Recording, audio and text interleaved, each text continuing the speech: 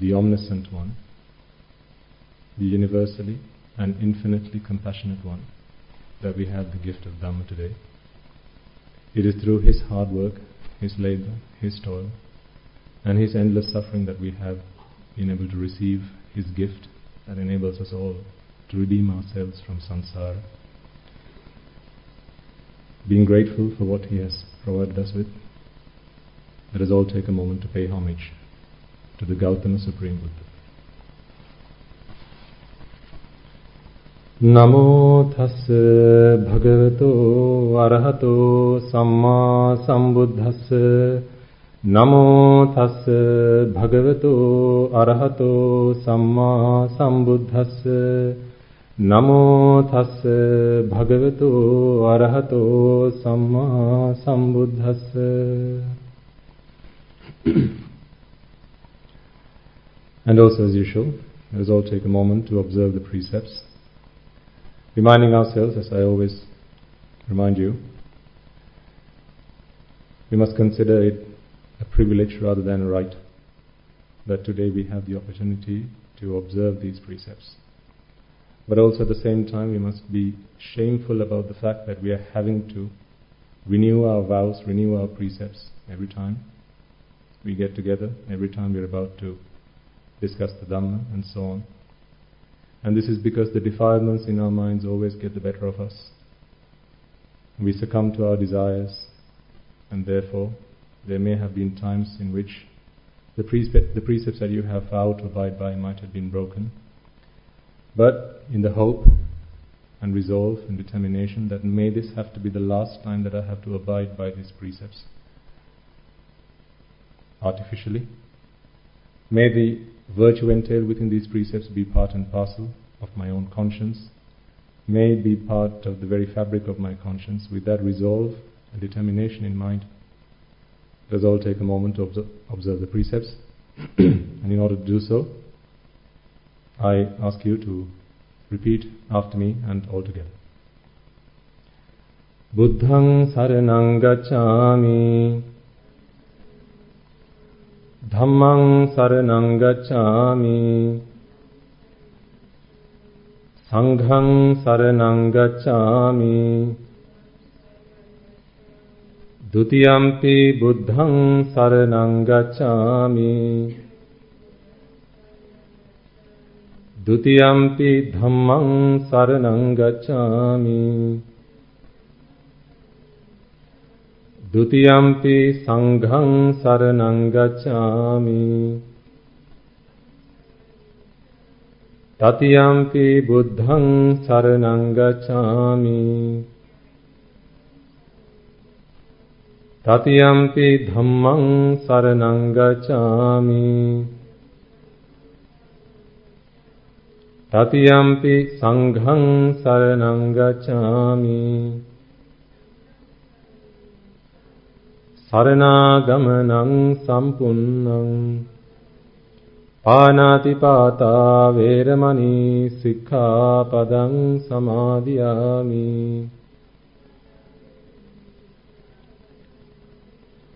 Adinādānā vēramaṇī sikkhapaдаṃ samādhiyāmi.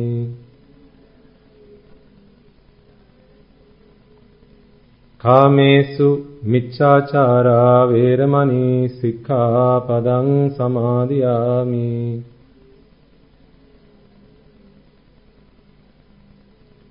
Musāvādā vēramaṇī sikkhapadaṃ samādhiyāmi. Surāmēraya majjapamā daṭṭhānā vēramaṇī sikkhapadaṃ samādhiyāmi.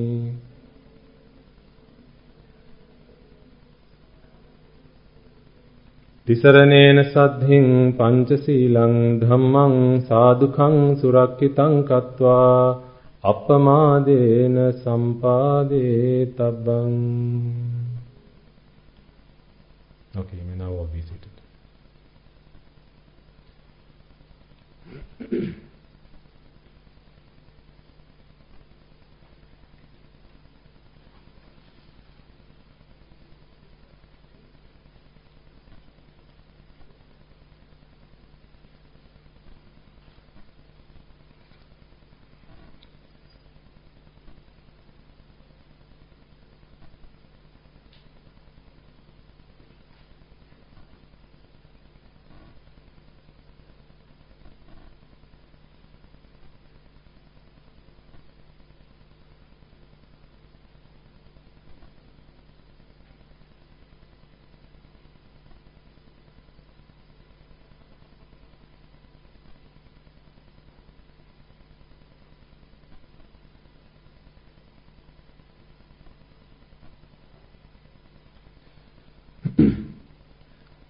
most venerable members of the Mahasangha, distinguished members of the audience, as well as those listening to us online. Before we commence this sermon, let us all take a moment to invite all the devas, brahmas, spirits, demons and the dead, all those beings we will have come past in samsara, anyone and everyone who might have helped us achieve the wholesome ambitions and goals that we might have set for ourselves throughout this infinitely long journey in samsara. This is the best opportunity to repay those debts that we owe them. All those beings who will have been mothers to us, fathers to us, brothers, sisters, uncles, aunts, nephews, nieces, grandparents, teachers, employers, employees, in whatever capacity anyone and everyone might have helped us. There may be those among them who will have predeceased us. They're not among us anymore. Some of them may be born in the woeful plains, unable to receive the gift of the Buddha, unable to witness meritorious deeds such as these unless they are invited. So, being grateful for all those beings, or to all those beings who we will have come across in this infinitely long journey in samsara, let us take a moment to invite them all to be here, to be present here, such that they are able to witness this meritorious deed and accumulate merits in the hope that it enables them to redeem themselves from those woeful planes and be born in the blissful plane among us as humans, as devas, as brahmas. And for all those beings who are already in the blissful plane, may they be able to listen to this teaching, understand it, comprehend it, and may they all be able to attain the supreme bliss of Nibbana. So as I now make this invitation, I ask you all to extend that invitation in your hearts and in your minds out to the 10,000 world systems, wherever they may be, in whatever capacity they are able to join us. May they all join us, may they all witness this meritorious deed, acquire merits, and may they all be able to attain the supreme bliss of Nibbana.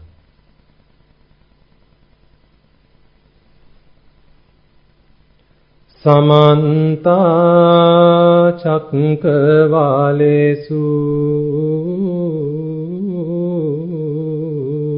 Atra Gachantu Devata Saddhammam Munirajansa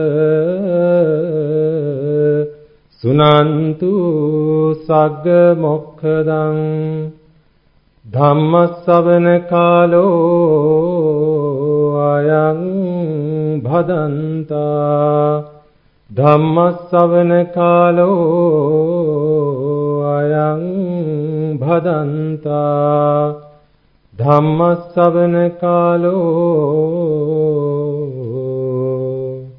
Ayang Bhadanta.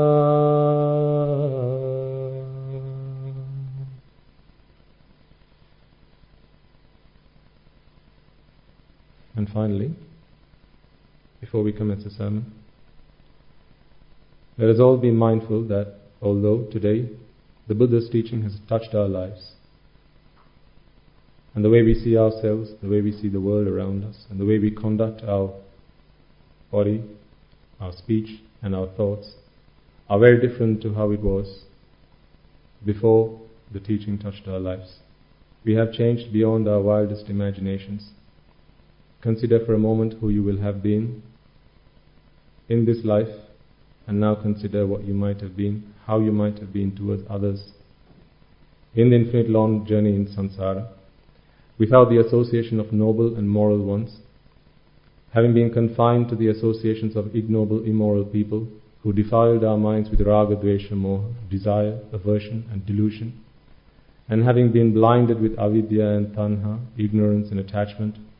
Innumerable will be the times we will have offended, abused, slandered and desecrated the noble ones, the Samma Sambuddhas, the Pacceka Buddhas, Arahata Buddhas, Anagamis, Sakrudagamis, Sotapannas, be they on the path or having attained the fruits, as well as the Buddha's ministry, the Sambuddha Shasana.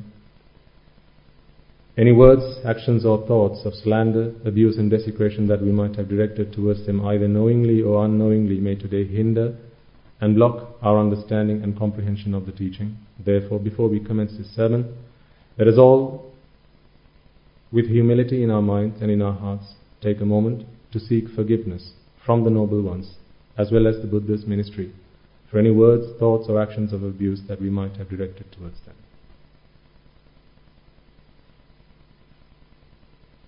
And finally, let us all make a firm resolve that may through the course of this sermon, if there are any gaps in your understanding, in your knowledge, in your comprehension, which have thus far kept you from attaining the noble states of Sotapanna, may through the course of this sermon you be able to fulfill those gaps. If there are any among you who have already attained the state of Sotapanna, then may through the course of this sermon you be able to fulfill the subsequent stages and attain the supreme bliss of Nibbana. With that firm resolve in mind, I invite you all to prepare yourselves to listen to this sermon.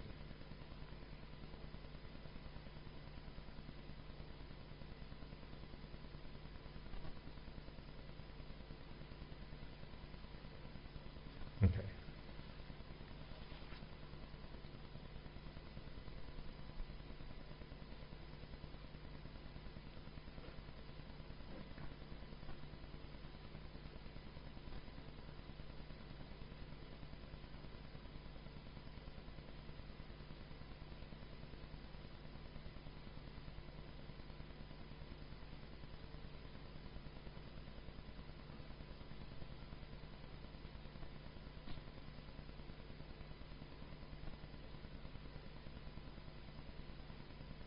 Let's begin.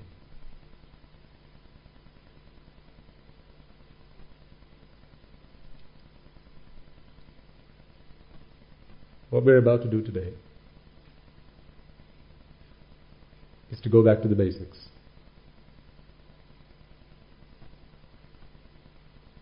Is to go back to where this problem started.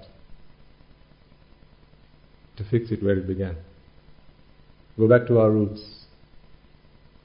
Go back and have a chat with our mother and father. You will see who they are in a moment. Whoever you think your parents are, your mother is, your father is, that's only in this birth. But these parents, your true parents, they're the ones who kept bringing you back into samsara. They're the ones who kept the fire that kept you going, burning. Kept adding fuel. Kept you bound to samsara. Kept you bound to this transmigrational process of rebirth. And there will be those among you who don't believe in the rebirth, and that's okay. Seriously, that's okay. So relax. It's okay. I, for one, was not someone who believed in rebirth. Because I couldn't see how this whole rebirth business made sense. Someone said so, and I was not someone who believed something just because someone said so. And I don't want any of you to be someone who believes something just because someone says so. But that's not to say discard something that doesn't make sense to you right now. Guy comes up to you and gives you a book. He says, read this. It's a good book. It's on economics. Your field of study is physics. And you go, why should I read a book on economics? I'm a physicist. You throw the book away. Time passes by. Eventually, you get fed up of physics. You go looking for something else to study, something else to engage yourself in. And guess where you end up? You end up taking up an economics class. Now you go looking for the book that your master, your instructor, your tutor recommends. There are very few copies of them around. And you realize, oh, shucks. This book that I'm expected to read, that friend of mine gave me a long time ago. And what did I do? I threw it away. So just because something doesn't make sense to you right now, doesn't mean that's not true at all. We must be more sensible than that, I think. You must be more intelligent than that. Just because something doesn't make sense to you right now doesn't mean that that's not out there. It doesn't exist. That's not true. We must be sensible enough to put it to a side. Maybe come back and refer to it later. So things like rebirth. If it doesn't make sense to you right now, put it to a side. Because either accepting it or not is not the key to unlocking the answer to the question I'm going to put up on the board in a moment.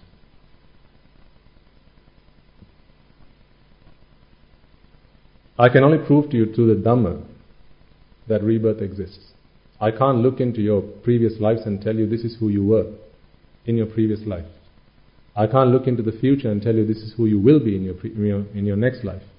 So I'm helpless there in terms of convincing you with material evidence that this is who you were, this is who you will be. However, for someone who understands the Dhamma, it starts to make sense. But it's not the matter that we have come here to discuss.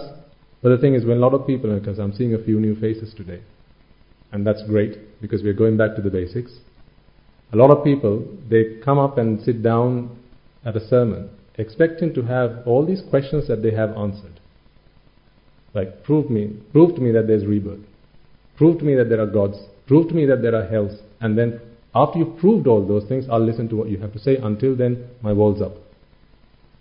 Until then, talk to the hand. This is not a seminar where I'm going to be giving you evidence of rebirth or previous lives or next birth, and not even evidence of karma and vipaka. This is not a seminar for that. This is simply me talking to you to help you understand the question.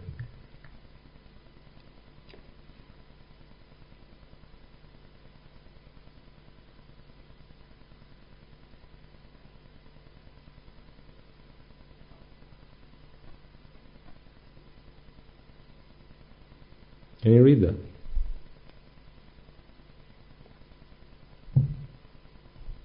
Note to self. Check pen before you sit down for the Sabbath.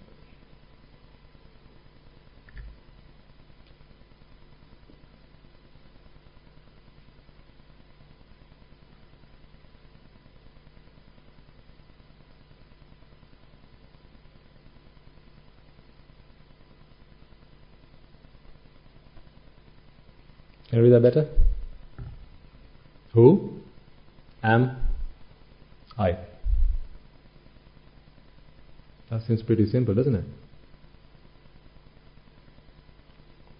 This is a talk about self-discovery. Finding out who you really are. Not me. This I is not me presenting. This I is each of you individually. I want to help you discover who you are. I know what you're probably thinking right now. You don't know the first thing about me, Swami answered. How are you going to help me find out who I am? I know who I am. Don't you come telling me who I am.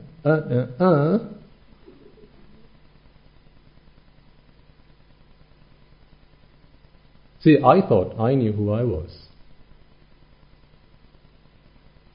For a long time I thought I knew who I was.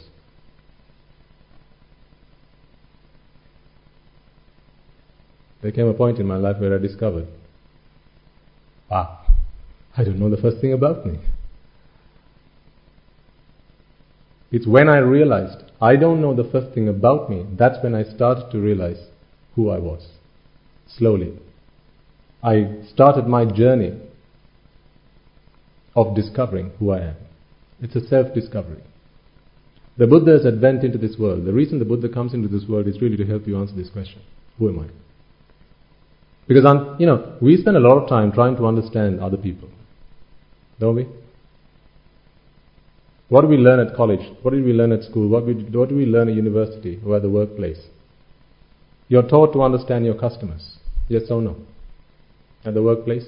When you go to a seminar, when you go for a training course of some sort, you're taught to understand the people you work with. So you can work with them happily. Coexistence, right? Learn about the people around you. You're expected to learn about your neighbors, so you don't get into altercations with them. You're expected to learn about your wife, your husband, your children, your parents. We go through life learning a lot about other people, about our country, about fellow citizens, about the members of the society in which we belong. So we learn a lot about other people. We learn about birds and bees and trees and plants and the suns and the stars and galaxies. By now, scientists are probably in the alter universe trying to discover if there's another Earth, Earth 2. Probably. Because everyone's got a vested, or rather, everyone's so eager to find out about the other guy. Just ask yourself, when you came into this room and you saw some new faces, didn't the question come to your mind, who's that guy? Never seen this face before. I wonder what brought him here. Besides, I'm a regular. Why is he walking up to the front? He should be sitting at the back. I'm a regular. If anyone should be getting privileges, it should be, of course, me. So keen, so eager to learn about the other person. This is where it all goes wrong. So I want to help you today, folks, to answer this question. Who am I? Discover yourselves. Until you discover the answer to this question, until you find out the answer to this question, you cannot stop this problem, this human condition of suffering. We're all conditioned to suffer. Put it quite simply, we're all conditioned to suffer. Just think about one part of your body, any part you like. Just absolutely any part you like. From head to toe, just pick any one part. Is it not conditioned to suffer? One might have picked your eye. Okay, eye. What is the eye conditioned to do? Suffer. Why? Breaks down. Disease. Eventually death. Old age. How many diseases do you know it affects the eye? Last time I checked, there are, I think, about 25,000 odd diseases that one can pick up, and that affects the entire body. And I think scientists say that they've only discovered 25% of all diseases that are yet to be discovered. Some study, I don't know how true that is, but it's just something I came across the other day as I was doing a bit of research. Every part of your body is conditioned to make you suffer. But that's not what our mind tells us. Our mind tells us, no, Swami, you've got it wrong. The eye is here to help me enjoy. Look at all the lovely things I can do with my eyes. All the lovely things I can see with my eyes. Why do you think I take so much time to protect them? I've got my eye drops with me right now. Why do you think I do my exercises? On my eyes. What is it? How long can you stare at the computer screen before you have to look away? 20 minutes or something like that? There's lots of advice out there. How do you look after your eyes? What kind of foods must you eat? Come on, you're all experts on this stuff, right? What kind of foods must you eat to prolong your eyesight and keep it working for as long as you can? Avocados? Carrots? Don't be ashamed, come on, it's okay. Yeah. So that, there's a whole list of stuff. Okay, what about your skin? To keep it in prime condition. Right? Vitamin E, vitamin this, vitamin that, all these foods that you have to eat, and what kind of soaps you have to wash yourself with, and which ones you have to avoid because it makes your skin go dry. Right? Why do you have to do all these things? Why do you have to always do something to keep it in prime condition? Does it not say something? That is always breaking down. It's always breaking apart. It's always falling apart. Therefore, you're always trying to put conditions back together to prolong its existence, to keep it in good condition, to keep it healthy, to keep it young, and to keep it retain its vitality. If you stop doing it, if you stop taking the right nutrients, for how long can you go with your eyesight working in tip-top condition? How long can you go with your bowel movements, forget anything else, working as you expect it to? How long can you go with your hair staying where it should be? So your body itself is conditioned to make you suffer. That's not even half the story. Because for every suffering that you have to endure physically, the mental suffering is many times that. In fact, the physical suffering is the byproduct of mental suffering. We'll talk about how all this marries up and why am I saying this, and it'll all make sense eventually. The physical suffering is a byproduct of mental suffering. When I ask you the question, who am I? There are some things I want you to start to think about. Because when someone asks you the question, you go to a business meeting, right? Someone asks you, hey, who are you? All the answers that come to your mind at that moment in time, put them all away. Because every answer you come up with, when someone asks you, who are you? This is not who you are. This is who someone else says you are. You say, my name's Peter. That's not who you are. That's what someone else says you are, or who someone else says you are. On your birth certificate it says you're Peter. That doesn't make you Peter. What if you got the wrong birth certificate? What if you got switched at the hospital? What if you were adopted and your biological parents actually gave you a different name, but you don't know you were adopted? Your new parents decided to call you Peter because they just didn't know where you came from, what you were called before. So they just started calling you Peter. And now when I ask you, who are you? You say, I'm Peter. No. That's what other people call you. Then, who are you? You say, well, I'm a doctor. No. Other people call you doctor. Other people say you are a doctor. Because what made you a doctor? Doing the things that other people said you ought to do to become a doctor. Isn't that how you became a doctor? You say, I'm a mother. How did you become a mother? You know, that title, mother, how did you become one? You just did the things that other people said you ought to do to become a mother. And then you became a mother. So these are all promotions that you get in life. You do X, you get to be called X. You do Y, you get to be called Y. None of this is that. So let me help you then. If you really want to discover who you are, here are some of the questions you need to be able to answer. You see these flowers in front of me? This bouquet of flowers, yeah? Everyone can see that? You see different colors? What colors can you see? For those listening to us online, let's call them out. Orange, okay. White, red. Is that violet, purple, a shade of it? Magenta or something like that? Yeah. Green. Okay. Yes, but yellow, yeah. Okay. Now I'm going to ask you the question. We have established the facts. Now here's my question. Those who find yellow a beautiful color, can you put your hand up? You think yellow is a nice color? Thank you. Those of you who find that white is a lovely color, it's a nice color, it's a lovely color, put your hand up. Thank you. Those of you who find that red is a lovely color, it's a nice color, I like to look at red, put your hand up. Thank you. And green? Okay, thank you. So what about the others?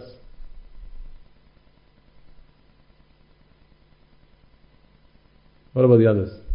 Blue, okay. And so the others who didn't answer to any of those, what color do you like? Or do you just not like colors? I'm going to ask you some tough questions then. You're going to regret not answering that question when you wait for my next question. So you better be honest and answer my question. Otherwise the next question is going to be really, really tough. Because I'm then going to start asking you, why did you paint your walls color X? Why did you, last time you went shopping, why did you pick that particular t-shirt? Why did you pick that colored dress? I'm going to ask you those questions.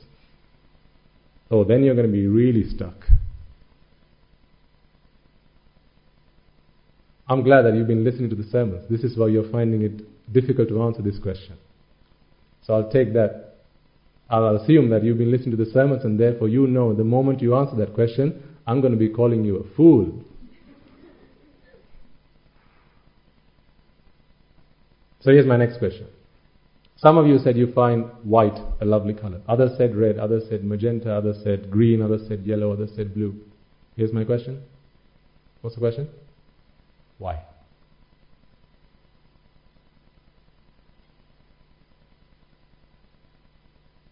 Why? White is a better color than red. Why?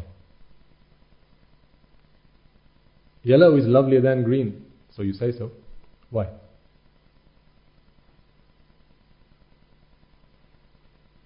What did yellow do to you that blue didn't? What did green do to you or do for you that white has yet to do or hasn't done so far in your life? Is it white that cooks your meals every day? Not wife, I said white. Does red take your kids to school? Is it red that does the school run?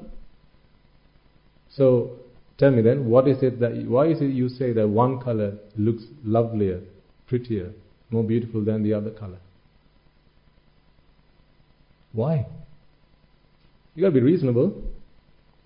If you don't have a reasonable answer to your own preferences, then I'm going to have to call you.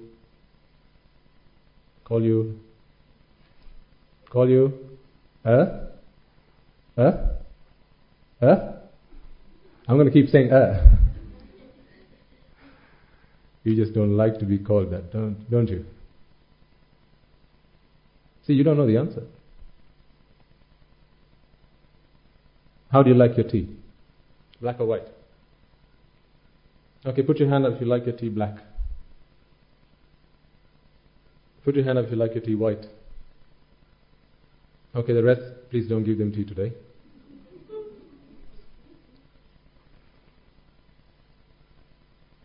Do you like it sweet? Do you like it with or without sugar? Put your hands up if you like it with sugar. Put your hand up if you like it without sugar. Why? Do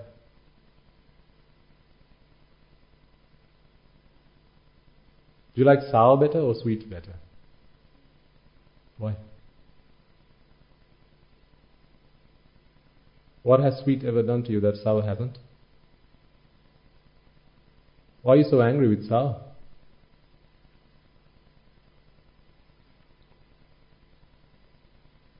The reason you can't answer these questions is because you don't know the answer to this question. Who am I? You know the girl you decided to get married to? Or the guy you decided to spend the rest of your life with? Why did you pick that person? And I'm not necessarily talking about because he can cook, because he can clean, because he said he'll look after the kids. I'm not talking about that kind of stuff. I'm saying, you said she was pretty. Okay, why is it that you found this girl pretty when your best mate at school found the other girl pretty? Why didn't the two of you find the same person good looking? And how come two people, when asked the question, which of these two girls do you find better looking, they've got different answers? The reason you can't answer that question is because you don't know the answer to this question.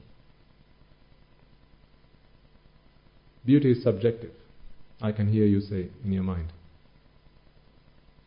So if something's subjective, then why are you looking for it in the outside world object? You can come here asking for a white flower, and I'll give you a white flower. Come here asking me for a beautiful flower. You're not going to be happy with what I give you. Because you're going to say, no, Swaminatha, that's not what I find beautiful. I find the other one beautiful. No. White is the beautiful one. If you come here asking for white, I'll give you white. You come here asking for a beautiful flower, you're going to walk away disappointed. Because what I find beautiful, you won't. And what you find beautiful is not necessarily going to be what I find beautiful, what I find good looking. Why? This is what we need to understand. What makes us so unique? What makes us different from each other? And I'm not talking about our names, folks. Because that's something that someone gave us. I'm not talking about how tall or fat or thin or pretty or ugly you are. These are environmental factors which determine that. It's our DNA that determine that. That's not what I'm talking about. I'm not talking about what profession you're engaged in and how that differs to each other. That's not what I'm talking about. Because these are all influenced by external factors. What I'm asking you is, how come one finds one thing lovelier than the other when someone else finds the opposite better looking than the other? For as long as you don't have the answer to this question, here are some of the consequences.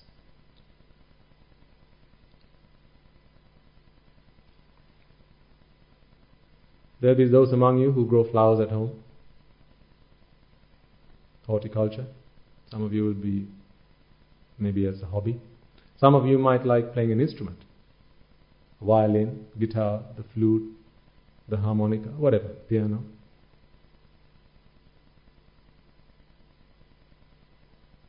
The reason you do these things is because you expect them to make you happy.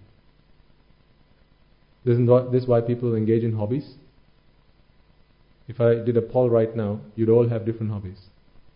Some might collect stamps, others might collect coins, I used to have a hobby collecting telephone cards. Payphone cards? I used to love collecting payphone cards. I actually had albums of payphone cards as a kid.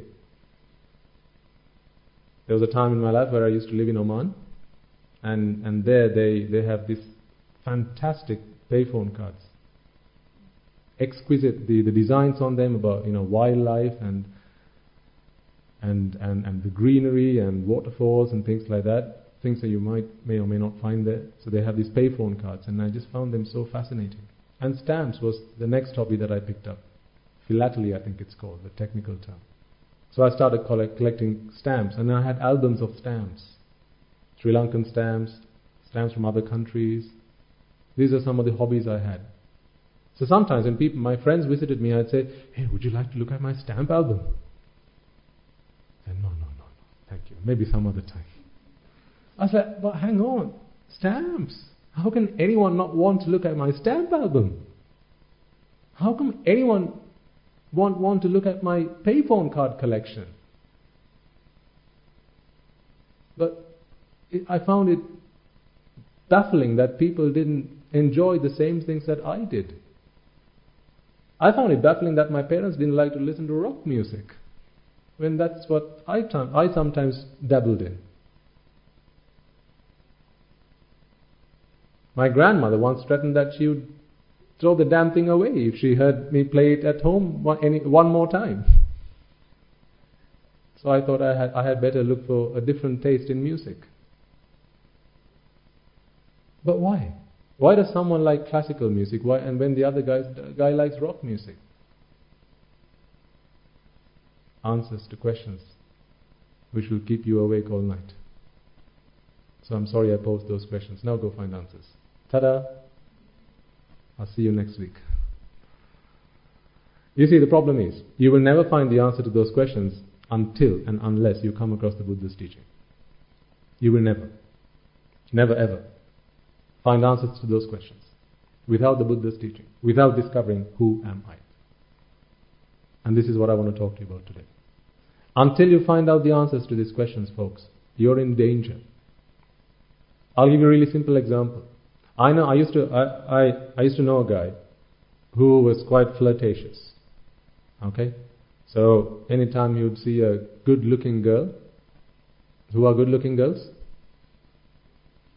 Like Eminem used to say, can the real Slim Shady put the hand up? I'm going to ask, can the good-looking girl please put their hand up? Any good-looking girls here? But my friend, he used to be quite flirtatious. So anytime he went out for a stroll, you come back and talk to me, I saw this girl, oh my God, mate, you've got to see her. So, while now back in those days I was thinking, that was, it's just a bit of harmless fun, why not? Now I realized, actually that's quite dangerous. What if the girl that he thought was good looking, that these guys began to fancy or had a crush on or whatever, he gives her a furtive glance, maybe winks an eye at this girl.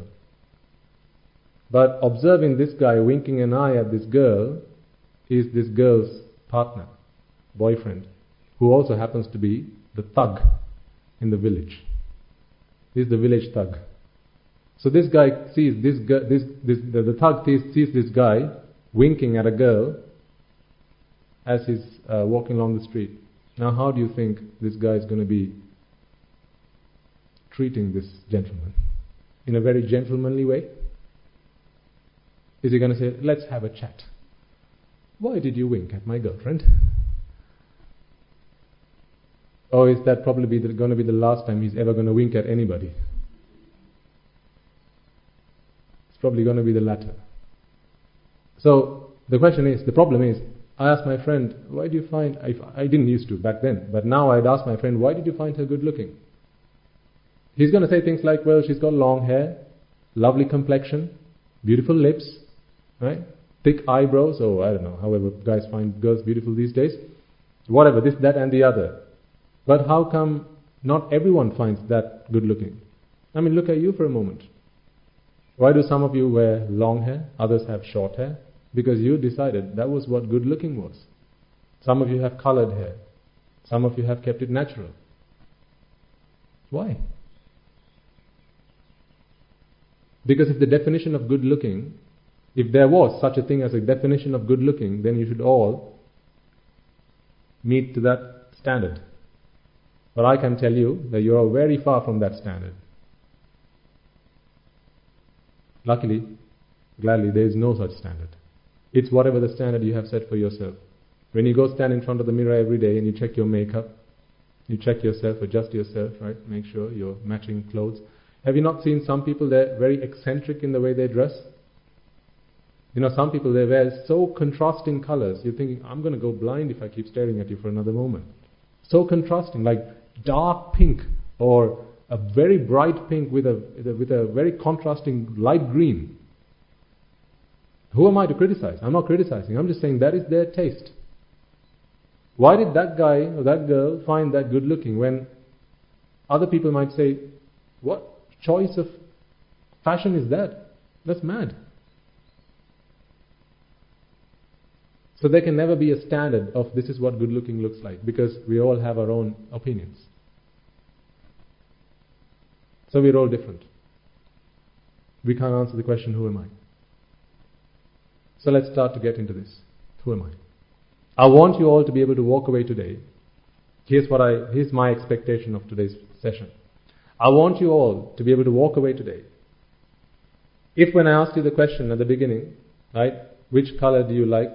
And some of you raised your arms, others didn't, perhaps because you've been listening to the sermons, you're cheaters. But of course in your mind I know you all have an answer to that. Although now you don't want to say it out loud. Right? You don't want to say it out loud, but I know deep down in your mind you have an answer to that question. What I want you to do though is to walk away today knowing why did you give me that answer. If you can do that, then I think we've gone a long way in trying to figure out who am I. I'll tell you right off the bat, some of these concepts that we'll be talking about, particularly if this is the first time you're listening to this, it can be a little bit heavy, but don't despair. Because what I'm going to be talking to you about a lot today is about how your mind works. Because Buddhist philosophy is the study and the analysis of the mind. There's no teaching that's out there that gives you a more analytical, more comprehensive view, understanding about the human mind than Buddhist philosophy. So if you want to know how your mind works, then you will start to find some answers today. Then you will be able to understand why you make some of the choices you make. Why do you make some of the decisions you make? Why is it that when you walk up to the fridge, you're feeling a bit peckish, you just want something to eat, just grab a bite. You walk up to the fridge and there's plenty of food in there. But you decide, I'm going to dial a pizza. Why? There's plenty of food in the fridge. You walk to the fridge then, I can assure you, not because you were hungry. Your mind was hungry. Your taste buds were tingling, not your tummy. Because if all you walked up to the fridge was to treat your hunger, then anything in the fridge right now can fix your hunger. But why did you want to ring up Pizza Hut? Questions we need to find answers to. Until then, you can't control your budget. Until then, you can't control the layers of fat that start building around your stomach. Right? You won't be able to control. You can only control it. You're never going to find a solid answer. Until then, you can't control. You'll find it difficult to control the binge drinking or watching TV. Some people binge on movies and things like that. Right? You won't be able to. This will help you answer all of those questions. Some people are addicted to stuff. I'm going to help you break those addictions. Some people are addicted to alcohol. Others are addicted to pornography. Others are addicted to various kind of things. I'm going to help you find answers to some of those things today. Have you all bought a ticket? This is going to be an expensive course. You all bought the ticket?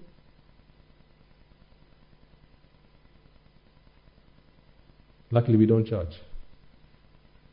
Because if we did, you wouldn't have a penny left.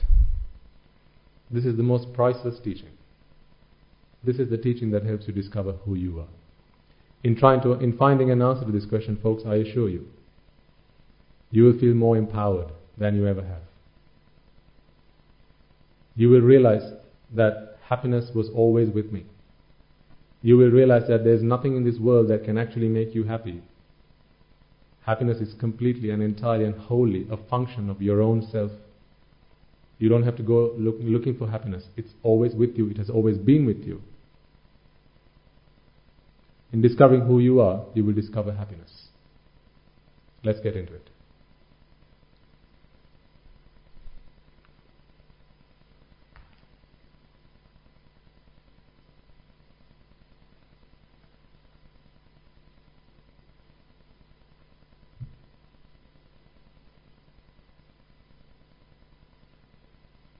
You may have questions as we go along.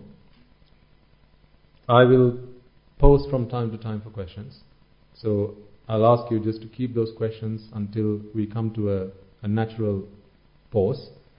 Because otherwise, all I'll be doing is answering questions. And then we might not be able to get through what I want to go through with you today. Is that okay? Okay. And then towards the end, before we wrap up, I'll give you time to answer questions. But also I ask you that please keep your questions related to the material we're talking about today. And as I said, if you have come here asking for evidence of rebirth, I'm not going to be answering those questions today. If you have come here asking for evidence of gods and heavens, and I don't have answers to that. Certainly not today.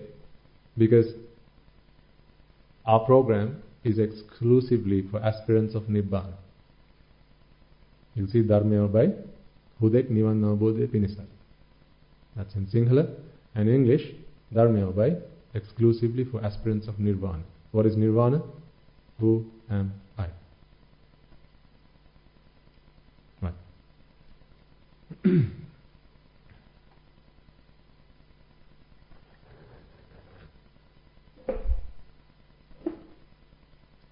How old is the youngest in this room? How old are you doing? Puta?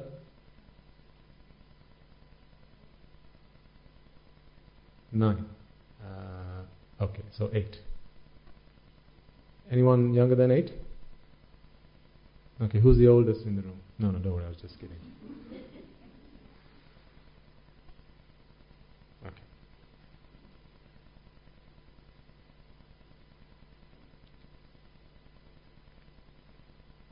We're all alive. Just check, just to make double sure.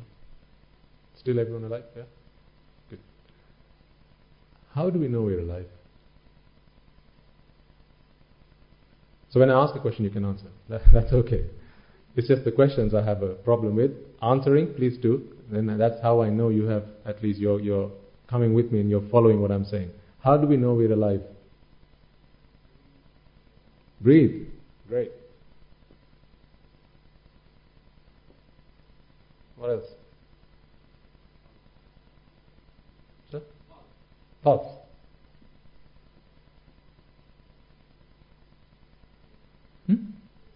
Move. Yeah. What else? What are you doing right now, apart from these three things? Sing. Listen. Give me one more. Thinking. Okay.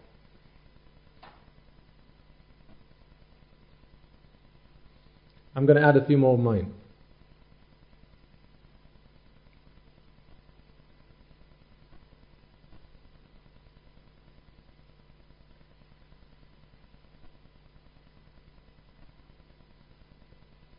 Yeah?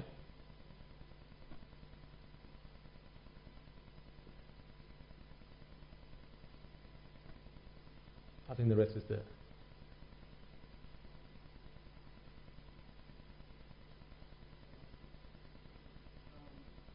Sir? Listen. Okay, so here, listen. Okay. Right, let's take this. Did you have something to add? Touch, okay. It's actually in here. I'll show you. These are some of the things that gives us evidence that we're alive. Not everything, some of the things. But in these things that I have listed here, you will be able to observe that we know that these things are going on because we have senses, sense organs, which keep telling us, which keep giving us information to our brains, to our minds, that stuff's happening, stuff is happening, stuff's going on. So let's start with see. Of course you have your eye. That enables you to do that.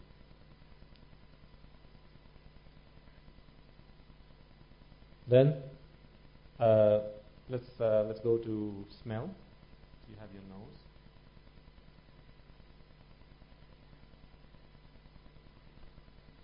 You can smell all sorts of things, right? Flowers and unlimited. Then you have the sense of taste, so your tongue.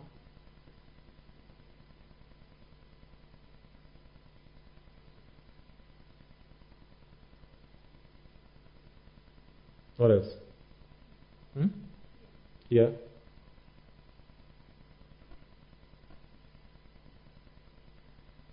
So you can listen. And finally you have the sense of touch.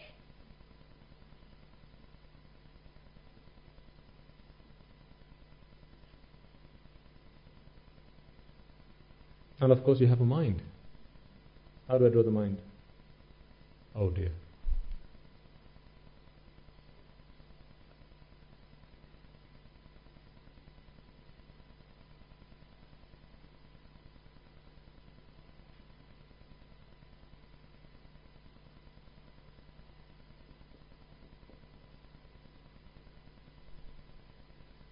Because I have no idea what to draw there. So I just draw a star. So we have 5 sense organs. If you include the mind, there's a 6th. Eyes, ears, nose, tongue, and the body, and of course the mind. All these things that you said earlier, which is evidence that we're alive, will fit into one of these categories, or one or more of these categories. Let's have a look at it. Breath or breathe. How do you know you're breathing? How do you know you're breathing? Touch. It's a sense of touch. Touching is not necessarily something you have to do with your hands. Your body, your entire body feels the sense of touch. Right? So that sense organ tells you you're breathing. And pulse? Same. Move. Again, touch. And of course you can see you're going somewhere if you've got your eyes open. So there's a combination of some of these here. Seeing, of course, with the eye, listening, of course, with the ear, thinking with the mind, smell and taste with nose and tongue. Right? No matter what you come up with in this list, so it's all going to fit into this. Would you agree with me on that? Everything fits into this box. So these are your gates into your mind. These are the sense doors into your mind that tell you you're alive. What if all these things stop working? You start to go blind, you go deaf, you don't smell, you can't touch, you can't taste. Are you still alive? You still got a mind.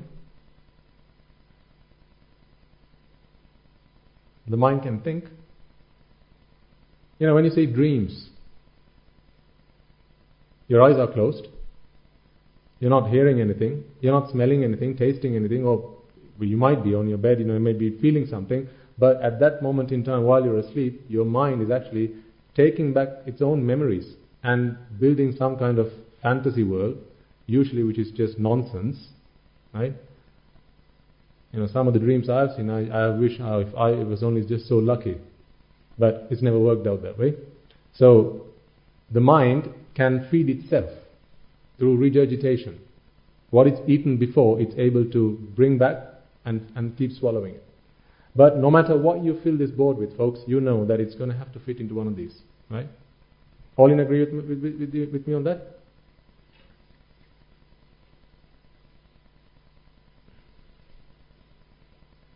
This is all to discover who am I. So we are starting with some of the things that already belong to me, your body and your sense organs. Right.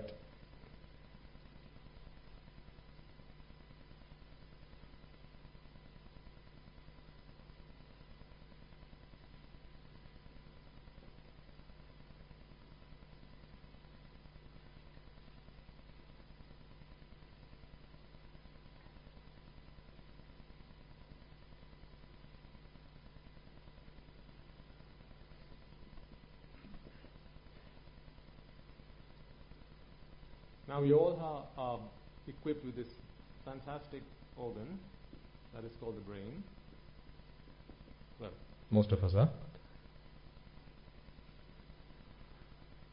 And what the brain does is it takes in inputs from these sense organs and it feeds it to the mind. If I were to remove the brain, this is like the gearbox of a car. This being the engine, this is your gearbox. So not only does the brain interpret signals from these organs to the mind, but the brain also interprets signals the other way. When you want to lift your arm, who's telling your brain to lift your arm? Your mind is. So your mind instructs the brain, lift arm. Now the brain sends in instructions to your muscles and to your bones and says, lift arm, and the arm is lifted. So these are signals going on between these two. Your brain is the interpreter. The eye sees sights, such as these flowers, people, birds and bees. The ear hears sounds. You listen to music, you listen to people's voices, right? You listen to me right now. All sorts of noises. And the nose picks up smells of foods, of flowers, of everything. Tongue tastes, and of course, touch. All the things that these organs pick up are things that exist in the outside world, including stuff that goes on in your body. So, for example, if you've had a heavy meal, why do we say it's a heavy meal? You're not looking at the quantity necessarily, you're feeling heaviness in your stomach. That's how you know you've had a heavy meal. So when I say outside world, I don't only mean the world outside your physical body, even the insides of your body. If you feel appendicitis, that's inside your body. But when I talk about outside world, inside world, this is where I draw the line. So I want you to understand this. When I say outside world and inside world, anything outside of the mind is the outside world. This is where I draw the line. Are you all following me? This is the line. So this is all outside world. So if you get a headache or something's wrong with your brain, still that's part of the outside world. This is your inside world. Things that go on the outside world, the brain interprets in a way that the mind can understand. Okay? The brain interprets signals from the outside world in a way that the mind can understand. Let's take an example.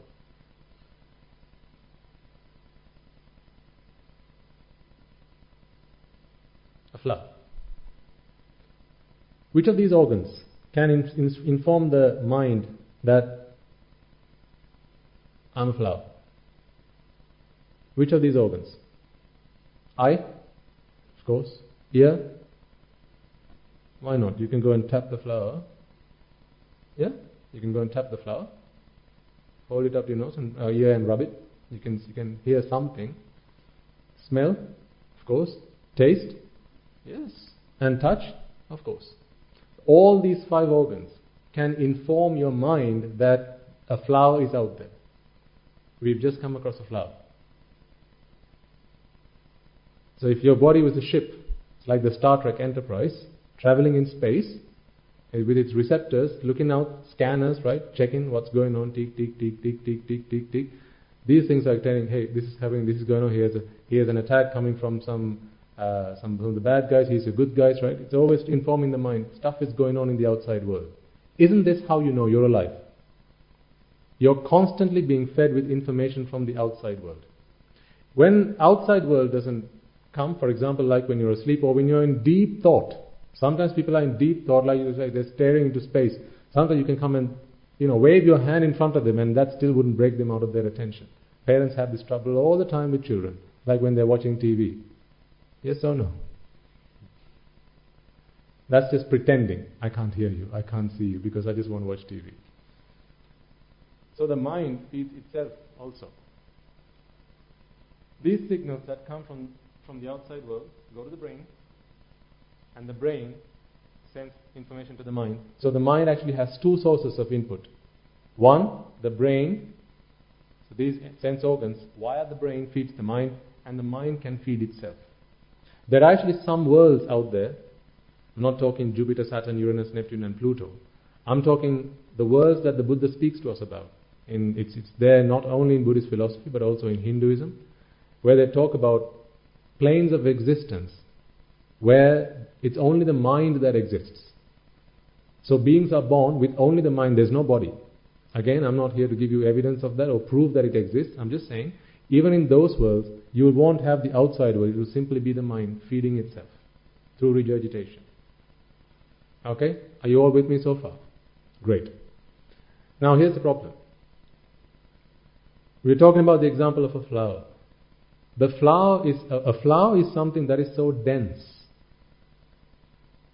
Something so subtle as the mind cannot intercept a flower. If you're looking at this flower right now, you know fully well that it's not the flower that's going into your mind.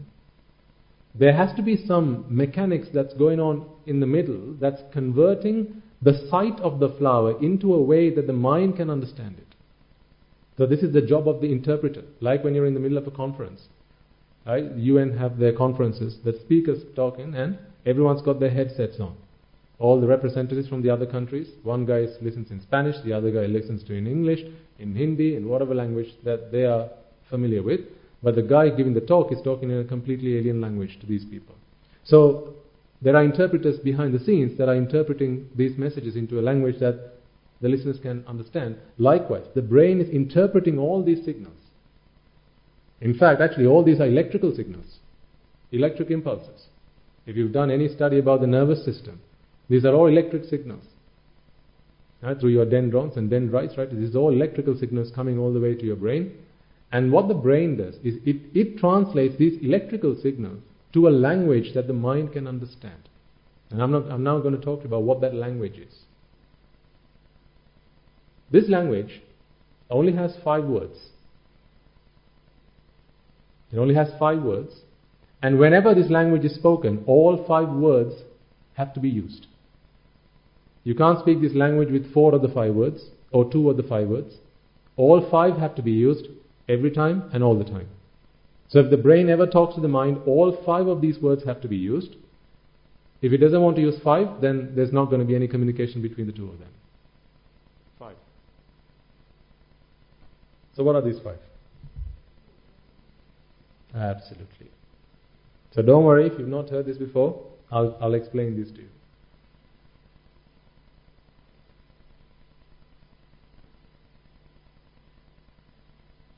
Rupa, Vedana,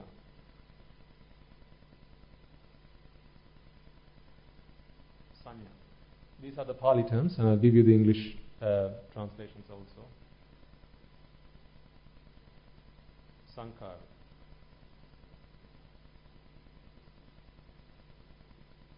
and Vinya.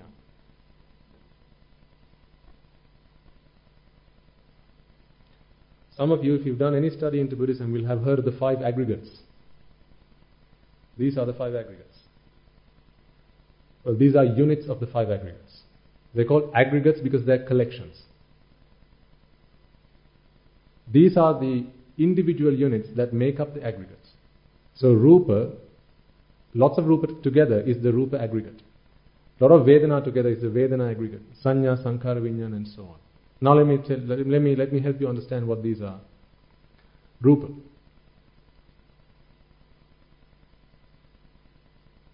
The English term for Rupa is actually, you'll read it in, if you ever have done any study and read in the books, it will say something like formations,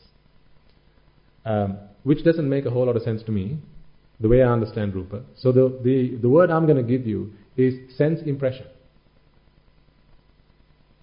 It's like a photograph, to give you an analogy. If you ever, of course you've seen photographs, if you've ever seen a photograph. Of course you've all seen photographs. When you're looking at a photograph, if I'm looking at a photograph of you, you're saying, hey, look at this photograph. And I ask you, who's this guy? You're going to say, that's me. Now, if you're saying that's you, of course you mean this is a picture of me, not me. Literally. Because if that's you in the picture, then who's you showing the picture to me? Are you getting my drift? You're showing me a picture of you, and I'm asking you who's that in the picture, and you're saying, that's me in the picture. But you don't mean, of course, that that's literally me. It's a picture of me. Right? It's not me, it's a picture of me. That's what you mean. Because if that was you, then who's the guy holding the picture? But it's not right for us to say that it's not you either. Because it's neither you nor not you. It's an impression of you on the picture. Rupa is much the same. Now in fact, Rupa comes in 6 types. Why? Because you have the 6 organs that feed the mind. Mind being considered an organ on this occasion. So this is why we have Rupa to do with the eye, Rupa to do with the ear, nose, tongue, body, and the mind. So Rupa is 6-fold, and these Rupas we call Rupa, because the Pali term for sight is Rupa. But please don't confuse that with this Rupa. This is sense impression, but Rupa is also another word used in Pali for sight. So if you were to use the English word, you could say sight, sense impressions. Sound, sense impression. Smell, sense impression. Taste, sense impression. Touch, sense impression. And thought, sense impression. These are the impressions that the brain leaves on the mind. This is how the mind knows. When it has received one of these, this is how the mind knows that I have just seen something. It's not enough for the brain to know that, because the brain is simply the gearbox, remember? The mind is who interacts, or which interacts with the world. It's the mind we are constantly feeding. The brain is simply facilitating that process. It's the mind that we are constantly feeding. The brain is facilitating that process. How is the brain facilitating this process? The brain is converting all the things that it comes, all these things that the sense organs come across into Rupa, sense impressions, which the mind receives. And now the mind knows that I have just seen something, I have just heard something, I have just smelled, tasted or touched something, or I have just thought about something. This is one of the 5 that is required to speak this language. So here's what happens. When the brain needs to now communicate with the mind, all 5 of these things have to appear in the mind. Rupa, Vedana, Sanya, Sankhara, Vijnana. All 5 of these has to appear in the mind. But the brain, all the brain does is actually it just brings one. And that is this Rupa. The brain simply brings the sense impression from the sense organs into the mind. It's the mind which then fills in the other bits of information. Based on that Rupa, the mind is now able to build or fulfill the remaining components. So in the mind itself, it will bring in the Vedana, Sanya, Sankhara and Vijnana. And let me talk about what these are now. This can be a little bit heavy, but after I've gone through this, I will pause for any questions you might have, just to help make sure that you have understood before we continue. So please try and stay awake. Otherwise you're not going to be able to understand this. Because this is what we need to understand to answer the question, who am I? Unless we have understood this, I will not be able to explain to you why you found white prettier than magenta or red or yellow or green. We will not be able to answer those questions. Once you've gone through this, over this a few times, it just becomes a walk in the park. There will be some of you who have seen this and talked about this more times than there are hairs on your head right now. But when you first heard of this, it might have been a little bit confusing, a little bit heavy, but that's okay. Because anything, when you do it for the first time, is difficult. Learning to ride a bike was not easy, but after you've learned it, now you can ride with your hands behind your head. Right? So, likewise, this is not difficult. This is really easy. It's because you're coming across some new terms, why it might seem like it's a little bit over the top, but it's not. It's really simple. If an idiot like me can understand this, I assure you, anyone among you can understand this. Rupa. That's Rupa. Let's get to Vedana. The English term that's used for Vedana is feeling. You will read this in books, right? The interpretation of the translated term of Vedana into English would be feeling. But what I'd like to propose to you is sensation. The verb sensation. So there's sense, which is the noun, sensation. And then you have just sensed that something's going on. Vedana. To give you an analogy, you're at home and you hear the bell. You know that someone's out there. How do you know someone's out there? Because you heard the bell. Okay? So the sound of the bell was what Rupa? Shabda Rupa. Shabda, again, is a Sinhala term or the Pali term for sound. So you could say sound, sense, impression was received on the mind. That is the Shabda Rupa. It's always going to be one of these, never all four, or never all six. It's always going to be one. It's either eye sense impression or sight sense impression, sound sense impression, smell sense impression, taste sense impression, or touch sense impression. Only one, never all together. So the mind can never really do two things at once. Although people think, I can multitask, you have never multitasked, and you cannot multitask. The mind can only take one object at one time. People can't multitask. That's a lie. No one can multitask. The mind is so fast, it's so rapid that it feels like you're multitasking, like a light that's flicking at 60 times a second. You think that it's on, but actually what's going on is it's switching between on and off so fast that it seems like it's just constantly on. And the mind is the same. In fact, the Buddha gives an analogy. He says, if you're observing a stream of water that was flowing so fast, he asks, how fast does one drop of water fill the void or the gap that has been created by the drop of water that was there previously that passed away? He asks this question. He says, well, I can't even think how fast that happens. So fast. Well, the mind is faster, he says, than that. And you'll understand what I mean by this in a moment. When I say the mind is fast. Fast at doing what? I'll explain to you in a moment. Hang in there. So it's one of the five that comes along. Vedana, and going back to the example I was giving you, you heard the doorbell. Now you know someone's out there. First you heard the noise of the bell. You connect that with information you already have. Doorbell implies someone's at the door. So now you know someone's at the door. You don't know who's at the door, you just know someone's at the door. So, Shabda Rupa, or sound sense impression came first. That was the bell, through which you implied that someone's at the door. That's your Vedana. Had this not come earlier, well, why would you think that someone's at the door? You with me? If this didn't come in earlier, as in if you hadn't heard the noise, there's no reason for you to guess that someone's at the door. But this came in. Now you know someone's at the door. Or at least if you had seen, say, some kind of shadow by the door, the window, the gate, right? The gate moves. Then that would have been sight sense impression. Through sight sense impression, now you know someone's at the door or someone's out there. Right? So these are the triggers which gets the mind going. So a trigger comes from the outside world and now the mind goes into action. Let's try and understand what's going on out there. Because the mind is always very curious. This is why when two people are having a chat, right, whispering about something, what is the mind saying? What might they be talking about?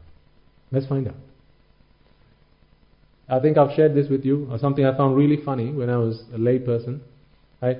Back in the UK, it's considered rude to talk loudly on the phone when you're in public transport. It may be the case in a lot of countries out there, right? Certainly not in Sri Lanka, but in other countries, it's rude to speak loudly on the phone when there are people around you. Now, I used to think, why is this the case? It's like I'm having a conversation with someone that has nothing to do with you. So why is it rude then? I found the answer. People are so, what's the word? Curious. People are so curious. So when you're listening to me on the phone, you can't figure out what the other party is saying on the other end, at the end of the line. So this guy goes, what? No way. What's your mind telling you? What's going on? I need to know what's going on. Go and ask the guy what's going on. Of course, then the angel on the other shoulder says, "What? How can you go and ask another guy, a random person, what's going on? It's nothing, none of your business. So mind your own business, you fool." And the devil says, "No, but I want to find out because I'm so curious." So the angel and the devil always having this fight, and always trying to influence you to do what they think is right. So this is this curious mind that is always, what's the saying? Curiosity kill the cat. You're the cat. Your curiosity always gets you into so much trouble. Says, wet paint, do not touch. What do people do? There's a gate that says, do not enter. What's the one thing you want to do right now? Of course. You get a letter, it says private and confidential. What's the one thing you want to do right now? You know the answer. Why? Curious mind. Why is it private? Must be sensitive information. I want to find out. Right? This is the curious mind. This is how people make a lot of money out of you. Where they say at the end of a TV program, right, looking forward to catching up with you next week. Exactly this time next week, you will find out the rest of the story. They leave you on a cliffhanger. Who here loves a cliffhanger? No, you hate a cliffhanger. You hate a cliffhanger because that is an expectation that has been set on your mind. I want to know what's going on next. What's the next step? What's going to go? That guy picked up the knife. Is he going to hurt her? Is he not going to hurt her? What's going to happen? Curiosity. Right? So for as long as this mind suffers from this condition of curiosity, whenever rupa comes in, whenever a sense impression comes in from the outside world, you are dying on the inside to fill the remaining bits of information. So this is like a bit of data, and you want to make information out of it. Anyone who's done some study on data and information, you get the data, you now have to process that data to come up with the information. It's when you have all 5 of these things, your information is complete. Until such time there are gaps. So it's like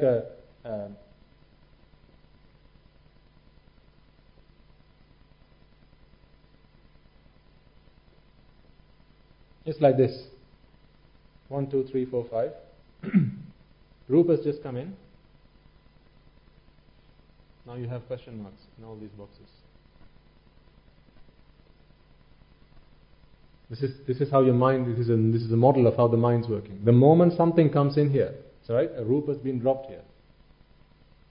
Now these question marks start to appear. It's like what just came in? Who's coming? Why they're coming? What do they want me to do? What do I do with them? What? Why? When? How? Which? Who? Man's best invention? If you've been listening to the sermons, you'll know the answer. What is man's best invention? Not sliced bread. Why was one before that? Usually the question is, what's the best thing after sliced bread, right? There's one even before sliced bread. 5 bottoms on it.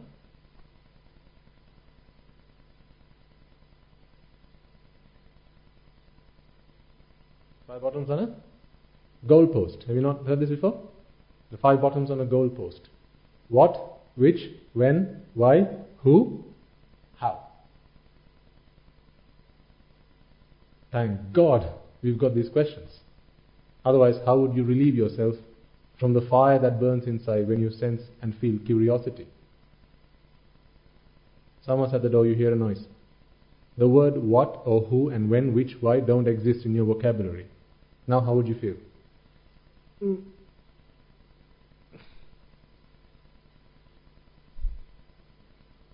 You won't have a way to relieve yourself. Why? Because you don't have these words. It's like you want to go to the toilet but there's no toilet. Ever experienced that feeling? That's how you would feel when you sense curiosity and you don't have these questions. I think this is man's best invention. Questions. So you can relieve yourself from the anxiety and the frustration that's going on in your mind. Thank God for linguists. Alright. So let's come back. That's Vedana. Okay? Knowing that something's going on, but so far you don't know what's going on. This is like an octopus. One of its tentacles has just been triggered. So the octopus knows something's going on. Next it needs to check, is it prey or is it a predator? That's where we go to Sanya. Sanya is perception. Sanya is the label that you give something. It's the knowing. It's the identifying. Rather than knowing, it's identifying. Perceiving. So, when, for instance, there was a guy knocked on the door, you heard the noise, the bell, you knew someone's at the door, then what you did was you walked up to the door, opened the door, you saw the guy, and now you know who it is. That's Sanya. The ID. It's like when you get stopped by traffic, police, they say, right, let's check your ID. So they check the ID and now they know who you are. Sanya. First they know you were speeding. That's the Rupa. The instrument, or there was a car and the instrument said they're speeding, right? Something's going on. Instrument gets triggered, stops you and says, right, show us your ID. Sanya. This is easier to understand, I think. It's the label you give things, right? Anything, right? This is a fan, right? This is a pen. All these are labels that you have given, objects. For instance, this is the eye. That's also a label. Names that you give to people. It's like naming things. Nouns that you use to call things. This is all part of Sanya. I, me, body, robe, microphone, Monday, Tuesday. These are all names. Samantha, Chris, Sandy, whatever, right? All these are names that you give. This is all Sanya. IDs, labels. Sankara. Sankara are the verbs that are associated with any sense impression that has just come in. Now, we talked about this flower before, right? What are some of the verbs that are associated with the flower? Verbs, things you can do with a flower. You can smell it. That's a sankara. The English word for this would be something like, what's the word if you come across? Volition? That's Chetana. Mental formations? Yeah, mental formations is the technical term you might find in the dictionary, a Buddhist dictionary. But I like to think of it as being verbs, the doing things, the things you can do, either through your mind or through speech or body. The things you can do, how you can interact with the sense impressions that just came in. So if it's a flower, you can smell it, you can touch it, you can taste it, you can lick it if you want, you can give it to someone as a mark of love, affection, right? All these are things you can do with a flower. What are some of the things you can do with this? It's a pen, you can write with it, you can chuck it at someone, right? You can stir something with it, right? A cup of tea maybe, I don't know if that's what you fancy. You can do that. Right? Some people, they use a pen when you want to plug something into a socket, right? Use the lid, the clip, and you can. So these are all sankara. This is all sankara. Things you can do. Verbs. And finally you get to vijnana. So vijnana is actually, the word I like to use here is knowing. The complete knowledge of the input that just came in. This is complete knowledge. How is that formed? It's the totality of all the above. So Rupa plus Vedana plus Sanya plus Sankara, that gives you the Vijnana. So for example, with the flower, you know that it's got a sight, as in the flower has a picture. There's the image of a flower. The flower has an image. It has a smell. It has a taste. It has a touch sensation, right? That's all rupa. You have just sensed that it has come in from the outside world, so you know that I have just come across one. That's Vedana. Sanya, you know now that it's a flower. It's the smell of a flower. It's a rose flower. It's a daffodil flower, right? And you know that it smells sweet. These are all Sanya. Sankara, the things you can do with the flower. And finally, when you put all of these things together, that's when you know everything about the flower. Take away any one of these things, you don't know everything about the flower. That's when you have one of the question marks still remaining. So if this is Vijnana, this won't be filled until one of these is still empty. So if that was Rupa, this is Vedana, this is Sanya. Let's say you didn't know what to do with it. And I'm talking about grand examples, right? But we're talking about every thought that arises and passes away. At least you know that you can look at it. That is also a verb. So there's never going to be a time where there's no sankara. You'll always have something to do with it. Whether it's give it to somebody, or the fact that you can look at it is also a sankara, because that's also a verb. The fact that you can look at it, the fact that you can smell it, is also a sankara. This is why when you see a flower, the next thing you want to go and do is smell it. Because these are all verbs that you associate with sankara. Right? So the moment all these things are filled, now that's the grand total, Vijnana. Right. Now that was pretty heavy, I get that. But here's the good news. You don't really need to understand all the things that I just explained to you. Breathe. All the things that I just explained to you, you really don't need to understand it to that level. All you really need to understand is whatever comes from the outside world, the mind can only perceive through these 5 things. What Rupa is, how it works, what the detail is, that's not necessary. That detail is not necessary. I only explained it to you because I know there are some among you who are curious. I don't want you to walk away with the question, I didn't understand, Swami also didn't explain it to me. I don't want you to walk away with that. And besides, we've been talking about Rupa, Vedana, Sanya, Sankara, Vijnana for a long time in our sermons. So I wanted some of you to get the answers. But I assure you, even if you didn't understand the full detail that we've just walked through, that's okay. All you need to know is the mind has never seen a flower. I know that sounds bizarre, but bear with me. The mind has never seen a flower. What the mind has seen or perceived is the sense impression of a flower. It's very subtle. It's like a picture. Imagine, okay, think about this actually. Imagine you lived in a dark room. Okay, you lived in a solitary room. You're never allowed to go out. You're never allowed to leave this room. But every day there's someone who comes and meets you and greets you and talks to you and gives you food and things like that. And what this guy does is he brings you pictures of the things that are going on in the outside world. So he brings you pictures of trees and birds and people and plants and planets and whatever. He brings you pictures of these things. Now the only way that you can know about the outside world is how? Through the pictures. Because you're not allowed to leave the room. The mind is never allowed to leave the room. The mind is never allowed to go out there and see the flower and come back. So the only way the mind knows about the flower is it has to wait until the eye picks up the light that comes from the flower, converts that to electrical signal, that goes down the optic nerve, down to the brain. The brain then translates the electrical signal into rupa, or sight sense impression, and then that is what the mind receives. So the mind is not allowed to leave the inside world. It's not allowed to go to the outside because there's no way the mind can do that.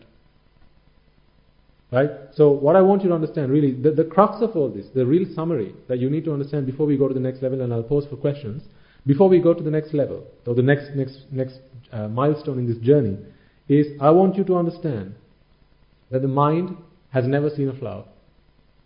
It has never seen the sunset or the sunrise. It's never seen waterfalls. It's never seen people. Your mind has never seen your husband or your wife or your son or your father or your mother. Whatever music you like to listen to, The mind never heard Michael Jackson or Elton John or whoever. The mind has never listened to them. Right? The mind has never tasted pizza or chocolate or whatever. The mind has never touched any of these objects. Right? All the mind has experienced, has perceived, is the sense impression. Not the input, the impression of that input, which the brain so kindly delivered to the mind. Okay. Questions? Put your hand up and I'll pick them one by one. If you have questions. Or are you so confused you don't have any questions? Yes, sir. Okay. About? Yeah.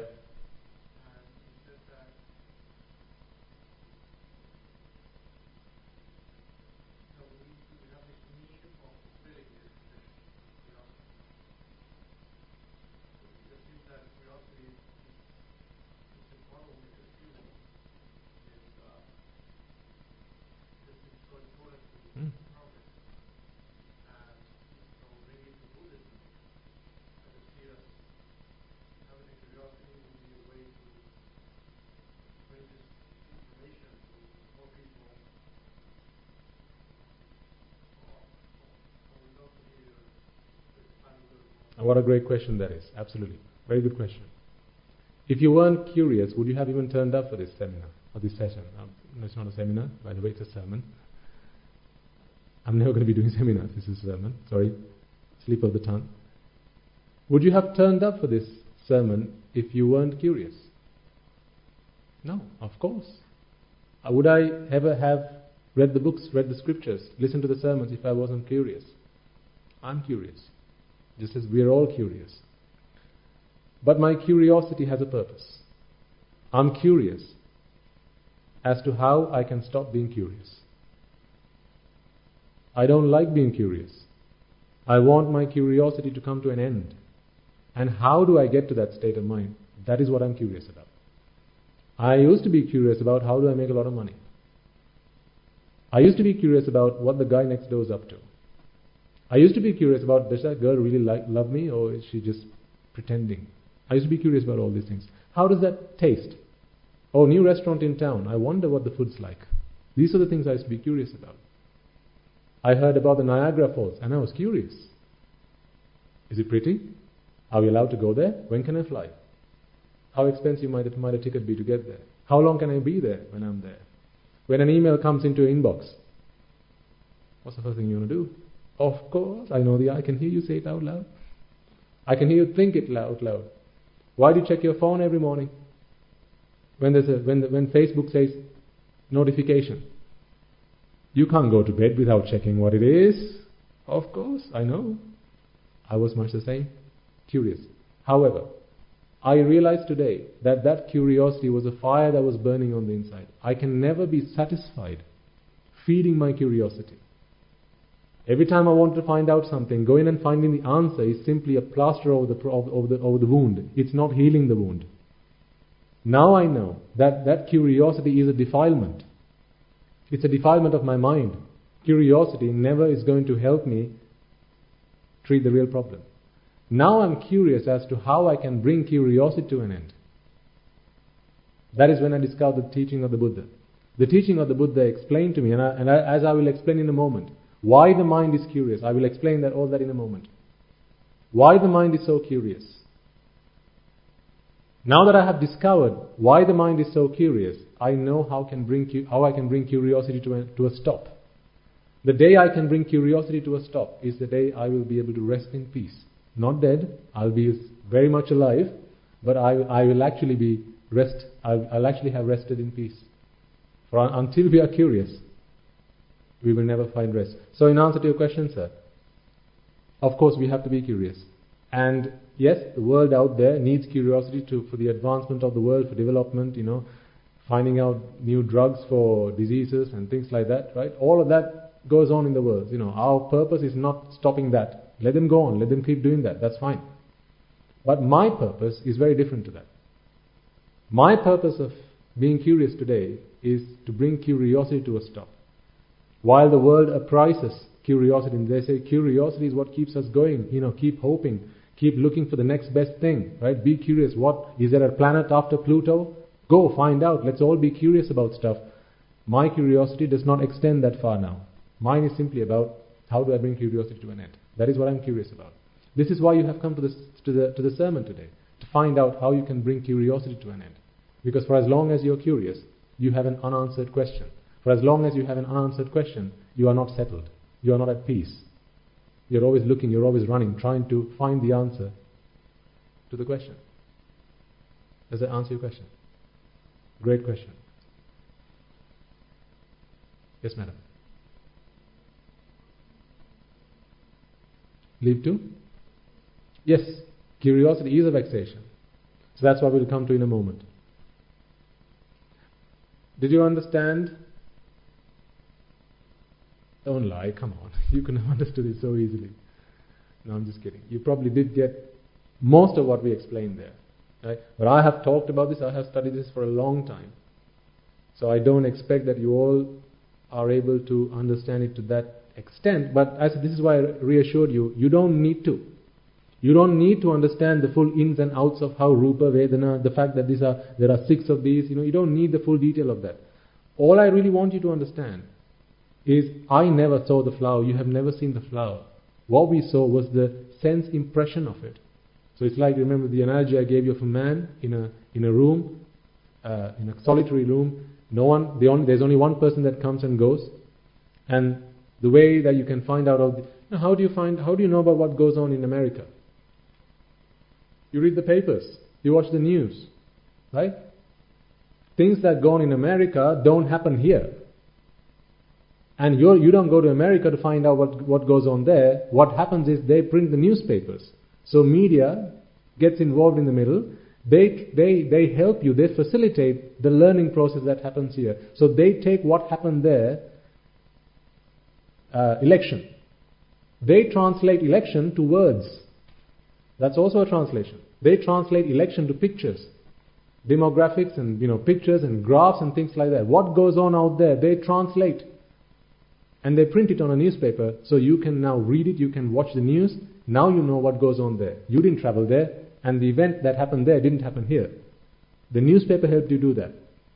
Similarly, the mind knows about what goes on beyond this, is because the brain, ever so kindly, does this fantastic and wonderful job of translating sight, sound, smell, taste and touch, and the nervous impulses that it receives to Rupa Rupa, Shabda Rupa, Gandha Rupa, Rasa Rupa, Sparsha Rupa. So, sight sense impressions, smell sense impressions, or sound sense impressions, smell sense impressions, taste sense impressions, and touch sense impressions is the important word there. Impression, it's an impression, it's like a photograph. So that the mind now knows that I have just seen something. I have just heard, tasted, smelled and so on. That's all you need to understand. Okay? All these 5 have to work together. You can't just have Rupa and the mind, okay, I've got Rupa, now I'm happy. No, it doesn't work like that. Because the moment an impression comes, now the mind needs to understand what's going on out there. So, to understand it, all the other bits have to come and fall into place. Okay? Shall we move on to the next portion? Yes, sir.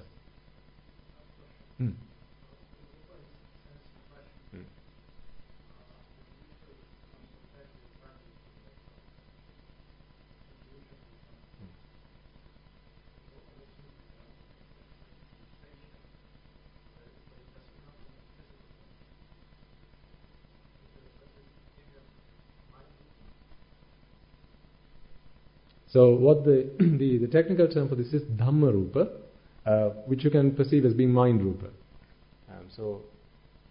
There are 6 types of this. This is Rupa Rupa. As I said, Rupa is the Pali term for sight. Shabda Rupa, which is Pali term for sound. Gandha Rupa, Pali term for smell. Rasa Rupa, Pali term for taste. Pottabha Rupa, Pali term for touch. And Dhamma Rupa, which is the Pali term for thoughts. Anything you bear in mind, That is the Dhamma. So things like intuition, and how people kind of analyze things in the mind without any of the other organs working. This is all to do with Dhamma Rupa. So the mind is able to create within itself, even if all the other sense organs stopped working. So for example, particularly when you reach those moments that are imminent to death, all these sense organs stop working. So the final thoughts that a person experiences are really thoughts that the mind feeds itself. So this is why it's important that we have done meritorious deeds, because at that point in time, meritorious deeds and also have cleansed our mind of defilements, because it's at that time none of these organs. I can't come and preach the Dhamma to you then, because your ears will have stopped working. I can't show you a picture of the Buddha and help you to build your faith inside of you. At that time, none of these organs are working. Now you're all on your own, because it's only the mind working at that time. Okay, it's difficult. This is a tricky one to understand, but of course we've all thought about stuff. So, for example, love. Which of these sense organs can bring you feelings of love? None of them. It's all in the mind. Right? This is all Dhamma Rupa. Okay? Alright, let's move on to the next bit.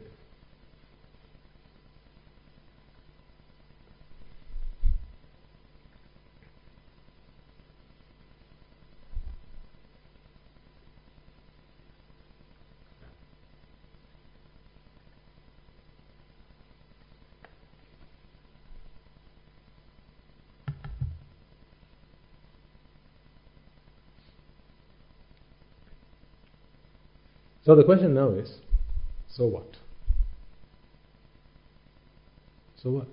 Okay, Rupa, Dhamma, blah, blah, blah, blah, blah. So what, Swaminatha? So what? So here's the answer then. All conditioned things arise and pass away. Simple example would be life. Right? People are born, they live, and they die. Why? Because life is conditioned. When the conditions are in favor, then the product that which those conditions create will prevail. And when those conditions cease to exist, any one of them is sufficient, then the result is different. The fire is the result of conditions. So you need oxygen, a flammable object, and temperature. Okay? Bring the three of these together and you have fire.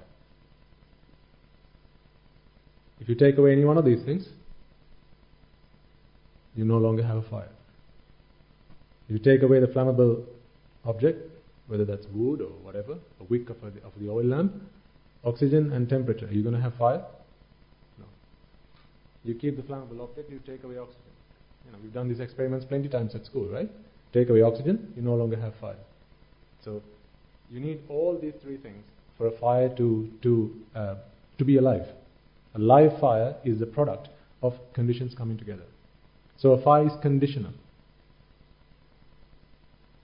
Everything in this world is conditional. Everything, literally everything. I want you to think about what I just said there. Everything in this world is conditional. Now think to yourself, is there anything you can think of which is an exception to this? Everything in this world is conditional. Right? Life, relationships, the planets, the sun, the moon, day and night, waves rising and crashing, tsunamis, earthquakes, they're all conditional. The fact that I'm talking to you right now, this is conditional. This air conditioner, that's conditional. The temperature in this room is conditional. That's why it's called an air conditioner, because it keeps providing the conditions to maintain that temperature. The fact that you are sat on that chair right now is conditional. All I have to do is come and knock one of the legs off, and you're no longer sat on the chair. You're now sat on the floor. It's all conditional. Right? Your health is conditional. This is why you have to go to the gym. This is why you have to be careful about the food that you take in, because it's all conditional. I mean, it would be great if health wasn't conditional, in some senses, because then you wouldn't have to worry about going to the gym and eating the right kinds of food. If this world was, I want this, therefore I get this. Now, wouldn't that be a lovely world to live in? A world where you get what you want. Wouldn't that be lovely?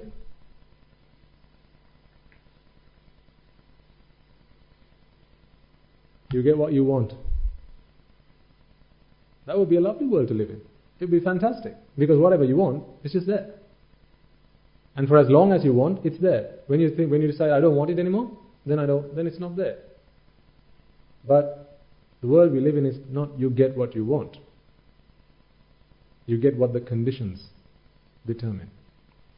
So this wanting has nothing to do with it. You get what conditions give. When the conditions are in favor, you get that. Take away any one of the conditions and you're back to, well, the state it was without the conditions. Okay? Now, why am I talking about this? The reason I'm talking about this is the mind is much the same. The mind is no exception.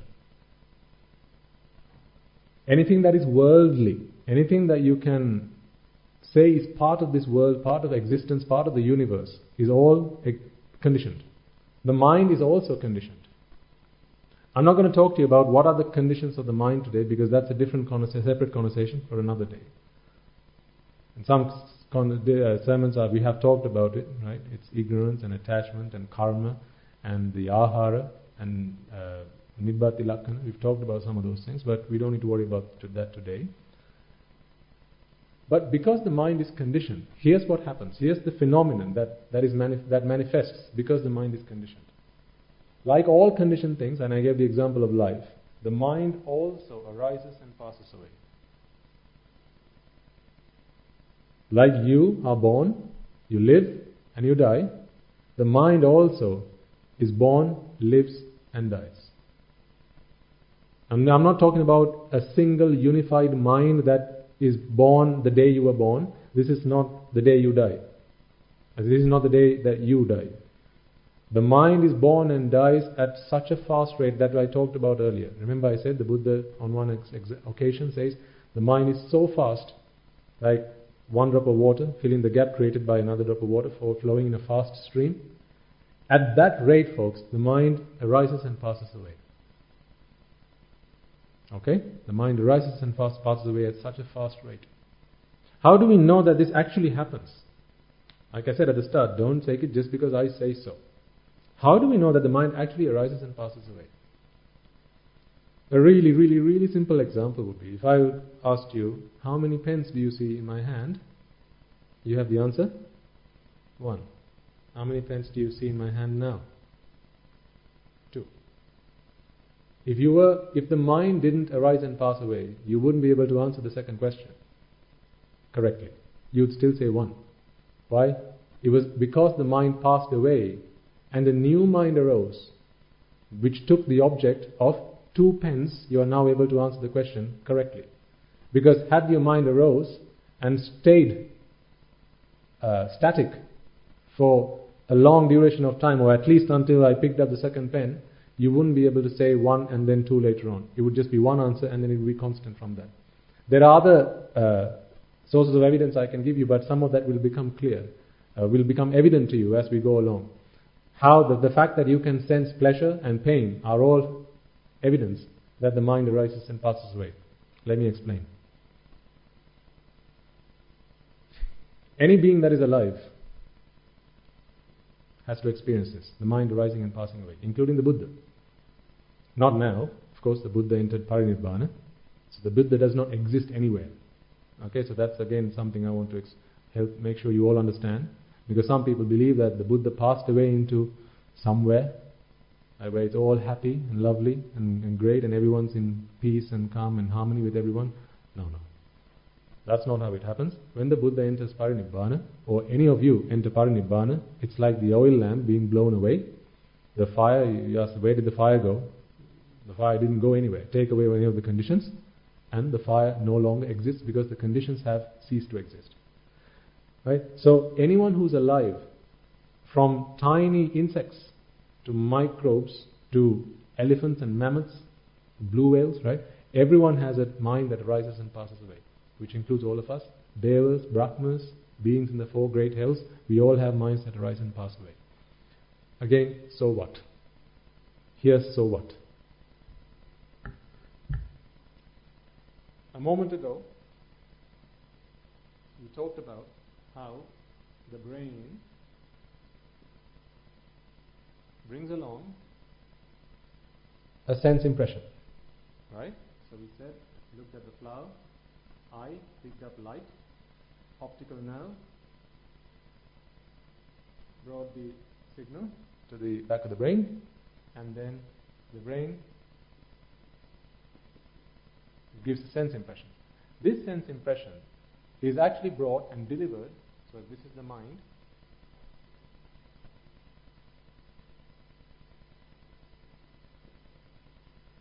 this is a non-stop process until you enter Parinibbana.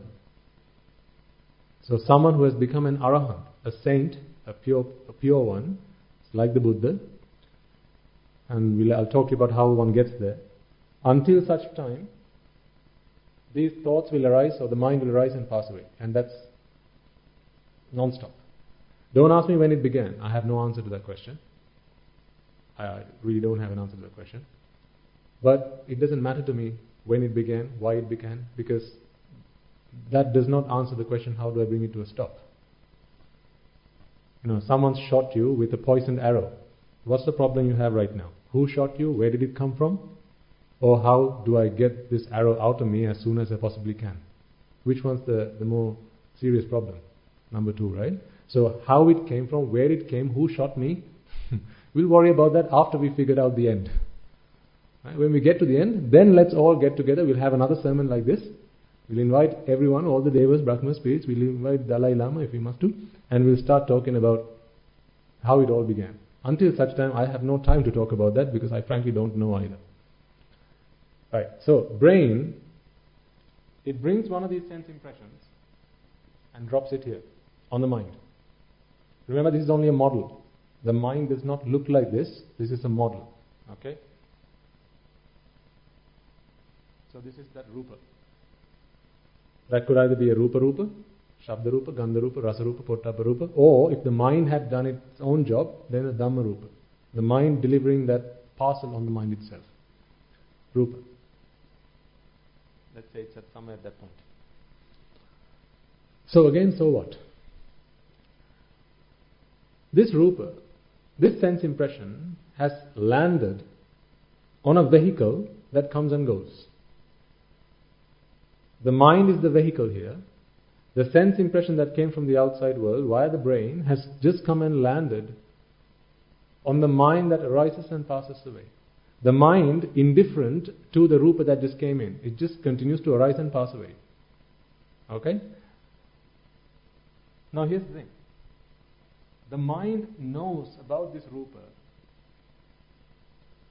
and is able to experience this sense impression for as long as the mind is alive. This is the moment of death for the mind. This is the moment of birth for the mind. This is not your birth and death I'm talking about. Okay, this is not 21st of January 1965, 23rd of January 2021. That's not what I'm talking about. This is the mind arising and passing away at many billion times a second, if not faster. Many billion times a second this is going on. And every time this is going on, the brain's coming and dropping a packet of information, or a packet of data even. The information is, the rest of the data is being fulfilled in the mind itself. So, imagine it was like a few baskets. 1, 2, 3, 4, 5. Okay? Again, this is a model. This is not what the mind looks like. The brain has just come and dropped this packet of rupa. Okay, let's see. Let's say it's done it just here. So this packet of rupa has just been dropped on the mind. Now, the mind is curious. So what the mind does is, let me find out about this rupa. Let me find out about the sight that has just come in from the outside world. To find out more detail about the sight that just came in from the outside world, it's got to start filling the other boxes. So, remember the other words? Vedana, Sanya, Sankara and Vijnana. We talked about what they are before, so I'm not going to go back into that now. So the moment Rupa came in, Vedana, Sanya, Sankara, Vijnana have started filling these boxes, and now you've got a packet of information. This packet is now full. But the problem is this: whatever arose has to pass away. So the next moment, or a very, let's say this is the trillionth of a billionth of a second. I'm talking about the duration of the lifetime of one mind, one mind moment. A trillionth of a billionth of a second, the mind is now here, or this is the state of the mind, and then after that, now it's facing this way. I'm not talking about gravity, by the way, here, okay? So gravity pulling all the Rupa, that's not what I'm talking about, because gravity has no effect on the mind, okay? But what I want to explain to you is, using this model, try to understand that when the mind passes away, the contents of the mind also pass away. The contents of the mind are also, it was Rupa, Vedana, Sanya, Sankara, Vijnana. Now they are passing away along with the mind. They arose with the mind, they persisted and prevailed with the mind, and now they are passing away with the mind. When the mind passes away, so let's say when it comes up to somewhere here, all the Rupa, Vedana, Sanya, Sankara, Vijnana, that's all down here. This is not gravity I'm talking about. I'm just trying to give you a model to help you understand. Okay? Because what if you're standing upside down? Then you could ask, well, is it going to go the other way? This is not gravity. Okay, this is just a model to help you understand that when the mind's passing away, the contents of the mind are also passing away. So, and it's at this point that memory comes up and hoovers all this up and takes away into memory banks. So that you can, remember we said the mind can feed itself? This is how the mind does that.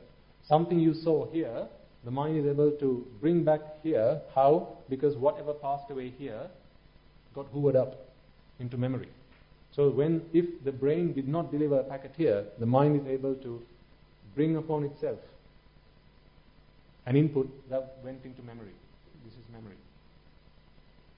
Okay?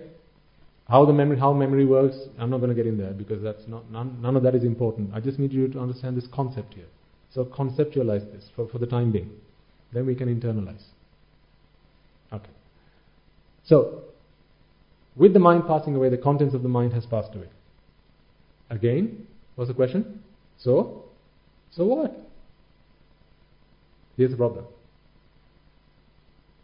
The mind suffers from attachment. There's a disease called attachment. Have you heard of it? None of you suffer from it? We all suffer from it. The disease called attachment. Whatever arose in the mind, we are attached to. We are attached to all the things that we experience. Now, Bear, I know your mind's whizzing at 1 trillion miles an hour right now because you think, I'm not attached to everything. And my ex-girlfriend, I'm not attached to. What are you talking about? Attached to everything. Wait, we'll get there. Eventually we'll get there. Maybe not today, maybe some other day, but we'll get there. Because there's so much I want to talk to you about, but I don't want to bombard you with everything because that will create more questions than it will answer. Let's take it one step at a time. So, are you so far with me? Have I lost any of you along the way? Do I need to go back and pick you back up again? Okay. So, I'll explain to this. If I have to explain this to you 1,000 times, I'll explain it to you. Don't worry. Let's just get the concept here. Because this is the answer to the original question. Who am I? All of this is part of who you are. This is what's going on in your mind. If you don't understand this, you're lost. You're destitute and you're in despair. We need to figure this out. When the mind passed away, the contents of the mind passed away. The contents of the mind have no choice than to be affected by the mind which carries them. And the analogy I often give you is, think of passengers traveling in a bus or in some kind of vehicle. Right? If the vehicle is going north to south, the passengers are also traveling north to south. If the vehicle is going south to north, the passengers are also traveling south to north. They can't go the other direction because you're a passenger in a vehicle. It may not be the passenger's choice, but if they're in the vehicle, they've got to travel in the same direction that the vehicle's traveling. So this Rupa as well as the other aggregates that came and took seat in the mind, being the vehicle here, Vedana, Sanya, Sankara, Vijnana, because they have just taken seat in a mind that is arising, they also arise. And for as long as the mind prevails, they'll also prevail, but the moment the mind passes away, they'll also pass away. Until the moment of death, when they have all also passed away. Now, the mind has to wait for another package to be delivered. So these packages, what is their lifespan? One thought moment. One thought moment. That's the lifespan of each of these packages. So the brain is constantly feeding the mind. Through all of the inputs, all the sense organs, the brain is constantly feeding the mind. So what is the question we are trying to answer here? We all suffer from this disease called attachment. Now let's take a step away from the mind, and let's look at this from the macro level. This is micro, as micro as you can be. But let's go macro for a moment. Have you guys lost anything in your lives? Anyone here who's never lost anything? From parents to grandparents to loved ones, right? To things you liked, houses, to money, all sorts of things. We lose things every day. Hair, right? All sorts of things we keep losing. Is that a problem? Let me rephrase the question. When is it a problem? When you are attached to it. So when you need it is another word. I need means I am attached. Losing something is not a problem unless you're attached to it. Losing someone is not a problem. Losing a loved one is a problem. How did losing someone become losing a loved one? What's the difference in the two phrases? Loved. That's the key phrase here. Losing someone, not a problem. Losing a loved one, problem.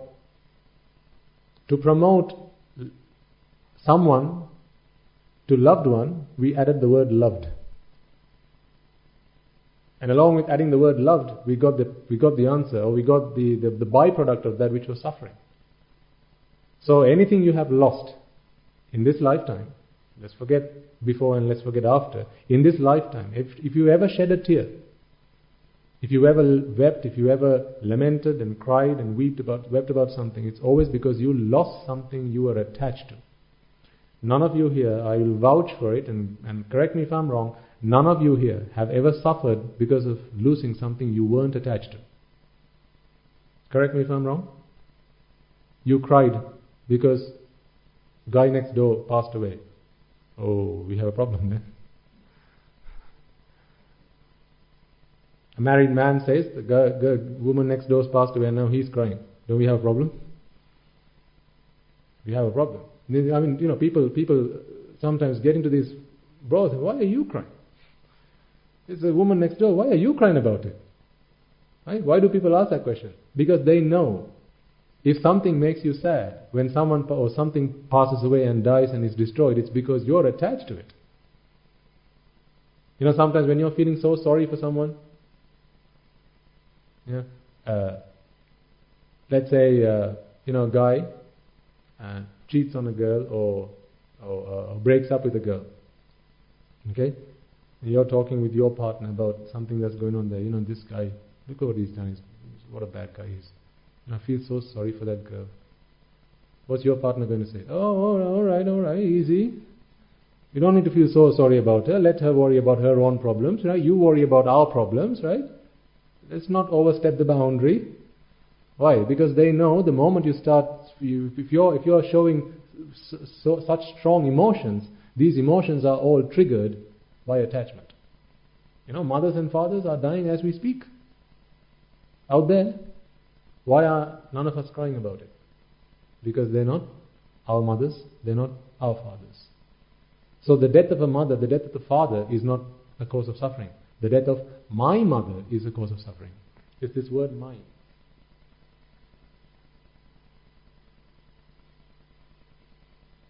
The word my is the biggest problem in this world. This is the cause of all suffering. My. Which is another word for attachment. So that's the macro. Everyone understand? Right? People lose money every day. People grow old. None of us have a problem about it. But I grow old. I lose my money. I lose my my job. Now that's a problem for me because I am suffering. Sometimes, you might say, well, I'm trying to fix the problems in the world out there. People are dying, people are hungry, and I care about them. Good. But that's also attachment. Recently, I think last week I had a conversation with a gentleman, and we were talking about duties and attachment, and how we must get to a state of mind where we're able to treat these two things separately. They're not one and the same. Doing your duty is one. Fulfilling your responsibilities is one. But attaching yourself is something completely different. And one of the examples we talked about then is, if your child was injured, your child is injured, broken a leg. Now, of course, you take the child to the hospital. You take them to the best hospital you can afford. How much of your crying is going to help cure that child? Mother's crying, oh, my child broke his leg. Now, how much can the mother cry which is going to speed up the recovery process of the child? How much crying? How many hours? Give me a number, approximately. 0. Absolutely 0. So, mother's suffering affected the child's recovery how? Draw me a graph. Okay, this is child's recovery, this is mother's suffering. What's the graph? What does the graph look like? You can't plot the graph because these two factors are unrelated. But give the best treatment possible. Take them to the best consultants. Right? Get them to the best hospital. Now, of course, that has a connection. Recovery, fulfilling duties, fulfilling responsibilities as a parent. That's what that graph looks like. Fulfill your duties, fulfill your responsibilities, and you can help people out there. But if this was suffering, our suffering, about someone else's suffering, what does that graph look like? There's no graph. You can't draw that graph. My suffering has no bearing on someone else's suffering. What really happens is actually it can aggravate the problem. Mother, father, and child. Child breaks a leg. Now father's got one problem. Mother's crying about it. Now dad's got two problems. Yes or no? Of course. People die, and that's the end of that guy's problem. But everyone who's left has to now go and talk to the person who's been left around and try to pacify this person, right? Hey, don't cry about it, I know these things happen to everybody. It's like, geez, mate, someone died, let's just get over it, right? Why does that problem have to give me another problem? Stop crying, for heaven's sake. That's not the bigger problem. It's the people crying after the person's died, that's the bigger problem. You understand where I'm coming from, right? So it's wherever we have Maya, which is attachment, that's where the problem happens. Right. So that's the macro. Let's go into micro back again. Let's go back into the realm of the mind. The mind is attached to these sense impressions that always come. This is why how long can you keep your eyes closed? I'm talking about someone who can actually see, right? Not a blind person. If I were to say, close your eyes and wait until I say, open them, how long can you wait? 15 minutes? Half an hour? 1 hour? 2 hours? 3? And you can't even wing. You can't open your eyes even just a little bit. You have to keep your eyes closed. How long can you wait? Don't worry. If you're hungry, I'll feed you. Okay, we'll put a tube in so that your food is delivered into your body. Why is putting in a dark room a punishment? In some prisons, that's a punishment. They put people into a dark room. Those prison cells are it's simply a dark room. They're fed 3 square meals a day, but they can't see anything except for pitch black darkness. They can't hear anything because those walls are solid brick, and the sound doesn't permeate those walls. And they can't smell anything apart from maybe concrete and the iron doors. They can't smell anything, or maybe just parts of their own body. But other than that, the punishment there is no sight, no sound, pitch black darkness, and pin drop silence. Why is that a punishment? What if I were to put you in that sort of conditions? How long can you last before you go insane? Think about this. The reason for that is because the mind is always yearning. Come on, bring me something. I want to see. I want to hear. I want to smell. I want to taste. Please. The mind is always begging. Ask yourself now, is this not how your mind works? Ask yourself. Right? If all of a sudden I'm talking to you right now, okay? As I'm talking to you, and immediately sometime, let's say just randomly,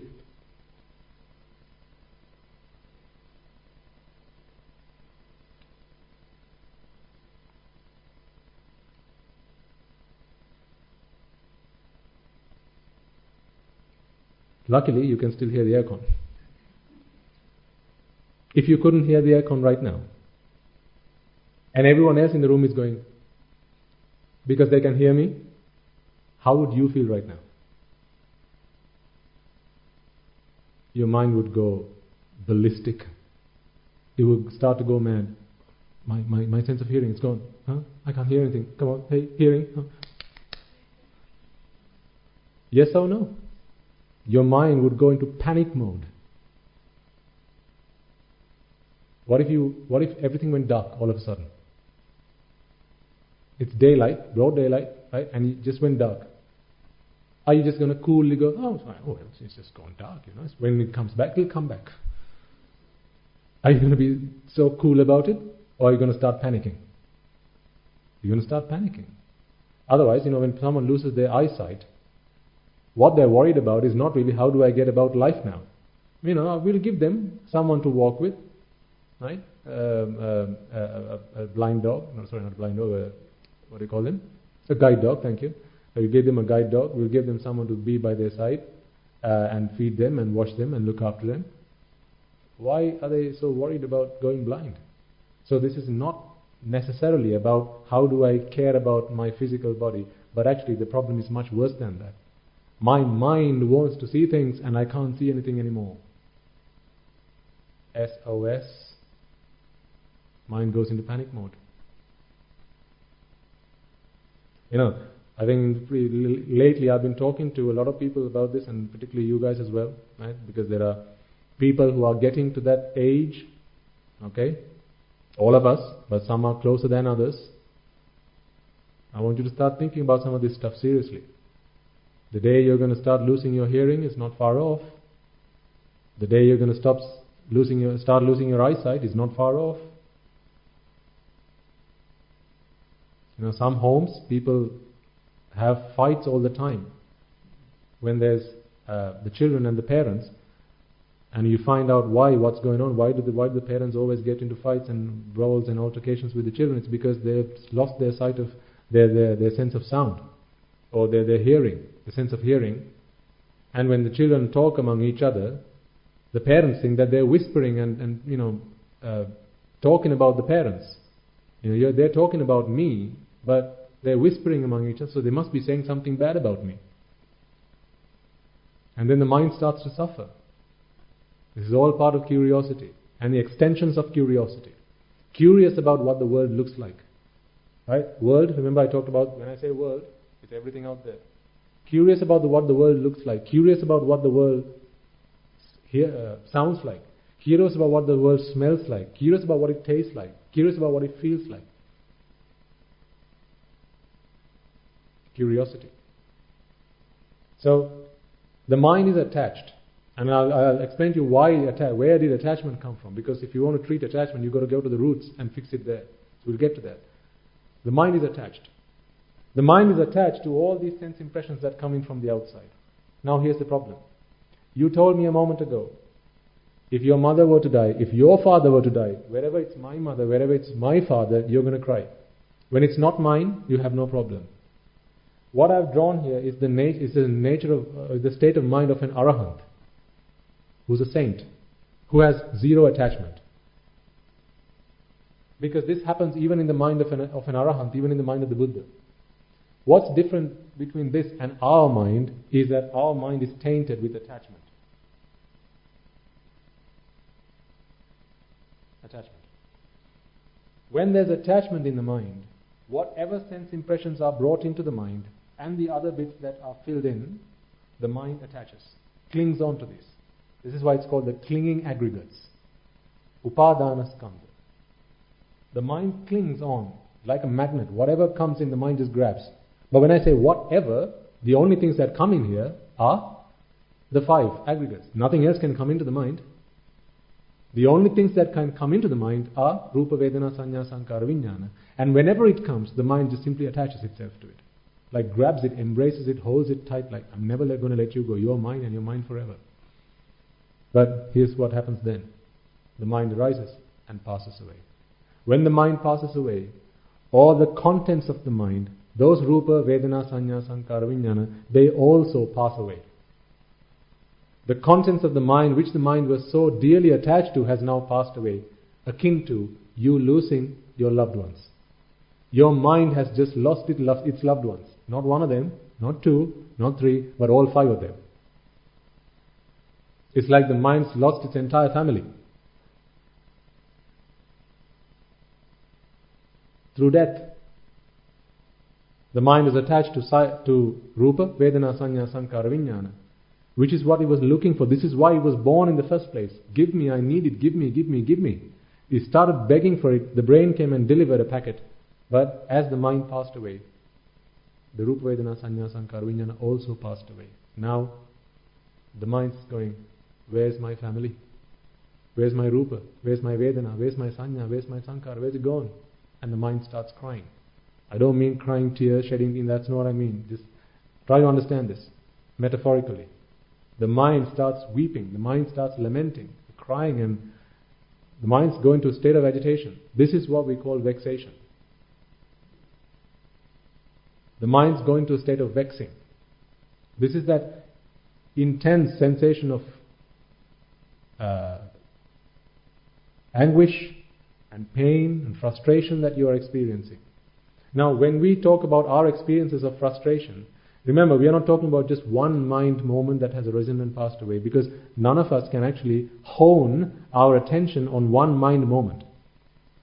When we say, I see a fan, that's a trillion of these things arisen and passed away. When you see one sight. But that doesn't stop the fact that this happens on every mind moment at 1 billion times a second, if not faster. Arising, passing away, arising, passing away. In the arising, the Rupa, Vedana, Sanya, Sankara, Vijnana came in and took seat. The mind attached to it. And when it passes away, the mind is left crying, and the mind is left with the attachment, but not the things that it was attached to, because they have just passed away. So what the mind does now is, it's now crying, it's now saying, hey, where's my Rupa, where's my Vedana, where's my Sanya, Sankara, Vijnana? So because the mind can't bear that pain any longer, what the mind does is it creates another one of itself. Creates a copy of itself. So another mind moment arises, another mind arises, and again with these baskets, waiting for one of those sense impressions to be brought back again. And what the brain does is again kindly comes and drops in another packet, and as soon as it drops it, the mind attaches itself to it, and then it passes away again. And the moment it passes away, now the mind is back where it was. Again waiting, yearning for Rupa, Vedana, Sanya, Sankara, Vijnana. Does that make sense? I'll wait for questions at this point again. I'll then go on to explain why did the mind attach. Because that's where we need to get that is really the core of our discussion today. Why did the mind attach? And then I'll talk to you about why did you answer that question when I asked you before, why is this flower more beautiful than the other? You'll find the answer to that in a moment. But before that, just check you've understood what I've explained to you so far. Summarizing, mind is simply arising, passing away. Ever since we started our life in samsara, even if you just put aside this samsara, rebirth, all that stuff to apart, even in this birth, the moment you started life, the mind arose and passed away. So rapidly. You couldn't stop it. It just kept arising and passing away. What the brain did is take all these sense impressions and brought them and dropped them on the mind. The moment they came in, the mind attached itself to it. And when the mind passed away, those packages that were delivered passed away with the mind. But the mind is always waiting, because it loves these sights, these sounds, the smells, the taste and the touch that it has just received. It loves them so dearly. And when you have lost something you love so dearly, when you have lost something you like and you love then this is when you start crying. So all these moments are moments of sorrow, moments of grief, moments of pain, moments of lamentation. This is non-stop. This is happening at 1 billion times a second. So if you add all of them up together, no wonder you still haven't found happiness in your life. The only way then to find happiness, before I go to what is the source of attachment, the only way to find happiness is to remove attachment. Once you have removed your attachment, once you have ridden your mind of attachment, now that doesn't stop the arising and passing away. That will still continue. It doesn't stop the brain coming and dropping these packets of data. That will still continue. But when the mind loses the Rupa Vedana Sanya Sankara Vijnana, it's not losing anything that it's attached to. Therefore, you have taken away the cause of suffering. The Buddha teaches us that the root of all suffering is attachment. Attachment is the cause of all suffering. Expectation is yet another word for this. My is another word for this. Ours is another word for it. Our country, isn't that attachment? Our country, our nation, our parents, our children, this is all attachment. Attachment will only bring you suffering. Because remember, the mind is arising and passing away. Now, actually, before I get to explaining the source of attachment, let me give you an example, just to bring this to life a little bit better. An example I use quite often, and one which I think is really powerful because it really brings this to life. Let's say imagine there's a mother, okay? A lady with her young child. So she's gone out shopping, or somewhere. Now, the mother's holding on to the child's hand. And the mother says, "Son, we're going to go out now. And I want you to be obedient to me. Don't run anywhere. We are going somewhere we've never gone before. Certainly you have, so I want you to be very careful. There could be dangers lurking around, so I want you to be very careful. Always hold on to my hand, don't run anywhere."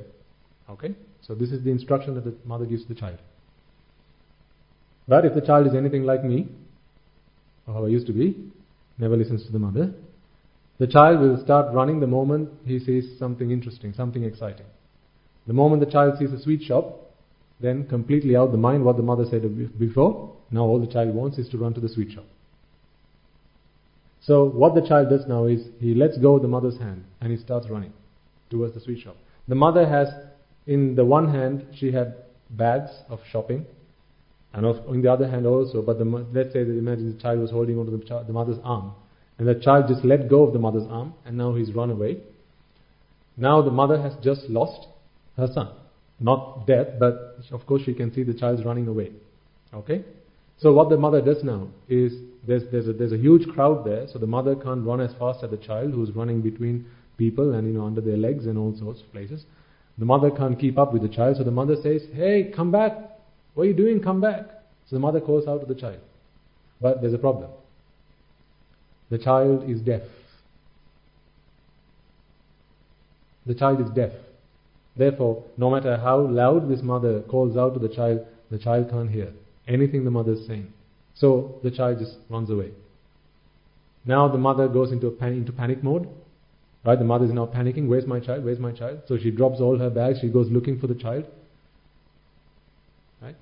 And eventually, she sees the child approaching from afar, and she says, "Hey, come back, come back." Of course, saying it out loud is not going to make any difference, but she's waving at the child. So the child comes back to the mother and holds the mother's arm again, and at which point the mother goes, "Now I feel better."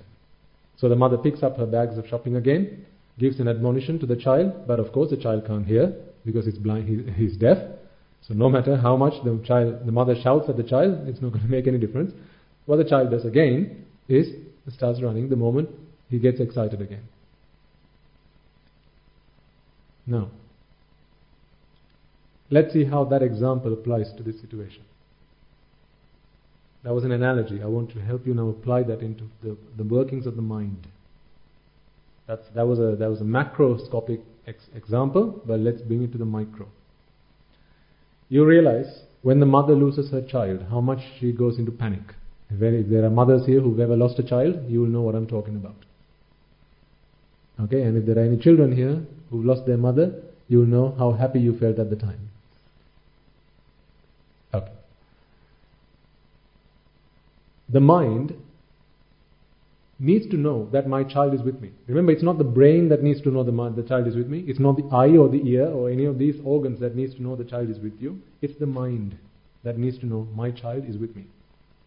The way that the mind knows that the child is with the mother, or the mother's mind knows that the child is with me, is when the brain comes and drops these packets of data.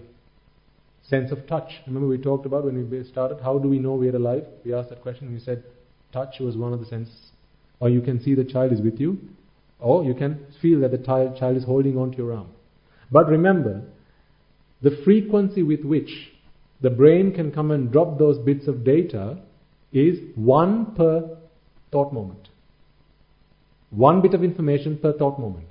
If it has dropped 1 now, here, let's say the brain just dropped this information saying, child is with you. Can the brain come and drop a second one here? No. It has to wait until the mind is ready to take another object.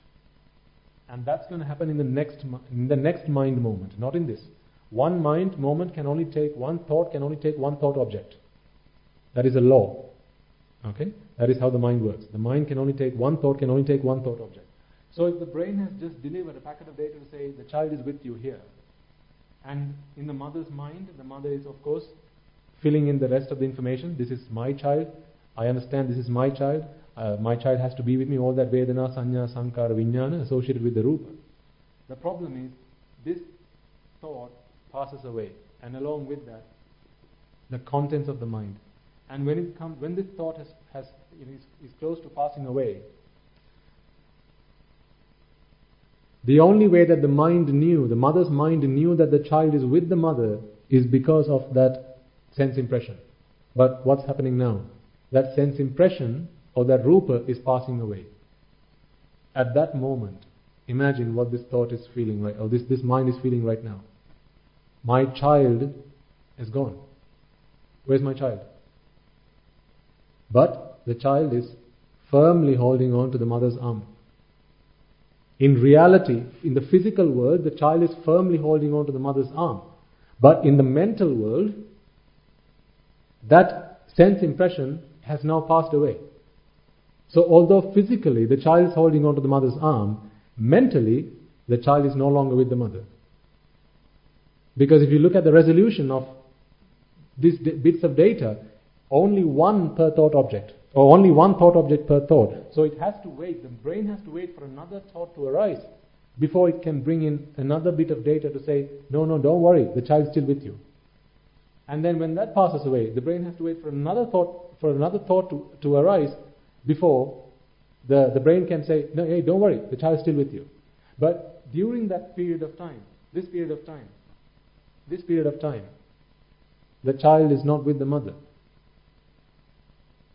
The mother doesn't know that the child is with the mother.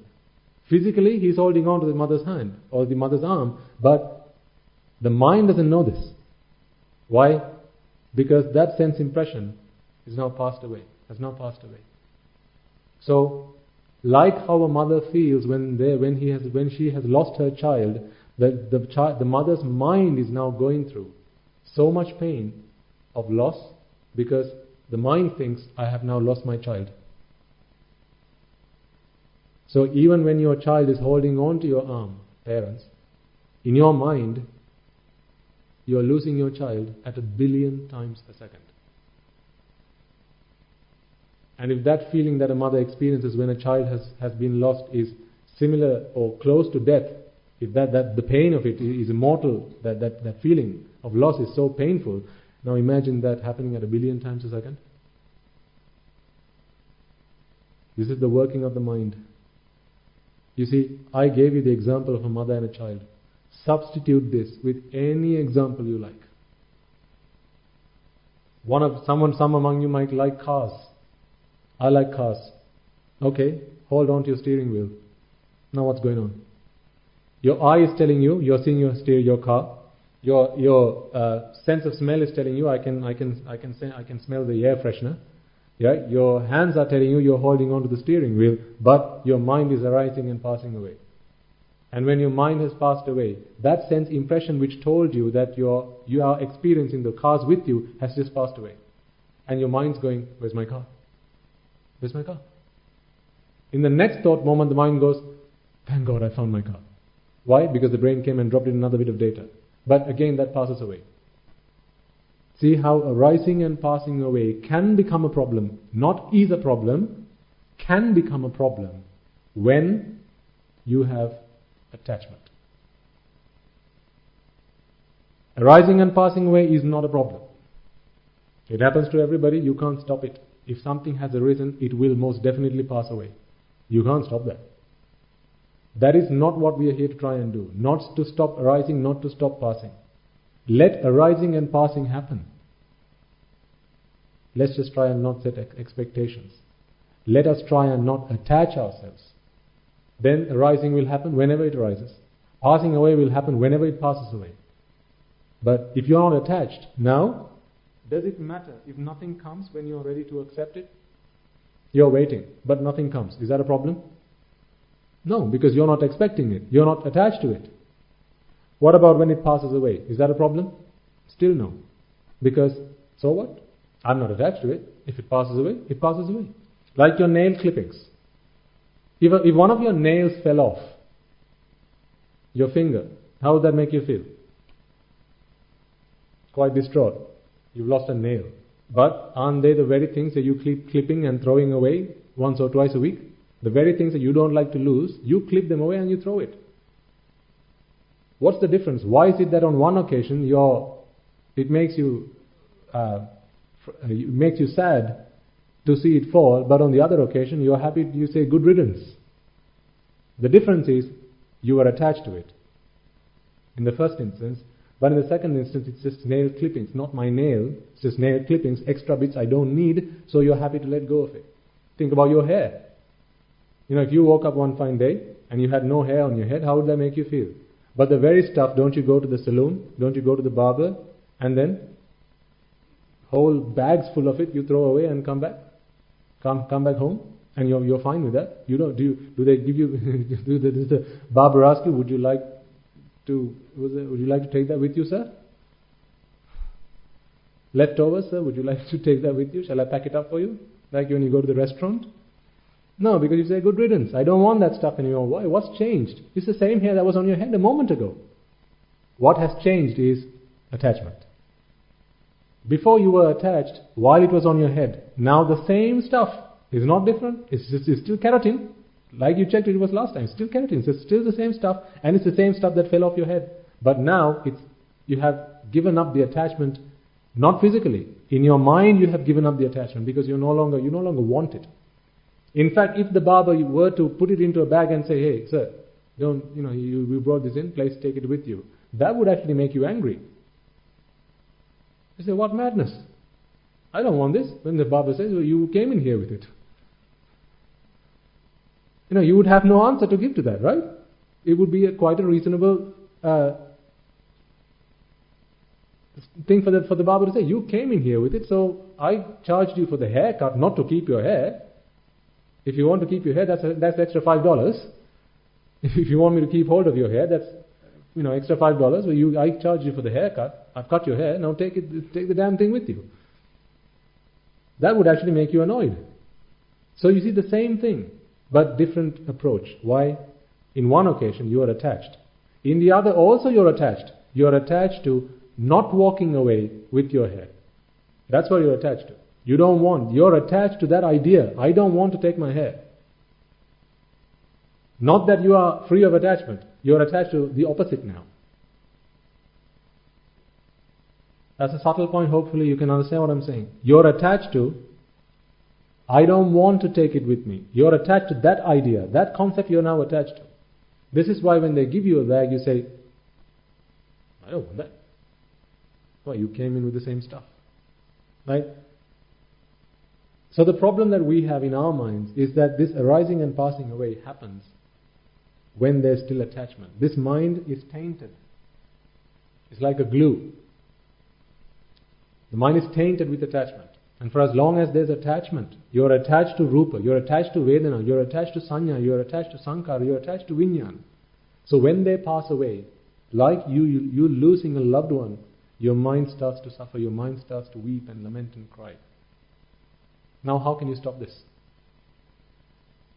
You see, when you get to this point, is when you begin to realize nothing in the material world can ever make you happy.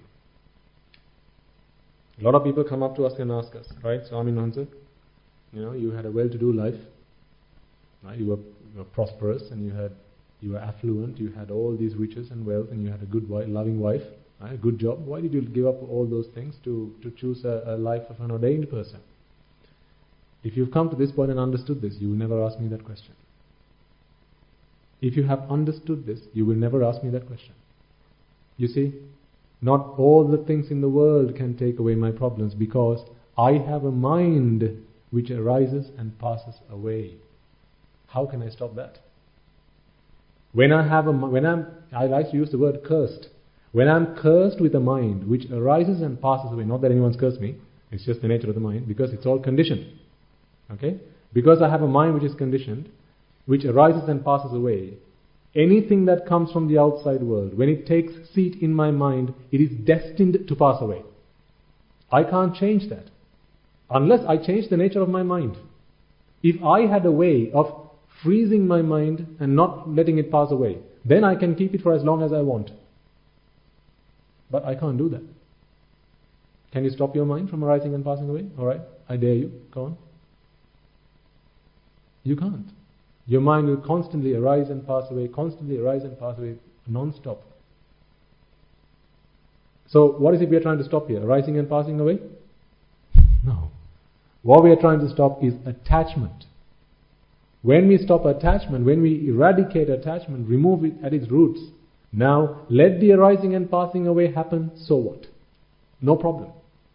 The problem is when you're attached to something and then it passes away. That's the problem. If there's no attachment, passing away is not a problem. If you're not attached to it, arising is also not a problem. Did you have a question, sir? Please go ahead.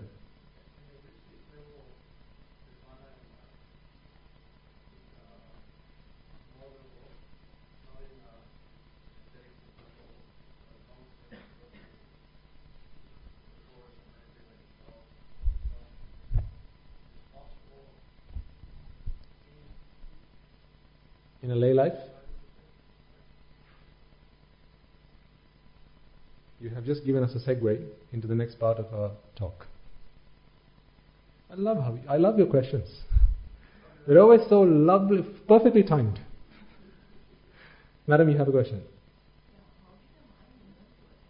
Fantastic. Which is also what we're going to talk about now. Sir? Is mind what, sorry? Dependable, what do you mean by dependable?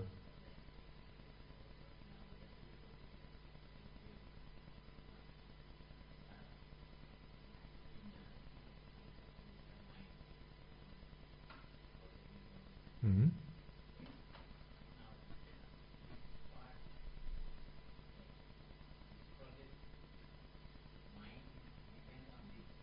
Mm-hmm. So the mind can't arise without Rupa Vedana Sanya Sankara Vijnana. So the mind absolutely needs. So when the mind comes to the point where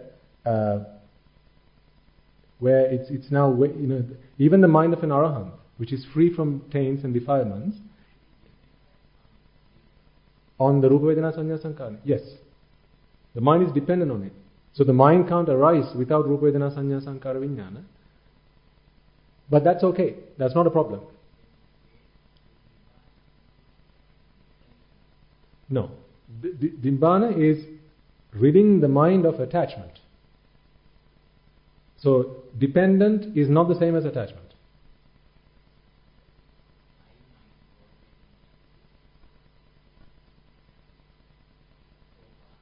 Hmm.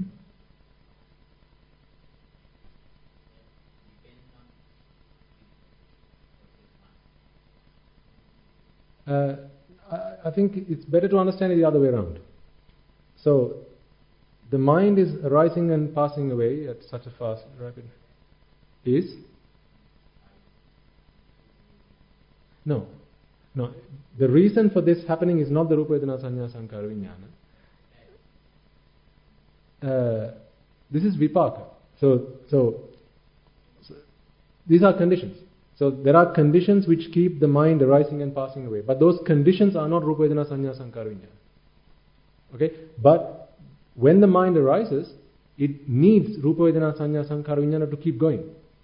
But the reason that the mind arose is not because of Rupa Vedana Sanya Sankara Vijnana. That's because of ignorance, attachment, karma, ahara and nibbati lakkhana, which is the stuff that I said I'm not going to go into today. Well, it's a dynamic process, but so when someone enters parinibbana, so when someone passes away into parinibbana, then the causes for the mind to arise will cease. The other way that you can get the mind to cease is when someone gets into deep states of meditation, and you can get to, it's generally only an arahant who can reach this level. It's called Nirodha Samapatti. When you get into that state, then again you are still alive, but the mind has stopped arising and passing away. Either that, or you have to wait until you enter parinibbana. What happens then is there's no more karma that keeps the mind going. The balances of karma have now been exhausted, and therefore the mind can no longer arise and pass away. Okay, but remember, that's just additional information. The real problem that we are trying to deal here with is because attachment is the cause of suffering, and it's not arising and passing away that is the cause of suffering. If suffering is our problem, then what we need to attack is attachment. Provided we get rid of attachment, now really it doesn't matter whether it arises, how it arises, whether it's passed away, how it passes away. None of those things are really our problems. That's just additional information. How we deal with attachment, that is where we'll find the answer to our happiness, which is what we're going to talk about now. But remember, it's not the first process that keeps the second process going. These are independent processes. However, the dependency is that when the mind arises, it absolutely needs Rupa Vedana Sanya Sankara Vijnana to arise within it. Remember again, Rupa is the only thing that comes from the outside, through the brain, through that system process I explained to you earlier. And Vedana Sanya Sankara Vijnana are born in the mind, whose purpose or job is to describe and detail the Rupa that just came into the mind. All of that is mind-made. Okay? Right. So let's go into answering the questions that came from the audience, which is also where I wanted to make my next stop.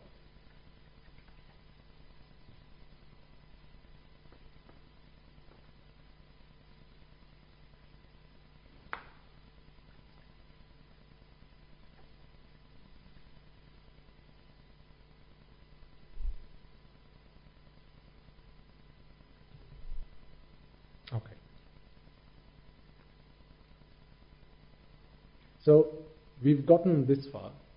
If I were to summarize how far we've gotten, we first started with how do we know we're alive?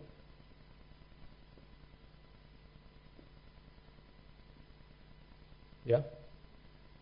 Then we started to that took us into our senses, and this is how we know we're alive. Senses always bring us information. We then also went into the discussion that the mind never really sees the sights or the sounds or the smells or the taste or the touch, but rather it perceives the impression. Okay? This is where we started talking about Rupa, Vedana, Sanya, Sankara and Vijnana. Okay? And then we went into the phenomena of the mind arising and passing away. Yeah? And we then finally got to the point where attachment is the problem. Arising and passing away is not the problem. Let it arise, let it pass away whenever it likes to. But the problem is that we are attached to the stuff that's arising, and therefore when it passes away, we end up suffering. Right? So this is what we've talked about so far. Now what we are trying to do is, if we understand that attachment is the cause of suffering, the Buddha's teaching is about cause and effect. And anyone who's done any study into Buddhist philosophy will have come across this concept, cause and effect. This is because it's also conditional. Cause and effect is another expression of conditional. For as long as there are conditions, you will get a particular effect. Now, the same applies for attachment. For as long as there are conditions, you cannot stop attachment. So if we find the conditions which gets the mind to attach to the Rupa Vedana Sanya Sankara Vijnana which arises and passes away, then we can deal with the causes. When you deal with the causes, attachment will be eradicated without us having to do anything additional. We always deal with causes. Remember I talked to you about the fire. None of you can ever put out a fire. All you can do is take away the causes that give rise to the fire. Deal with the causes and the fire will look after itself. You can't light a fire, you can't put out a fire, you can't even give life to, you can't keep growing the fire either. All you can do is change the causes. When you change the causes, the resulting effect will actually look after itself. All good so far? So what we're trying to do now is let's find out the causes for attachment and then tackle them. When we tackle the causes of attachment will be eradicated. When attachment goes away, then suffering goes away with that.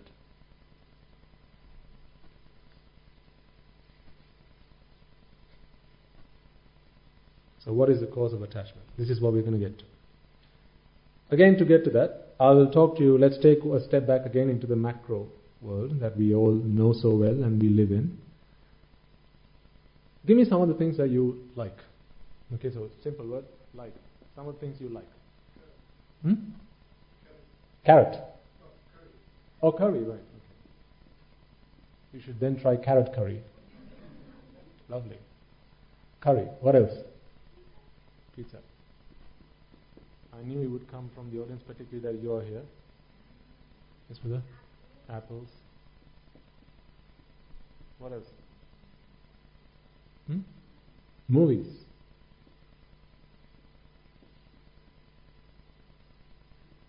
People.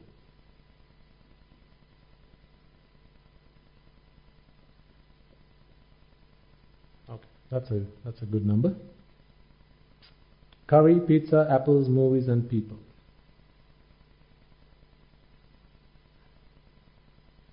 These are some of the things we like. Okay, so if the things that you like are not on the list, then I'm sorry, we can't help you. No, of course, what can you do? Substitute these things with things that you like, right? But the fundamentals are the same. Fundamentals are the same. The application is what is going to be different for all of you. It's the same way you deal with the problem. Now, curry. What kind of curry do you like? What kind? A yummy curry. Nice. Everyone likes a yummy curry. What kind of pizza do you like? Scrumptious. We have a connoisseur in pizza in the house. What kind of apples? Delicious? Juice, alright. Your mouth starting to water already? I can hear a few tummies rumbling from here. Movies. What kind of movies do you like? Exciting, okay. What kind of movies do you find exciting? Action, okay. I'll leave it at exciting for now. People. What kind of people do we like?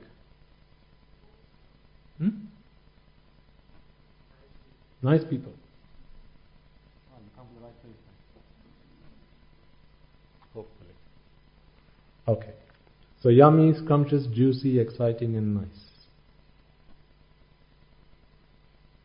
Do you like a curry that's not yummy? Or about a pizza that's not scrumptious? Of course, by scrumptious and yummy you're all talking about lovely, tasting, delicious, right? What about an apple that's not juicy? It's a soggy apple. Not juicy, not nice, not very nice. What about a movie that's not so exciting? Not boring ones. Yeah? No one likes a boring movie.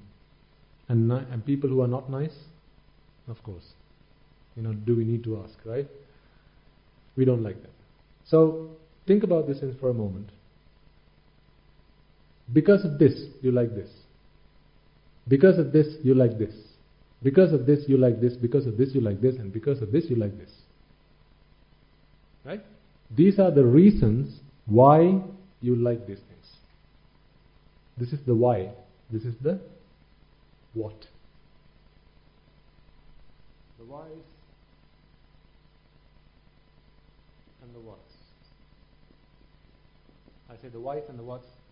The whys understand the whys and the whats. Pardon the pun. Okay, I need to work on my jokes. I'm getting really bad at them. Okay, anyway. So these are the whys and these are the whats. Provided you can tick the boxes when it comes to the whys box, okay, you will like the whats. These are the things we are attached to. But this is why you're attached to them.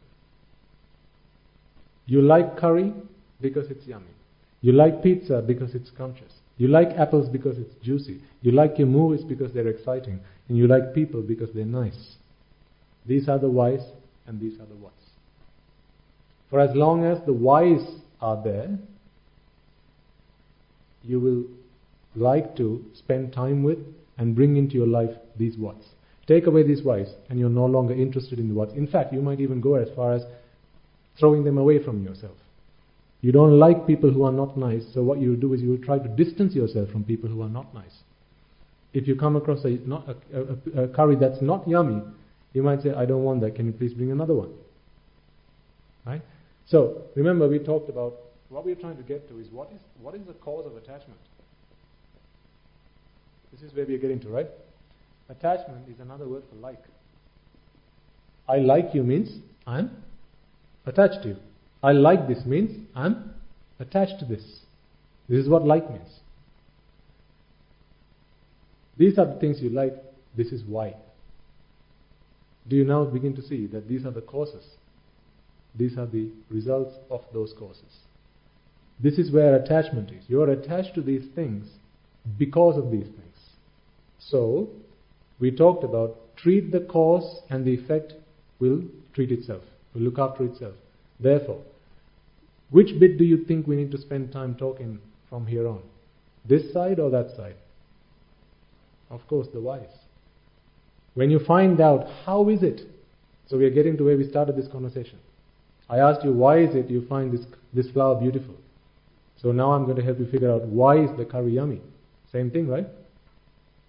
Why is the flower beautiful? Why do you find blue preferable to yellow? Why do you say that green flowers are prettier than... Are they green flowers? No. Why is it that yellow flowers are prettier than red flowers? Why? This is the question we are trying to get to. Why? This is where we started the conversation. Okay? Why? Let's figure this bit out. Then the attachment that you have to these things, well, let's see what happens.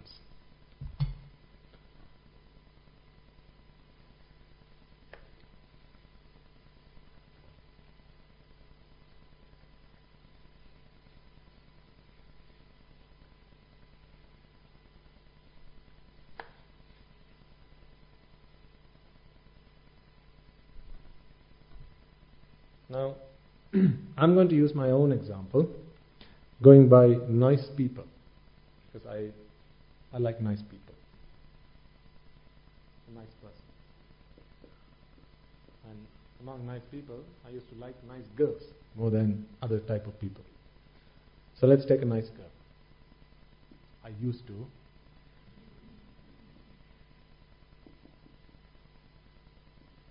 This is what a nice girl looks like to me. Gladly, I haven't found anyone who looks like this yet. Okay. So, a nice girl. Now, let's find out what's so nice about her. Right? Because that's why I'm attached to her. That's why I'm attracted to her. Let's find out what's so nice about her. Before we get to what's so nice about her, let's talk about some of the things that we can actually observe about this person. I'll start you off. We can observe their height. What do I mean by observe about this person? Can you not observe their height? Can I not? We can all. We all can. No matter who in the audience I ask, how tall is this person? All you're going to do is you're going to get her to stand against a wall of some sort. Then ask her, say, alright, get out of there. Now, you're going to put a measuring tape And you're going to read the measure and then say, this is how tall she is. So let's say that's at 1.5 meters. Height is something we can observe about this girl. What else can you observe about this person? Weight, although we're not going to talk about it. Right? They don't like talking about their weight. What else can we observe? Age, of course, age. Another forbidden topic. Color, yes, color. Complexion. What else?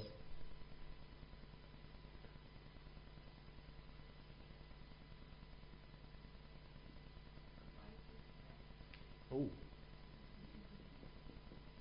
Vital stats. Forbidden topics for us as monks. So I'm not going to go into that detail. But the reason I drew this hair long is because what can we measure? Hair, length of hair.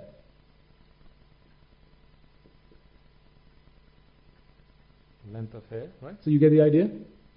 All of these things are things that we can all measure, we can all observe about this person. Give or take error of margin or margin of error. Are we not all going to come up with the same answers? If we did a poll, what's this person's height? For allow room for a bit of error, margin of error, but we're all going to come up with roughly the same height, roughly the same weight, approximately the same age, if she's being truthful to all of us.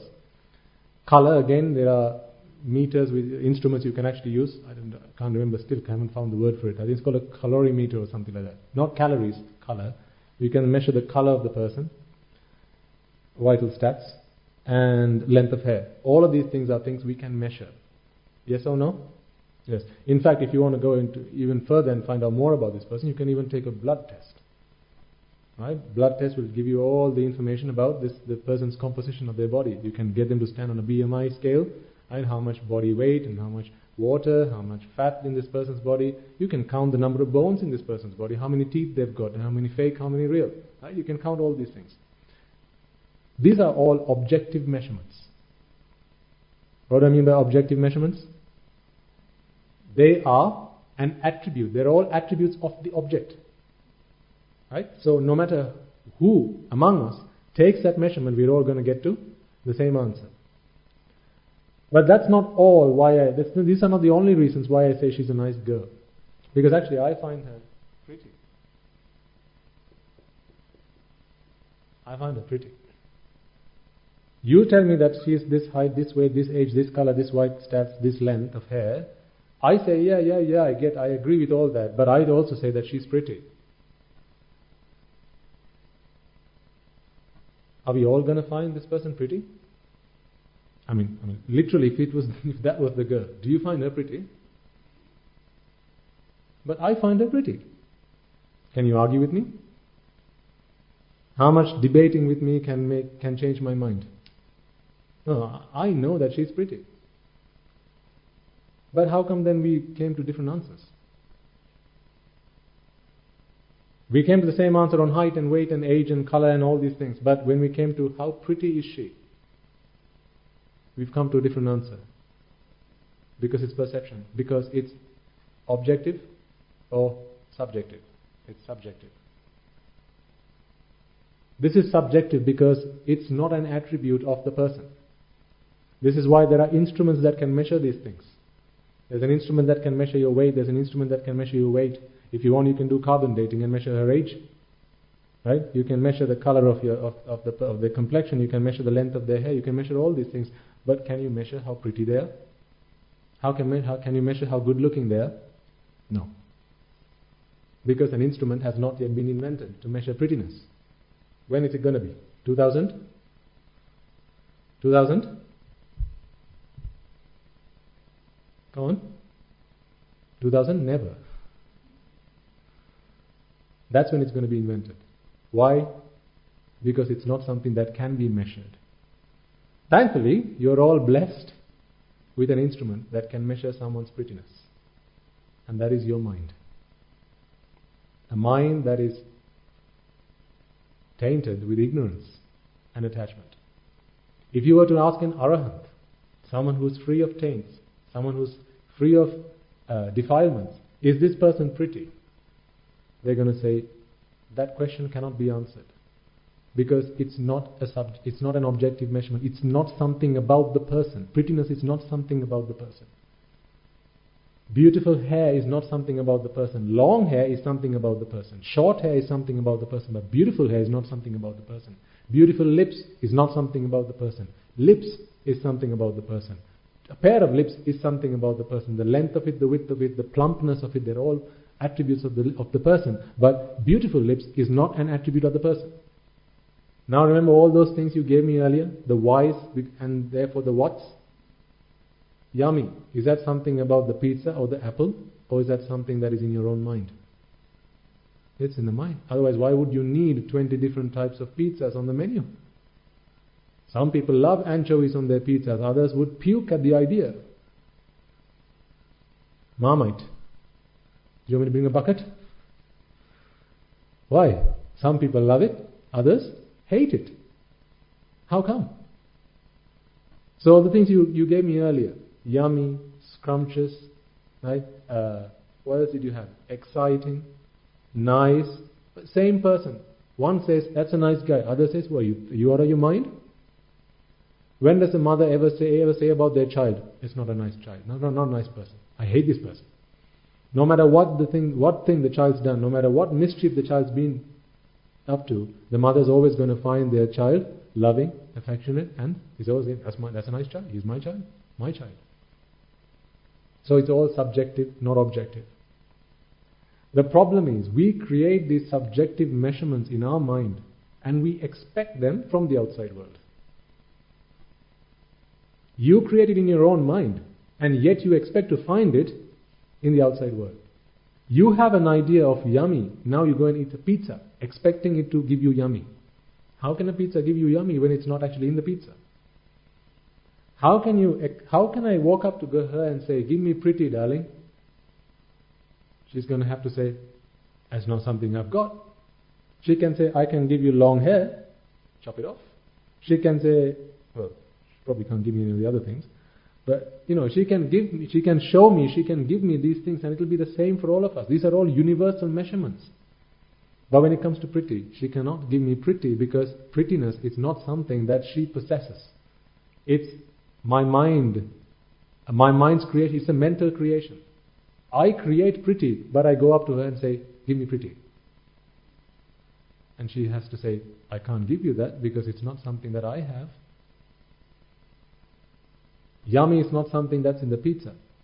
Yummy is not, well, I suppose juicy is something that's in an apple, because what you're talking about when you say juicy apple is actually, it's got a lot of water content. Right? So you can measure how juicy an apple is by extracting the water, measuring that. So that's actually an objective measurement. But a tasty apple, or a yummy apple, or a delicious apple, that's not an objective measurement, that's a subjective measurement. So let's come back to those flowers. I asked you at the beginning, which flower is more beautiful? Which one's prettier? Which color do you like better? The reason that you all have different answers is because there is no such thing as a beautiful color in this world. There is no such thing as a beautiful flower in this world. They say beauty lies in the eyes of the beholder. But you can now take it one step further and say beauty lies in the mind of the beholder. The mind creates beauty. This is why in our previous sermons I've been explaining to you that beauty is artificial. No one's naturally beautiful. That is a lie. There is no such thing as natural beauty because beauty is artificial. Beauty is not something that's naturally in an object or a person or a thing or an event or the sunset. The sunset is not beautiful. The sunset is not beautiful. Me observing the sunset can say that's beautiful because I perceive it as being beautiful. But if I am looking for beauty, what is the point in me walking up and trying to see the sunset when actually beauty is not in the sunset? Beauty is a creation of my own mind. And in the next part, I'm going to explain to you now, I'll pause for questions just momentarily, and then I'm going to explain to you how does the mind see beauty. That's the really interesting part. How does the mind perceive beauty? When you understand that, you will see the path to becoming a free man. You will realize the path to freedom. Because all this time in our lives, we've been trying to acquire all those things that you had in the what list. I want pizza, I want girl, I want people, I want this, I want that. Why? Because you found them nice, you found them pretty, you found them good looking, you found them delicious, you found them yummy. Whenever you had ticks on all those boxes, on the why list, you went about acquiring all the what list. Everything in the what list you wanted to acquire. Why do we do jobs? So we can earn money. To do what? To acquire all the things that we desire. What are the things that we desire? All the things that have ticks in the why box. So the day that it comes when you realize the why list is a fantasy. It's a make-up of my own mind. Now, what madness is it to actually earn money to bring things that you thought beauty existed there, happiness existed there. Happiness is another word for beauty. I think all my sermons are based in happiness, because I want you all to find happiness. But when we say, I'm happy, that's because you find her pretty and therefore you want to spend time with her, then you say, I'm now happy. What if she was ugly? Now that doesn't make, spending time with her does not make you happy. Of course, there are other aspects to being nice, like she's generous, right? She's kind. If you want to go into that level, of course, we can dwell there as well. You're attached to that person being nice, attached to that person being generous. A drunkard likes to go out with who? Another drunkard. Birds of a feather flock together. So a guy that I think is nice is not necessarily someone you're going to think is nice.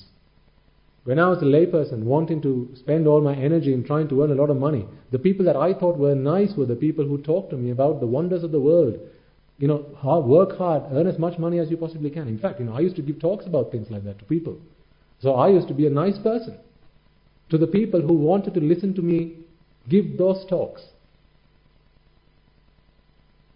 But now, to you, if I came and sat down here and talked to you about how can you become wealthier, how can you become more prosperous, in a world out there, you're not going to find me nice.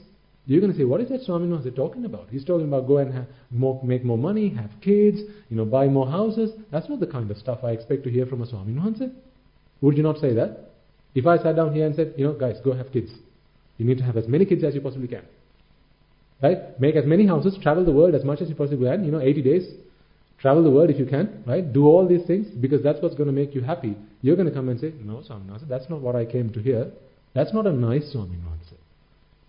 Because nice is a very generic term. There are lots of implications to what nice is. It's when you get what you expect from me, you say, I'm nice. When you don't get what you expect from me, I'm no longer nice. Yes, madam.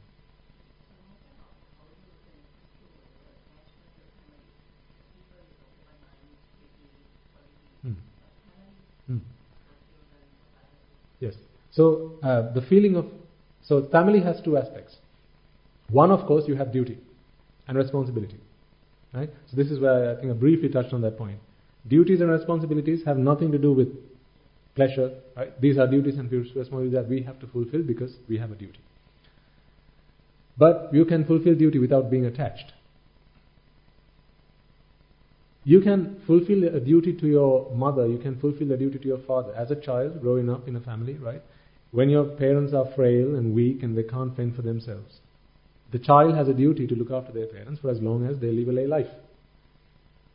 As a monk, my duty to my parents is to help them walk the path of Dhamma. I no longer have a duty to feed them and look after them and shelter them. That's no longer my duty.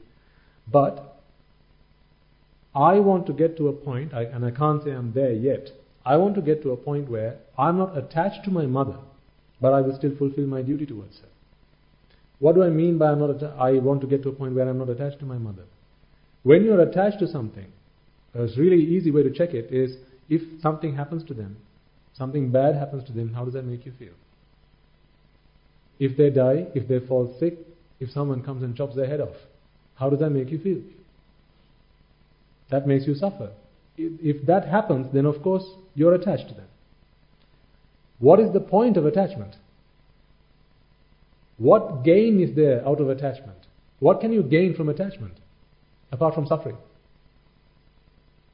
What can you gain from attachment? For fulfillment. So attach to that. I'm going to explain to you where that fulfillment feeling comes from, right? But attachment only brought you suffering. Now think about the Buddha, a really good example. Can you think of one person who had more drive than the Buddha? His 45 years of Buddhahood, he was a man who only slept for 2 hours a day. Why? Did he have sleeping problems? No, he didn't suffer from insomnia. That was not why he only slept for 2 hours a day. It's because his life was dedicated to service. A lot of religious leaders, they had very little sleep, but they dedicated themselves to service. But unless you have rid your mind of attachment, in the fulfilling or in the service of duty, you can still find satisfaction unless attachment has been removed from your mind. If, say, I'm a doctor, okay, and I like to treat my patients. Like is a dangerous word, because now I'm attached. When I go and treat my patients, I expect them to be healed. Even that is an attachment. So I'm fulfilling my duty expecting them to be healed. What if they're not healed? I might suffer. I might feel the pain of, I couldn't fulfill my duty. Because I'm attached to wanting to fulfill my duty. It's a very subtle thing. You need to reflect on this. At some point it's going to click.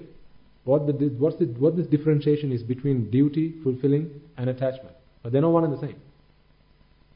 You can fulfill your duties without being attached. And attachment can even go as far as attachment to fulfilling duty.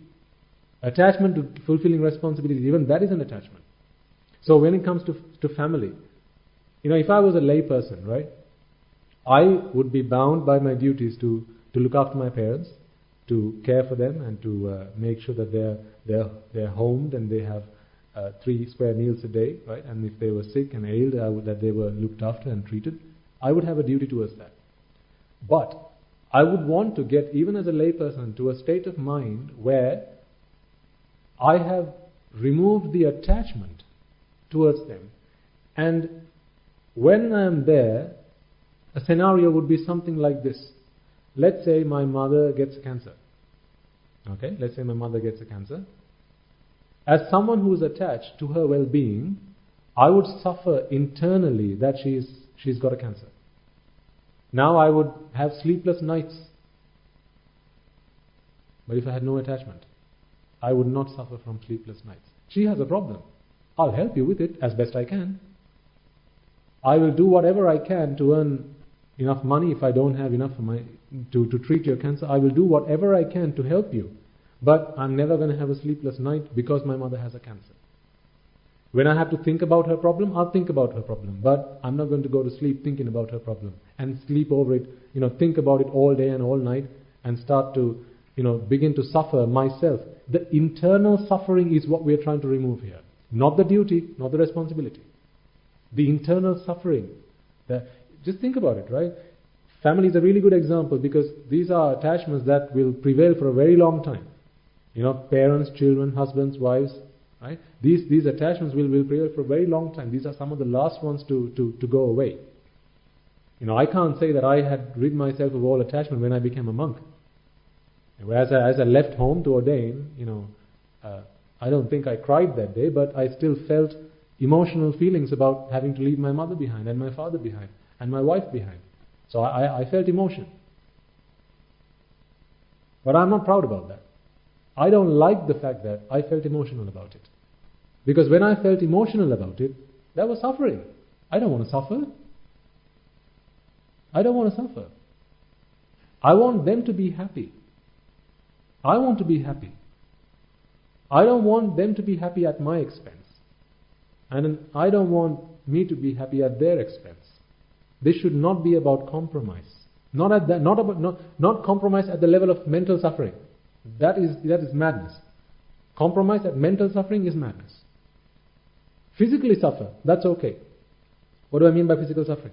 Let's say you've got a family going, right? You've got 2 kids, and you're doing a full-time job, say 9 to 5, Monday to Friday. A third kid comes along. Okay? Now, as a working parent, you have a duty and a responsibility to feed your child. It may be that now you have to work weekends. It may be that now you have to do overtime and stay after work, maybe a couple of hours, maybe 3 hours or 4 hours or whatever.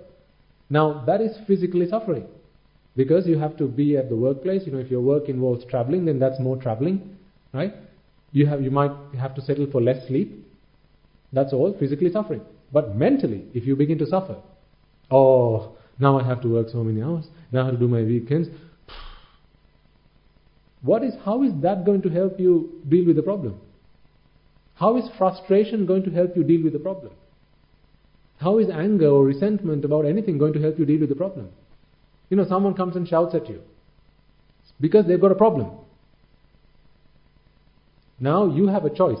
Do I make it my problem, or do I leave it at there's a problem? You can stop at there's a problem, or you can take it further and say, I also have a problem. You can choose whether you're going to be infected by the disease that they're suffering from, or you can become immune to that disease. That's not to mean that you will not help that person to deal with the issue that they have. Say you are working at a company, customer comes along and makes a complaint. And let's say the complaint is about you. You've not given them good service. You've not been courteous to the customer, and then you have to take the complaint, or the complaint comes to you through your manager. There are 2 ways you can deal with this problem. There's been a problem. It's been about my behavior to the customer, right? If I have to change, I will change, no problem. But the customer shouting at you in your face, and in the inside, you're starting to sweat, right? Your blood's starting to boil. You say, if only I met you outside, I'd be dealing with this problem in a very different way.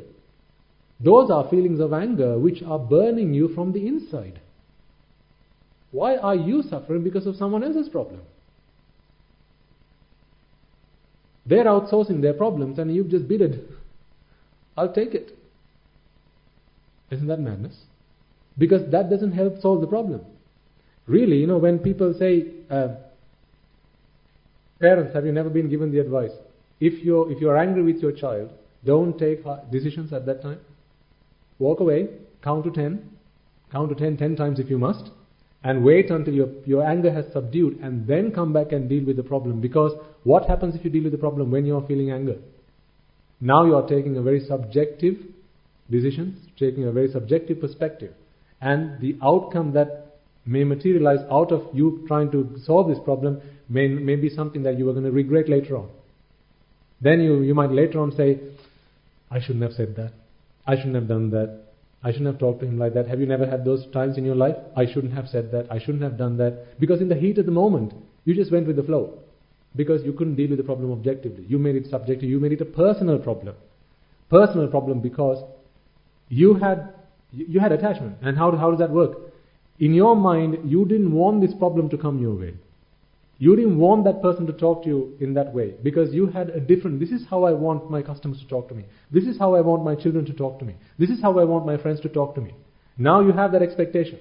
When they come and talk to you in a different way, to your expectation, now your expectations are no longer being fulfilled, and then you feel anger, you feel resentment. Now you want a way to relieve yourself from that vexation, that mental anger, mental frustration.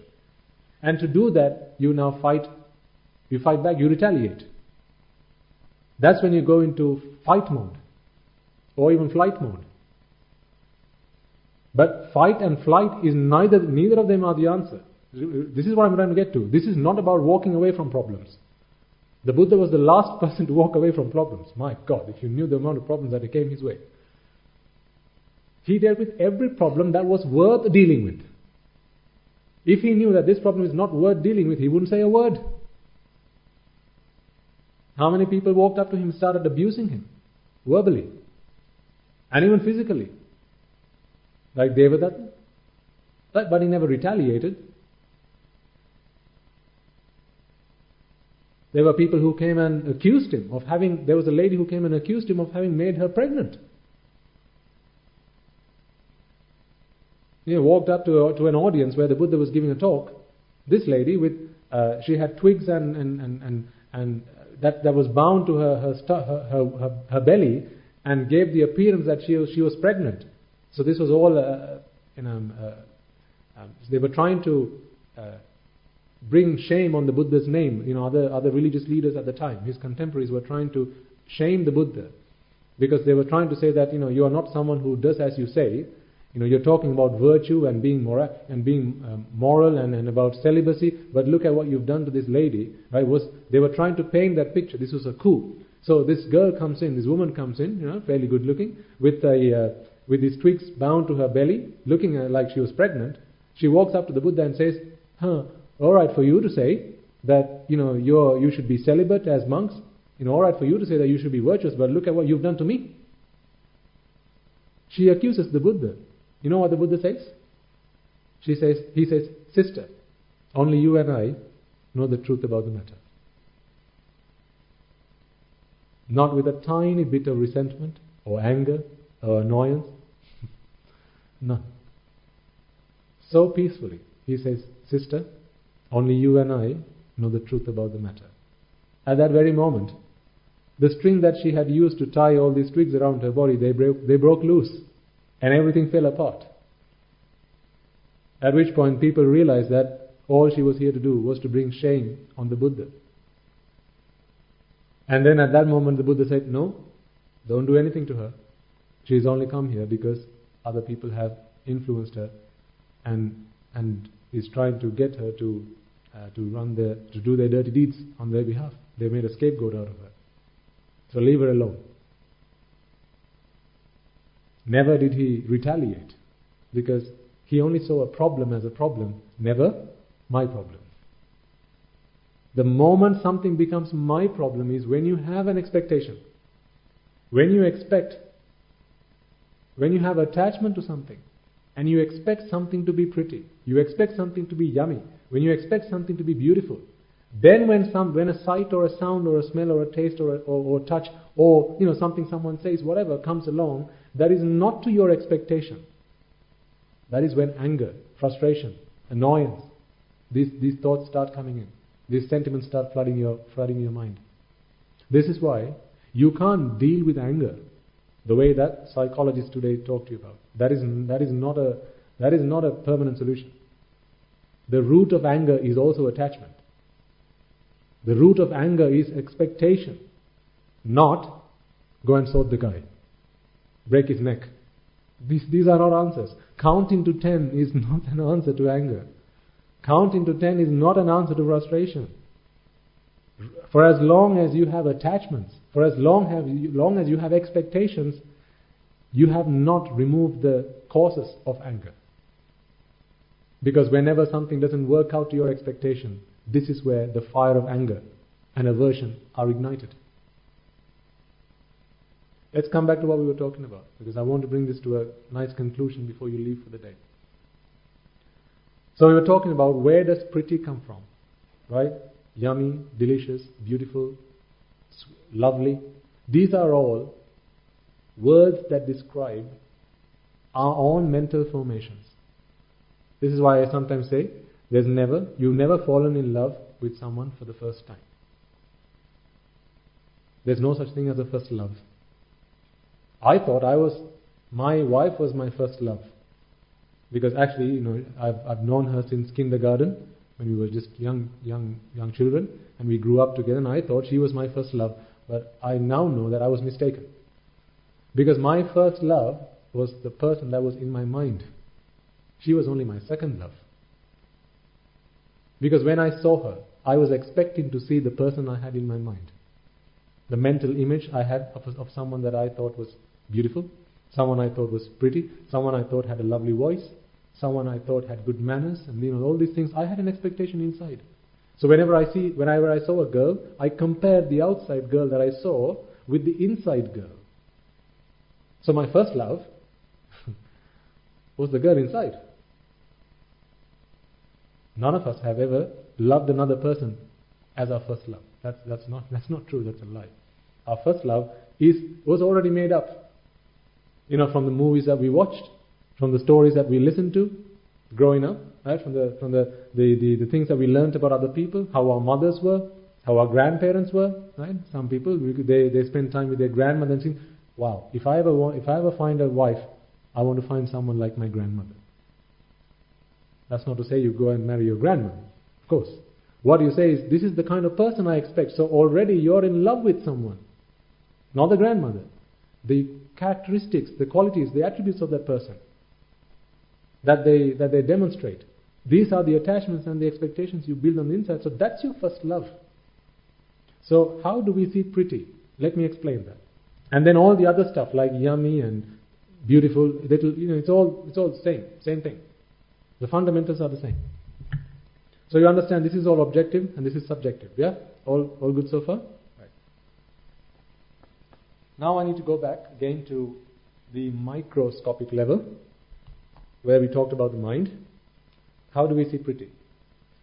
So remember, the mind arises and passes away, arises and passes away. And now you'll all remember that this chap called the brain comes in and drops this data, which is the sense impression. What happened the last time? The same thing happened before, right? Sense impression came along as the mind arose, but the mind passed away. And when the mind passed away, the Rupa, Vedana, Sanya, Sankara, Vijnana, they all passed away. Leaving the mind in a state of, in a void, really. Leaving the mind yearning, please can I have some more? Like Oliver goes and asks, please can I have some more? Because he still wants more. The mind wants more, just doesn't have it. So when you want something you don't have, now you are in a state of I want some more. Please can I have it? Please can I have it? This is where the mind is now. So the mind is in a state of vexation. This is the word we've been using, vexation. I don't like to use the word suffering because that encompasses a lot of other things. There's physical suffering, mental suffering, all sorts of suffering, death causes suffering, all this suffering. But I like to use the word vexation, by which I try to express to you the state of mind that you feel when you have lost something that you are attached to.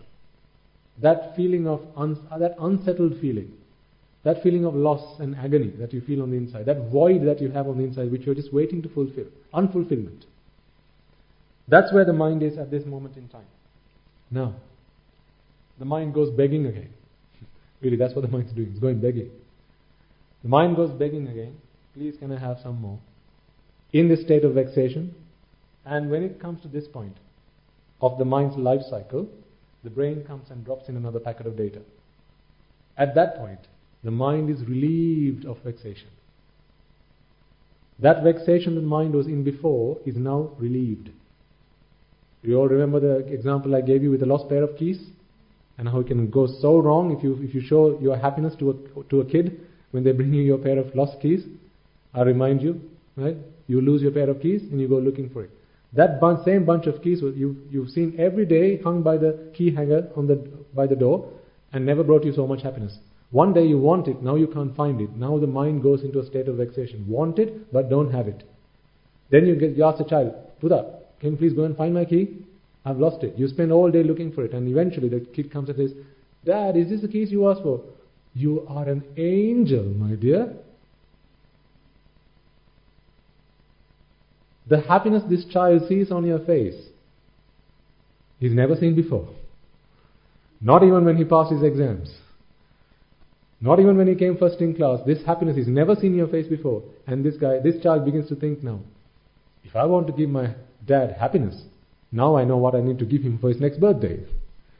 What does he bring you? A bunch of keys. Even as I say it out loud, you realize that is untrue. It's not the key that made the guy happy, right? You get that now. That's why you're laughing about it. For the child to think that it was the key that made the father happy is flawed. That's not true. So what is it that made the father happy then? Having lost something that he liked, then gone into a state of mental vexation, and eventually found it. Now relief from vexation. Relief of vexation happened in the person's mind, and that is what they experienced as pleasure. That is why I say pleasure is always experienced when you are relieved from vexation. No pain, no gain. That pain has to be there before you experience the gain at this point. The vexation has to be felt before you experience relief from pain. I mean, how can you relieve from pain if there's no pain? When there's pressure in a tire, you can reduce the pressure by taking out the air in it. If there's no air in it, how can you relieve pressure? You can't. Similarly, when the mind is vexing, when the mind is in a state of agony and frustration and anger and resentment, now when you relieve those feelings of these negative sentiments, that's when you relieve the burden on the mind. Relieving that burden on the mind, the amount by which it has been relieved is the amount of pleasure that you experience. If you are in a state of vexation by 100 units, and at this point, let's say this goes by 10, 20, 30, 40, 50. Imagine, right? If it's reduced by 10, now your pleasure is 10. So the pain has gone down to 90. If it goes down by another 10, it goes down to 80.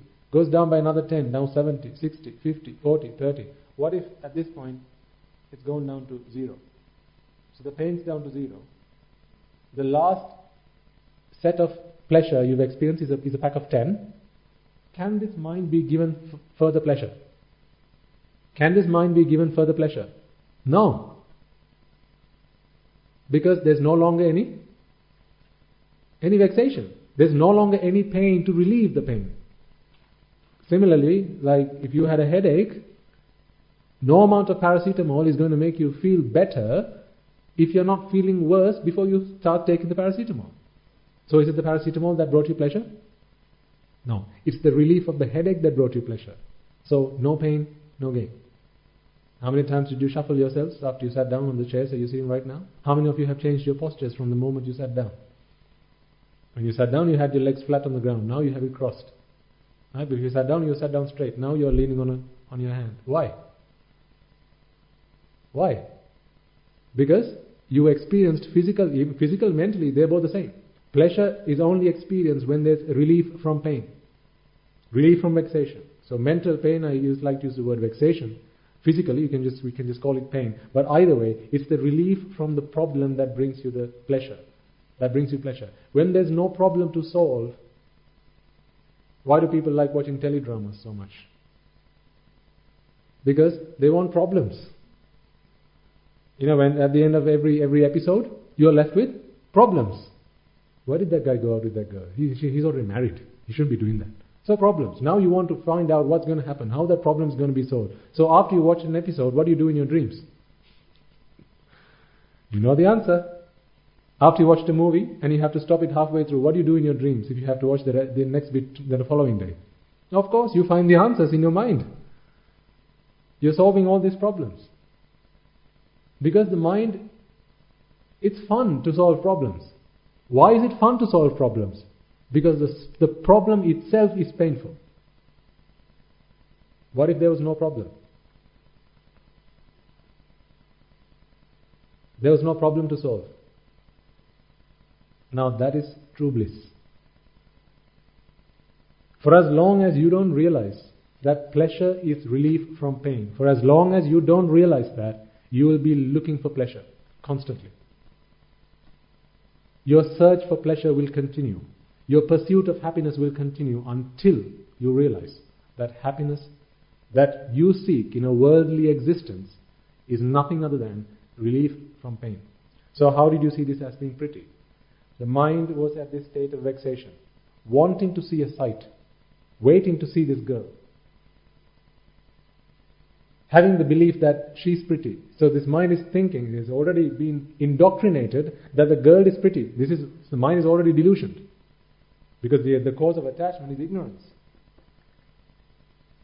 Attachment is caused by ignorance. Avidya. This is avidya, this is tanha. Ignorance is the cause of attachment. The mind throughout this process is ignorant about the fact that it's not the girl that's pretty. So, because the mind doesn't know that it's the girl that's not pretty, the mind thinks that it's the girl that's pretty. So, because the mind thinks falsely, this is complete madness. Because the mind thinks that it's the girl that's pretty, the mind is waiting to get sight of her. At any moment now, I'm going to see her. Any moment now, I'm going to see her. So the mind waits and waits and waits and waits, At one point, the brain comes and drops in a packet of data. Here's the girl. Now, all that waiting comes to a stop. Therefore, that tension that the mind was in, that intense vexation is relieved. And at that moment, the mind experiences pleasure. Because that pleasure was based on a sight that came through the eye, or a sight, we call it pretty. That pretty is another word for pleasure. Yummy is another word for pleasure. Tasty is another word for pleasure. Delicious is another word for pleasure. Lovely is another word for pleasure. Gorgeous is another word for pleasure. All of these experiences of pleasure these are words that you use to describe pleasure, moments of pleasure, but if you don't realize that pleasure was not in the object, pleasure was not in the person, pleasure was not in the flower, pleasure was never in the pizza. It was the mental relief of vexation. Until you realize that, you will keep looking for happiness from the outside world. You will keep opening your eyes, scanning the world. Come on, I want to see something that's beautiful. But beauty you never saw from the outside world. Mind went into a state of mental vexation, waiting to see a sight, relieved from that vexation. That pleasure that you experienced, beauty is just another word for it. Now one could ask, well, how come then I wait to see a girl, but actually I saw she was ugly? Hasn't that happened? Guy says, that girl, she's just going to walk across the corner, just wait, she's gorgeous, you have to see her before you go home. So you wait, and you wait, and you wait, and the girl comes. She? You say. So now you're thinking, hang on, that doesn't marry up with what we're talking here. Because apparently if you wait for it, then it has to be pleasure. She has to be pretty no matter what. You know what? She is. Not the girl. For a split moment, that mind which was waiting to see the girl is now satisfied. It was waiting to see something. It was waiting to see a girl. The mind was waiting to see a girl. It's waiting to get a sight of the girl. That requirement has been fulfilled. A sight has just come in. But what happens in the next moment is you contrast the sight of the girl with the first love that you have. Now you marry the two up. Now an expectation has already been set. Now here you are expecting the mental image that was in the memory banks, remember? The model of a girl that you have, we all have in our minds, and they're all different to each other. Some like fair, some like dark, some like long hair, some like short hair. So that mental image of a girl that we all have, we think is pretty, is different for all of us. For most of you, it will be the person in the mirror. But if you ask me, yes, ma'am, did you have a question? Yeah.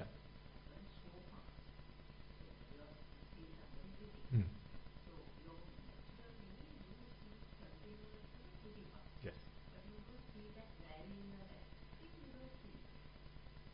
And you're asking why is that the case? Yes, very good question.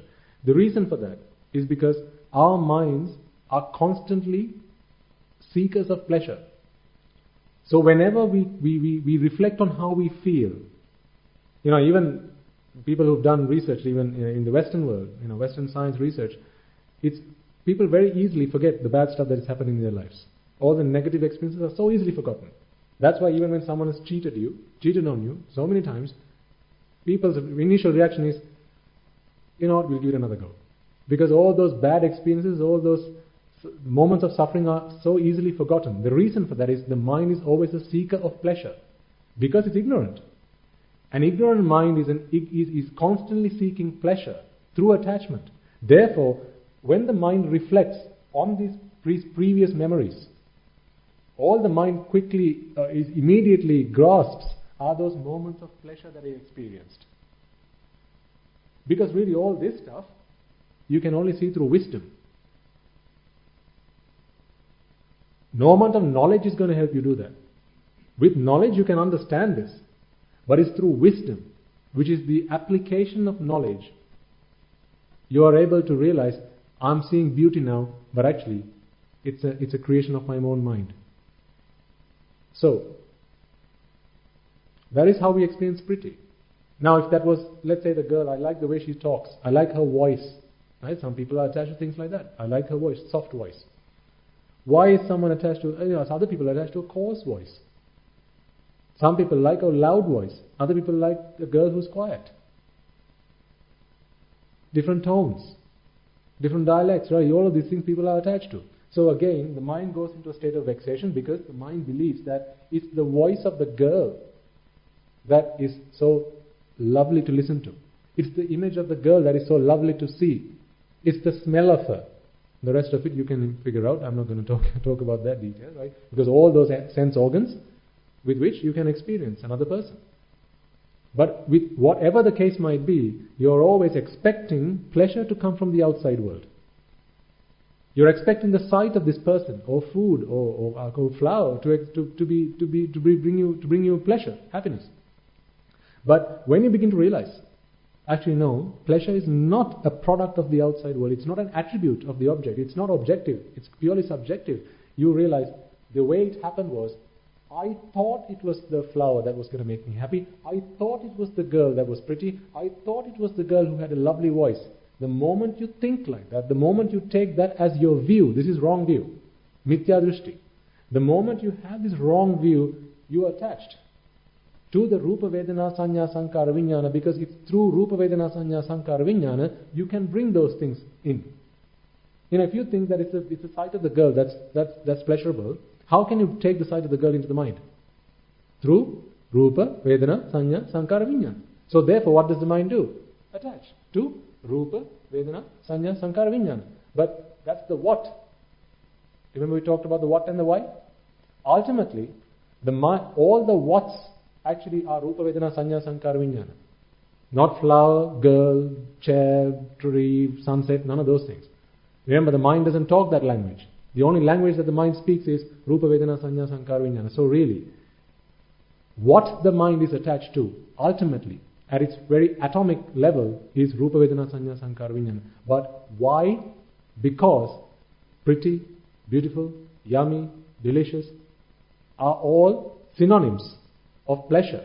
How does the mind experience pleasure? The mind took this false view that Rupa Vedana Sanya Sankara Vijnana is what brought me pleasure. Therefore it attached to it. Have you ever attached yourself to something that you didn't find pleasurable? You all grow, some of you have flowers at home. Why do you grow flowers? You don't grow flowers because they're flowers. You grow flowers because they're beautiful. Right? You don't eat honey because it's honey. You eat honey because it's tasty. I'm not talking about eating honey because you have some kind of malnourishment and it's only honey that can fix that. That's not what I'm talking about. I'm talking about how the mind works. All of that, I'm hungry so I need food, that's the physical stuff we don't need to get into. For as long as you're alive, you have to fix the physical problem. Even an arahant, even the Buddha went on alms. He went begging for food. Right? The Buddha, who perfectly understood this phenomenon, still he went on alms, still he wore a robe, still he sought shelter.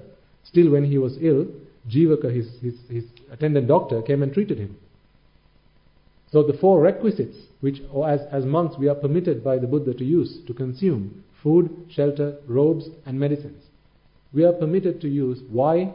Because these are all problems, or these are all solutions for the physical problem, the condition of the physical body. But the Buddha never gave us permission to go and look at sights and enjoy ourselves, to watch TV or listen to music. Right? The Buddha never gave us permission for that, because his doctrine is, none of those things make you happy. Food can deal with your physical pain, but watching TV can't deal with your mental pain. That's a lie, that's a falsehood. So don't fall for that. Don't fall for that trap, he said. He said, understand how is it that your mind seeks happiness. Why is it that your mind seeks happiness from the outside world? It's a lie. And then he showed what the truth is. Taking on this view that this Rupa Vedana Sanya Sankara Vijnana are sources of pleasure. Right? We believe that they are sources of pleasure. We believe that they are sources of joy. And therefore we believe that they are essence-full. So these are words that you will come across in the Buddha's teaching. Anicca, Dukkha, Anatta. Some people have given all sorts of meanings to it. Like today people talk about, instead of talking about Anicca, they talk about Anitya, impermanence. So some people say that impermanence is the cause of suffering. It's not impermanence that is the cause of suffering. If you've got a headache, would you rather the headache be permanent or impermanent? What would you prefer? If you could have it your way, permanent or impermanent? Impermanent. Then how can you say that permanent or impermanence is the cause of suffering? I have a clock with its second hand ticking, its minute ticking and its hour hand ticking. What if that clock became permanent? Is a clock any good if it becomes permanent? No. An impermanent clock is a clock that I would like to use, because a permanent clock can never tell me the time. What good is a permanent clock? So permanent is not the problem. Impermanent is neither the problem. But when something is anicca, which is not anitya, anicca, if you actually take the scriptures, never does it say anitya. It always says anicca, which is not impermanence.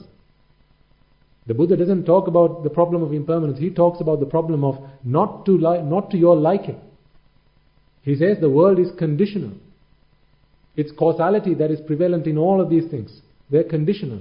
By condition, what he means is it's not to your liking, it's a result of conditions. So understand that, he said. Don't expect you to be alive because you want to be alive. Some people want to die. They try and commit suicide, but suicide attempts fail all day. Have you never heard of people whose suicide attempts have failed? Well, if life or the cessation of life is to my liking, then I shouldn't really need to worry about suicide. I should be able to say 3, 2, 1, go. And I should be dead. But even death and life are not to my liking. Well, what else, what is there to talk about everything else out there? So nothing is to my liking. Everything is because of causes. Cause and effect. Right? This is what he meant by anicca. So even when he talks about the arising and the passing away of the mind, he says the arising and the passing away of the mind is also not to your liking. Therefore, don't set attachments. Therefore, don't set expectations. If you set an expectation on a mind which arises not to your liking, on a mind which prevails not to your liking, on a mind which passes away not to your liking, if you set an expectation on something that is not to your liking, well, that's not rocket science. If you set an expectation on something that is not to your liking, what have you just done? You have planted the seeds of your own suffering. If you expect your mother to live forever, is the life of your mother to your liking? No, she's going to die when she's going to die, because her life is dependent on conditions.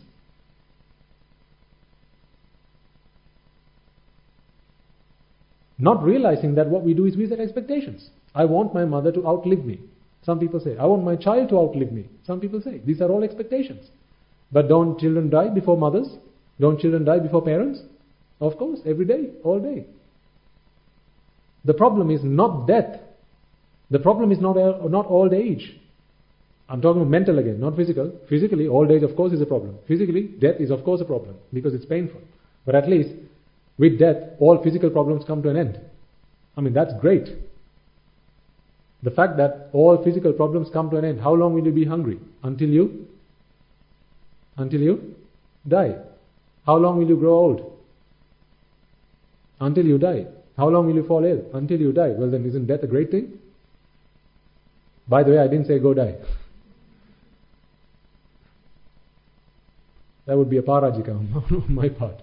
I did not say go die, okay? I said, when you put it on the scale, death solves all physical problems. Yes or no? Death solves all physical problems. But death does not solve the mental problem.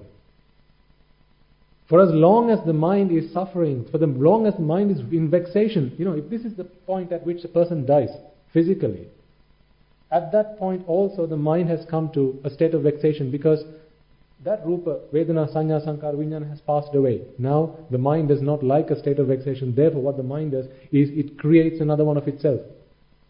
This is where you have rebirth. So whatever the mind was attached to, whatever the characteristic of the mind is, if the mind was attached to dog-like things, likes to act like a dog, be like a dog, and not literally, I mean, the kind of attributes or the kind of nasty things that people do these days. Anger and malice and being very egoistical, or being very harsh with other people, all the 10 unwholesome deeds that the Buddha talks about. that he said, don't do, refrain yourself from them. You observe the 5 precepts before you started the sermon today. I shall refrain from killing. I shall refrain from stealing. I shall refrain from sexual or sensual misconduct. I shall refrain from lying. I shall refrain from indulging in intoxicants. You can expand this to include the 10 unwholesome deeds, which includes backstabbing, right, frivolous speech, covetousness. If the kind of person you are is someone who seeks fun, who seeks pleasure in engaging in unwholesome deeds, then the nature of your mind is one which is very unwholesome. Therefore, your mind will be born again, but your mind will now take seat in a body of a being who has to suffer in the 4 great hells. That could be an animal, it could be a spirit, could be a demon, it could be in the great hells. But of course now I'm treading towards areas which people might be skeptical about, so let's leave it. Those of you who believe in the great hells, in the 4 great hells, that can be proven through the Dhamma. Because when the mind comes to an end, physical body broken is not a problem to the mind. The mind will rise again. And then the mind will go take seat in some other body. That could be human, that could be Deva, that could be a God, that could be a Brahma, it could be anything. Just depends on the nature of the mind at the time. So what do we do when we rid our mind of attachment? Is when the mind is free of attachment, when the mind is free of ignorance and therefore free of attachment, the mind has no longer a need to be born again. Because has the mind lost something that it loved? If the mind is free of attachment, when that last thought passes away, of course it still lost Rupa Vedana Sanya Sankara Vijnana, but it was not attached to it. No ignorance, no attachment. What was ignorance again? The view or the perception that Rupa Vedana Sanya Sankara Vijnana are the sources of pleasure. This is why the mind was born in the previous moment. I want pleasure, I can only get it from Rupa Vedana Sanya Sankara Vijnana, so therefore I will come into being so that I can receive Rupa Vedana Sanya Sankara Vijnana. When the mind is rid of the ignorance that it's these things that bring it pleasure, it's no longer attached to Rupa Vedana Sanya Sankara Vijnana. When it's no longer attached to Rupa Vedana Sanya Sankara Vijnana, now the mind doesn't care whether it receives them or not. But through the law of cause and effect, the mind will still receive its fair share of Rupa Vedana Sanya Sankara Vijnana. But when it passes away, the mind, it's okay. Because I haven't lost something I love. I haven't lost something that I like. I've just lost something. Doesn't matter what it is. It's not mine, therefore not my problem. And then when that happens, the mind is not again dying to be born again. That sounds ironical, isn't it? Dying to be born again. It's not in a state of mental vexation to be born again. And that's how the process of rebirth comes to an end. This is the last thought moment of an Arahant, of the Buddha, who enters into Parinibbana.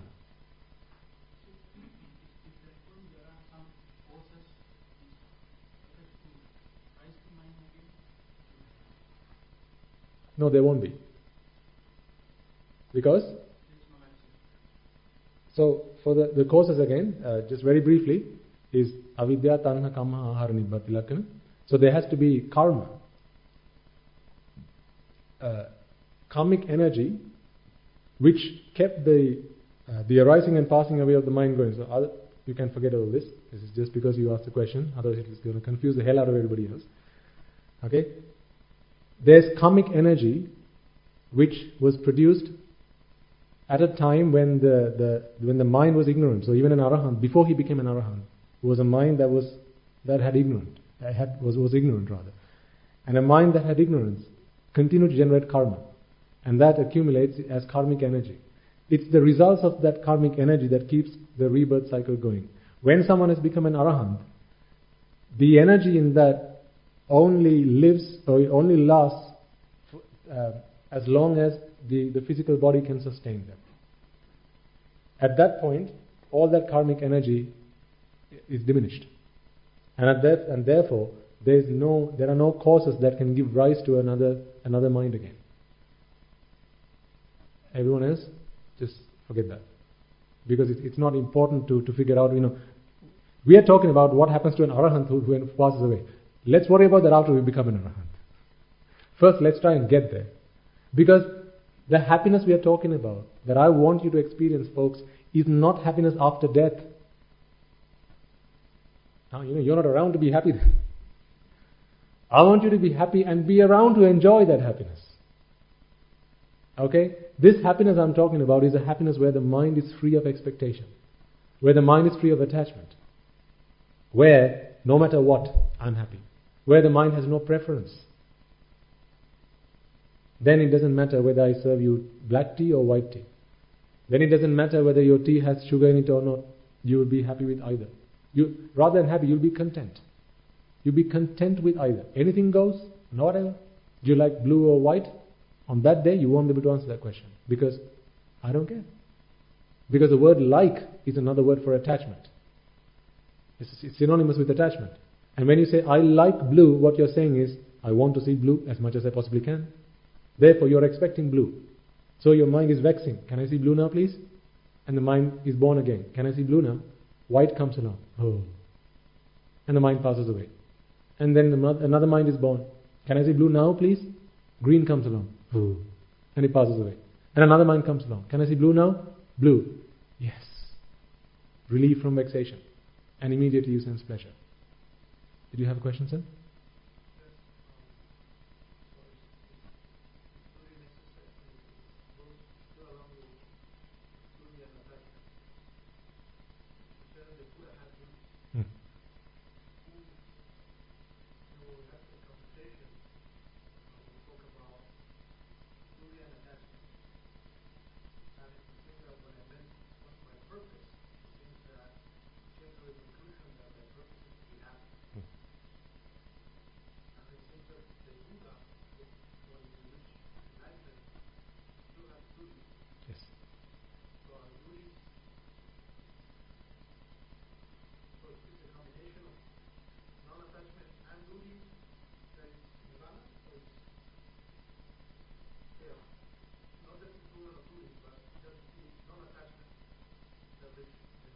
It's non-attachment. Because your duty is how much duty you have and to what extent you need to fulfill it can be determined by the where you are, who you live with, what duties have been set of you and is expected of you. So for instance, if I live with another monk, then I have a duty towards the other person. So for instance, if I'm leaving the hut that we both share, for example, I need to make sure that I ask him, do you want to go with me, or do you have meals to make sure that you're fed, and so on and so forth. But what if I live by myself? Then I don't have a duty towards another person, but still I have a duty towards society. I have duty towards keeping the place that I live in clean and tidy, because if someone else comes along, then maybe one day, and that's the case, I have a duty to keep the environment clean and not pollute the environment. Right? These are all duties. But getting to a state of nirvana, you see, the way I like to see it, now that you ask the question, for as long as we have attachment, we will need someone prompting us to fulfill our duties. Right?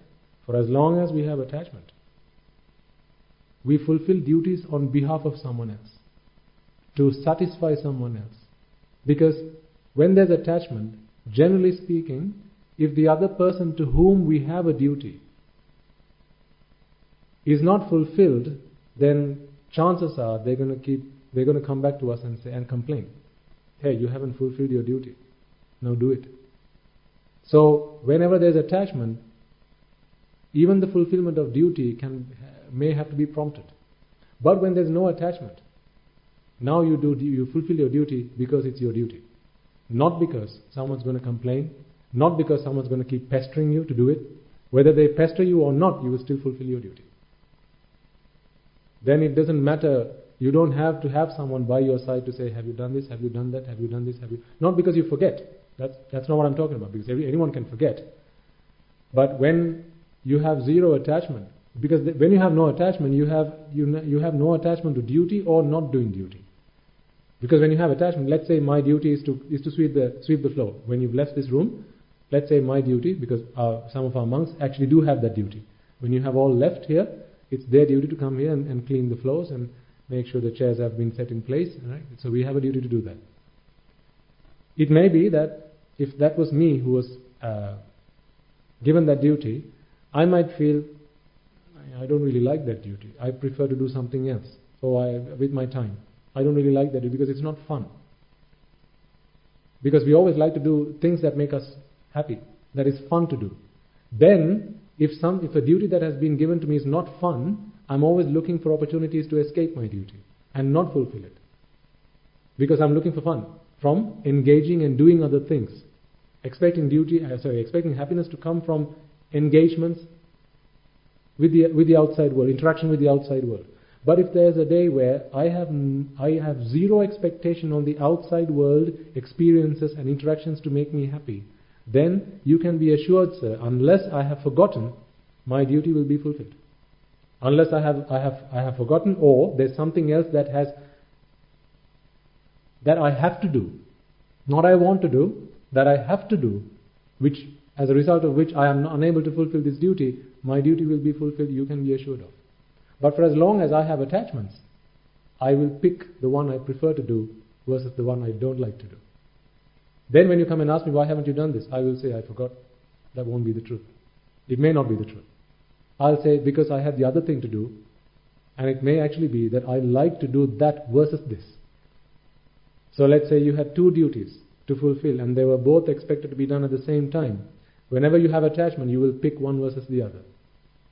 If you don't have expectation, you will, without any resentment, ask the person who's giving you the duty, which would you like me to do? With zero preference. No this or that, whatever. Just tell me which one to do it, because I can't do two things at the same time. Physically, that's impossible. So tell me which one you want me to do, and I'll do either wholeheartedly. So just contemplate on that. When there's attachment, you will do your duty because you don't like the pain that comes from not fulfilling the duty that can come from another person, another party, the person who expects you, the third party. But when there's no expectation, you will fulfill your duty because it's your duty.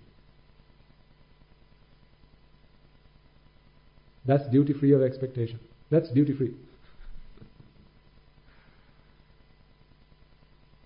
Not actually free of duty, right? But duty free of expectation. Fulfilling duty because it's my duty. Not doing my duty because I like to do it.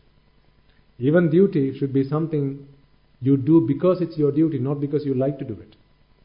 You know, if there's ever a day, I come here and sit here and talk to you, so I have expressed to you plenty of times, I have a duty to help you guys understand the Dhamma and find the happiness that I'm walking along and finding.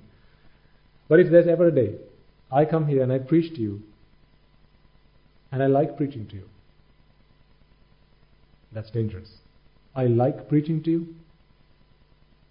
Now I'm suffering. Because what if no one turns up?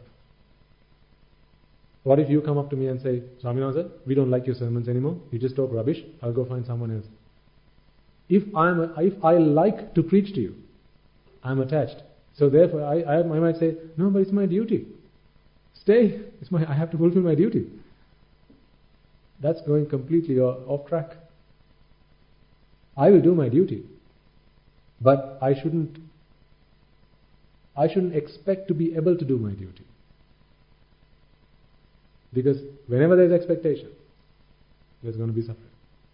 Do your duty because it's your duty. Do the best you can do, but don't expect to do it. Don't expect to be able to do it. Just do it. Sounds mad, right? Sounds crazy. I know, it can. This is why, I want you to contemplate on the stuff we talked about. The difference I'm trying to make is very subtle. But as you study this further, as you really analyze this, and begin to really understand that it's attachment that causes suffering, you will get to this point where you realize attachment has nothing to do with doing my duty. Attachment has nothing to do with how I interact with the world. The only thing attachment does is really lead me to suffering and nothing else. Attachment brought you nothing but suffering. Simply put, attachment brought you nothing but suffering. Attachment didn't make you a better father. Believe you me, attachment never made you a better father. In fact, it only made you a worse father.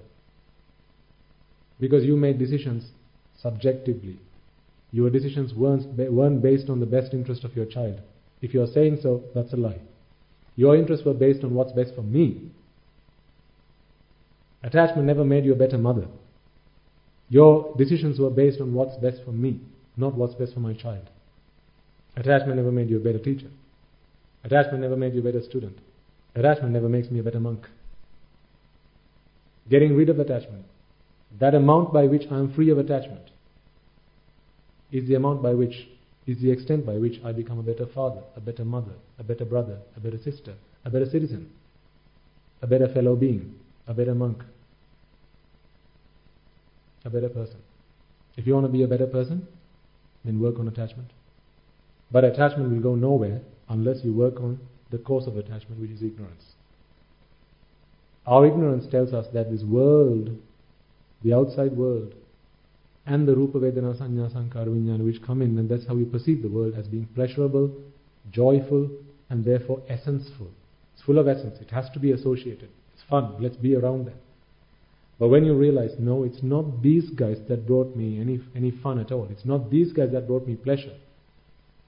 Then you rid yourself of attachment, because you realize having attachment, no matter what, if you're attached to, it only brings you suffering. So rid yourself of attachment. Now it doesn't care what happens to these things. Whether they come or go, Chicago, I don't care. Let them come, let them go, I don't care. And when that is your state of mind, that's when you become a better person.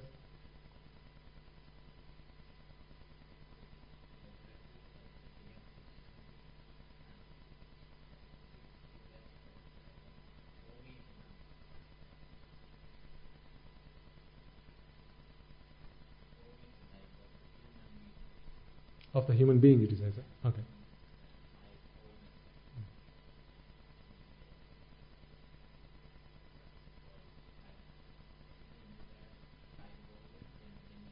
Mm-hmm.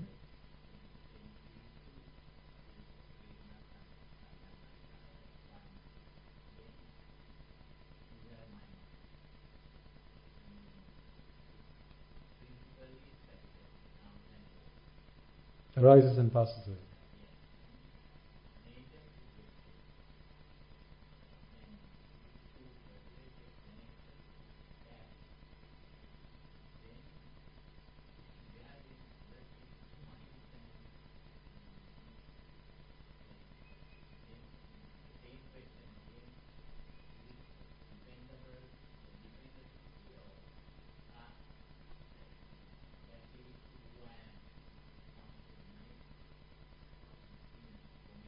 Mm-hmm.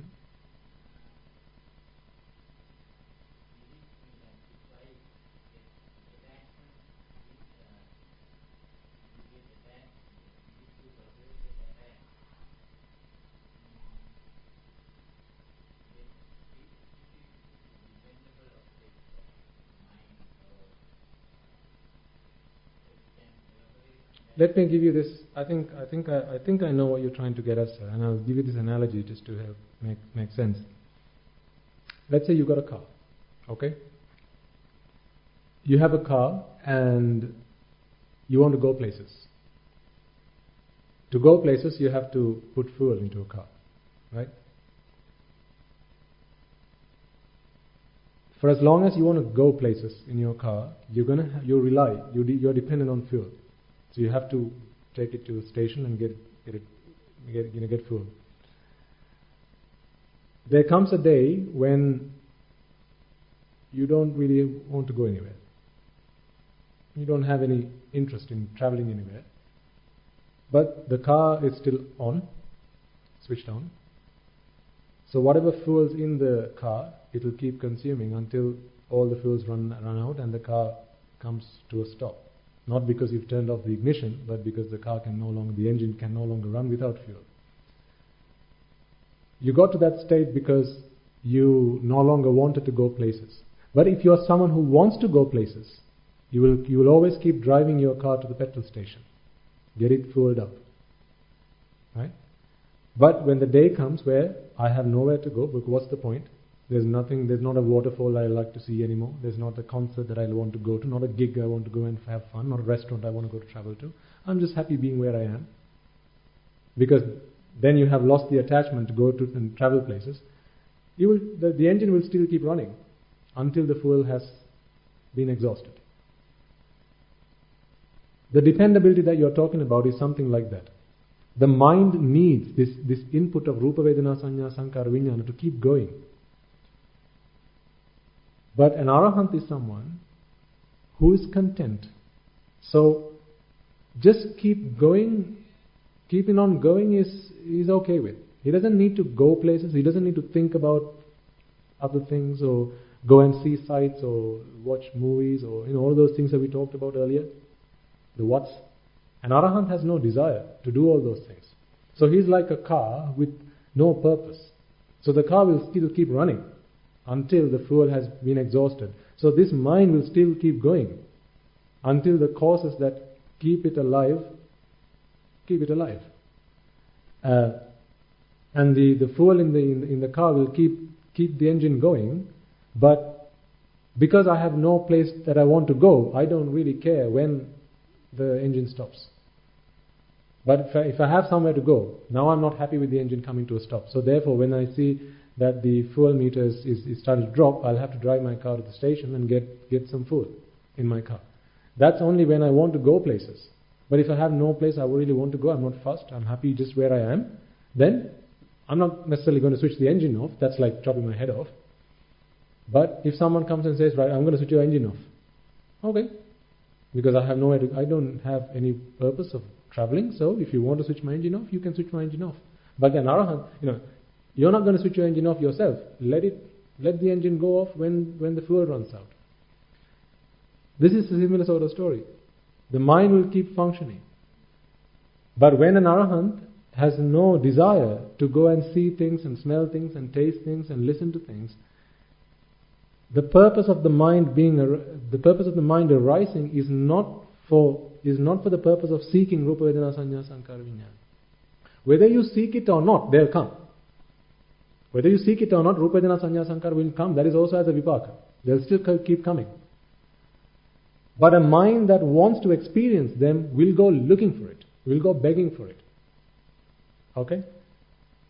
So, attachment is what keeps the mind in suffering. Attachment is not what keeps the mind arising and passing away. That's not what attachment does.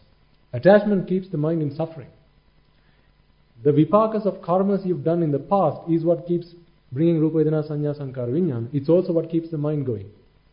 Both these two things are vipakas of karmas done in the past. Attachment is the only product of suffering. Suffering is the only product of attachment. This is why our suffering is really unnecessary. Not the mind. Suffering is unnecessary because it serves no purpose. Or rather, attachment is unnecessary because it serves no beneficial purpose. The only product that it brings us is suffering. None of us wants to suffer, so why attach then? Attachment does not help us to live better. Attachment does not help us to taste better or see better or smell better. Attachment does not help us breathe better. None of these things. The only thing attachment does is put us in suffering. So why attach then? The reason we are attached is because of ignorance, because we believe that the things we are attached to are the sources of pleasure. And that's a falsehood, that's a lie, that's misconception. That's the wrong view that we have to break. That's when someone enters the Noble Eightfold Path. The Noble Eightfold Path starts with Samma Ditti, right view. For as long as, so the Noble Eightfold Path is the path that you have to take to become an arahant, to become a noble person, to become a saint in the Buddha's teaching. To enter that path, the first step is right view. Right view is getting to the comprehension, not simply understanding this, but the penny has to drop with you, and you will know it when it has. Most of the time, you will know it when it has, because the way you check it is, no matter whatever promise of pleasure comes from the outside world, you will know, no, pleasure cannot come from the outside world.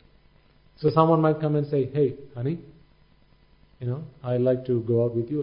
Let's have a lovely life together. You should know that a lovely life cannot be found together.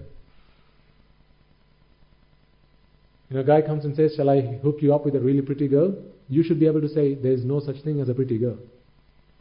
It's only my mind being relieved from pain, from vexation. That is when I see pretty. My mind sees pretty, my eye never saw pretty. My ear never listened to beautiful music. It was my mind that heard beautiful music. My tongue never tasted yummy. It was my mind that tasted yummy. So it's a product of the mind, not something that is a product of the outside world or my senses. That's the state I want you all to get to. Because when you get there, now you have no expectations of Rupa, Vedana, Sanya, Sankara, Vijnana, or the eye, nose, ear, tongue and body, or sight, sound, smell, taste and touch, which have thus far been sources of pleasure. That is what you thought was true. But then you realize, no, they are not the sources of pleasure. True pleasure, or really bliss, I don't like to use the word pleasure to explain Nibbana, because pleasure, as I see it, is relief from vexation. When you have relieved the attachment, you have relieved the cause of suffering. It's like taking away the headache for good. Not keeping the headache and treating it. Or sometimes the example that is most powerful is a rash. Right? Not having a rash and keep scratching it. Because yes, that's fun. But that's again pain and gain, pain and gain, pain and gain. You have to experience the pain of the rash to experience the pleasure when you itch yourself. Or when you scratch yourself. Right? But what if the rash wasn't there in the first place? Now that is bliss.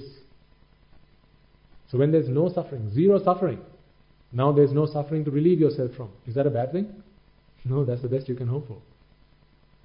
That's where you need to get to. That's where we all need to get to. Okay. So that was a lot for you to take in, especially if you are a newcomer. Then, you've got plenty to contemplate on and reflect on. Even if you are regulars, there'll still be things that you can take on board. Even for me, as I was talking this through, it makes sense to me every time I talk about it. Because if I've mastered this, then I'm an arahant. So as I'm talking to you, I'm contemplating on this. I'm coming up with new examples, which are, why would I give you an example? Because it's made sense to me. I don't know whether it made sense to you or not, but it made sense to me.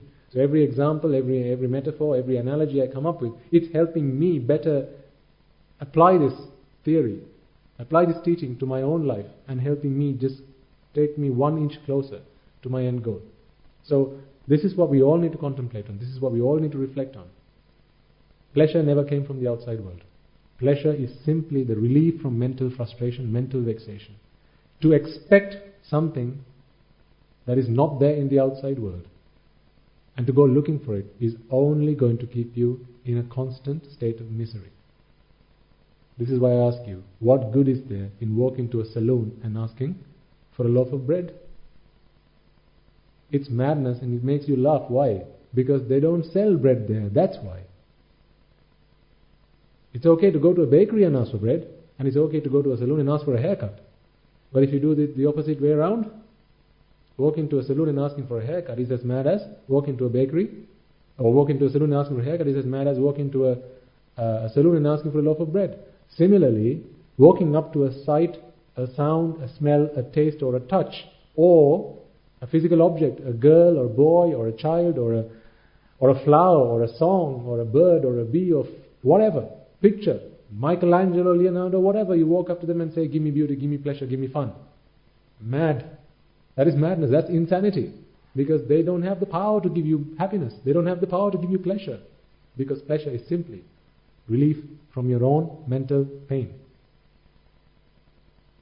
I'm not up for that kind of pleasure. I don't want that kind of pleasure. Thank you. No thank you. I don't want that kind of pleasure. I don't want the kind of pleasure where I am suffering first, then I'm relieving myself from pain. I want happiness where I am not suffering, therefore happy.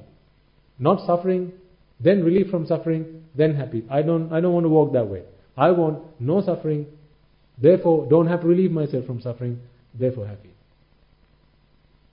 That's bliss. That's the bliss of nirvana. And that nirvana is not something you have to wait until your death to experience. All you have to do is rid your mind of attachment. Rid your mind of ignorance, as a result of which you are going to be rid of attachment. And that moment on, you will be happy, you will be content, you will be at bliss. The physical pain will be with you until you die. But that's the last of it. So what? So what? Only an arahant can I suggest, if you're an arahant, then, go and commit suicide if you really want to. But until then, don't. Because breaking your body is not the answer to the problem. Because we are not dealing with physical vexations here. We're not talking about that. We're talking about the mental problem here. Until you solve it. Remember, at the moment of your death, if your mind is still in vexation, you're going to be born again. And then you're going to be back with the body. And then old age, sickness, illness, they're all going to be back again. No stop. No ending. What's the point then? What's the point? If you have to start again, what's the point?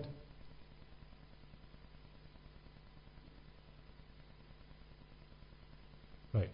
I think we had better bring the sermon to a close. We've taken a long time today to go through this. But hopefully this has made sense, at least to some extent. I want you to contemplate on what we talked about. I don't expect all of you for this to click in just one sermon, but if you listen to the previous sermons as well as the sermons we'll be doing in the future, this is what we talk about, and this is what I help you understand, giving you lots of different examples, explaining it to you in lots of different ways. Ultimately, this is what we need to understand. Because when you get this, folks, you will realize not all the money in the world can make me happy. Now you know why I ordained. Not all the girls out there can make me happy. Not all the food, not all the pleasures, not all the waterfalls, not all the iPhones can make me happy. Nothing in the outside world can make me happy. To expect them to make me happy is madness. Because they don't have happiness to offer me. That's why. Happiness is in stopping expectation. Happiness is in extinguishing attachment. Let's all get there. And we can do it. Because the path is clear to getting there. Right. So on that note, we'll bring the sermon to an end.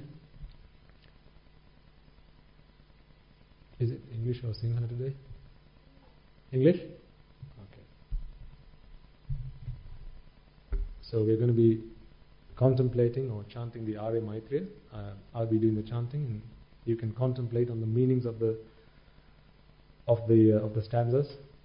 And as you do this, what I want you to do, folks, is to so this is a practice that we do regularly, and something I've asked you to do as whenever you find the time for the newcomers. This is why I'm explaining this.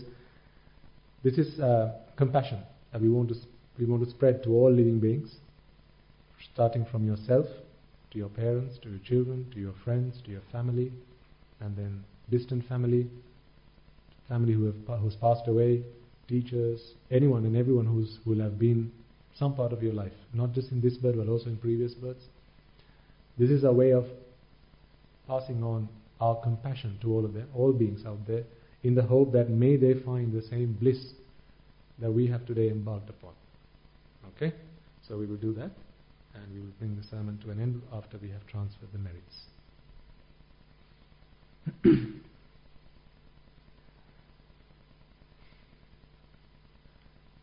May I and all beings in all worlds be freed from the fire of birth, freed from the fire of decay, freed from the fire of illness, freed from the fire of death, freed from the fire of sorrow, freed from the fire of lamentation, healed with the ultimate bliss of Nibbana, healed with the ultimate bliss of Nibbana, healed with the ultimate bliss of Nibbana.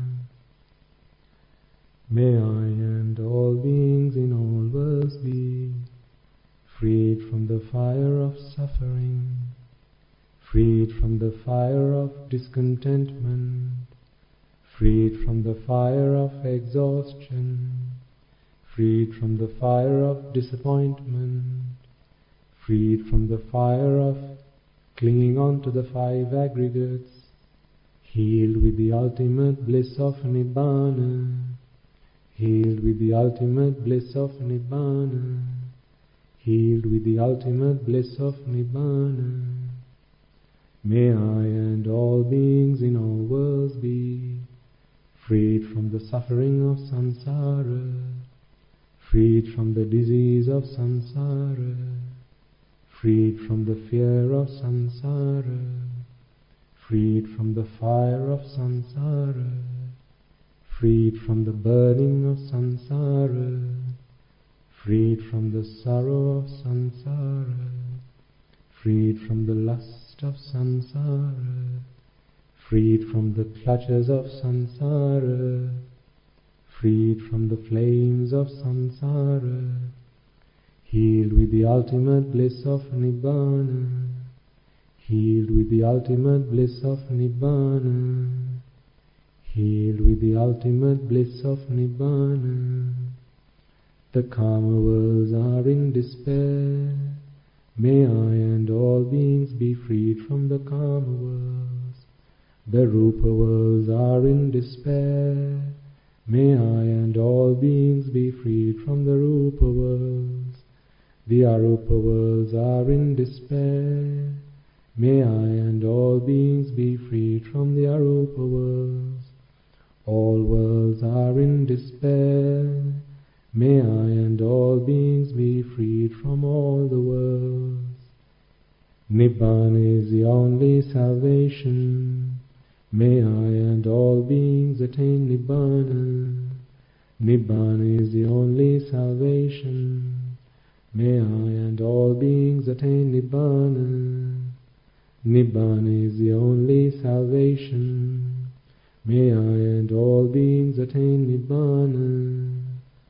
Letting go is the only salvation. May I and all beings let go. Detachment is the only salvation. May I and all beings be detached. Being freed is the only salvation. May I and all beings be freed. Nibbana is the only salvation. May I and all beings attain Nibbana. Nibbana is the only salvation. May I and all beings attain Nibbana. Nibbana is the only salvation. May I and all beings attain Nibbana. May I and all beings in all worlds be freed from the bondage of lust, freed from the bondage of aversion, freed from the bondage of delusion, freed from the bondage of Mara, healed with the eternal bliss of Nibbana, healed with the eternal bliss of Nibbana, healed with the eternal bliss of Nibbana, healed with the eternal bliss of Nibbana, healed with the eternal bliss of Nibbana.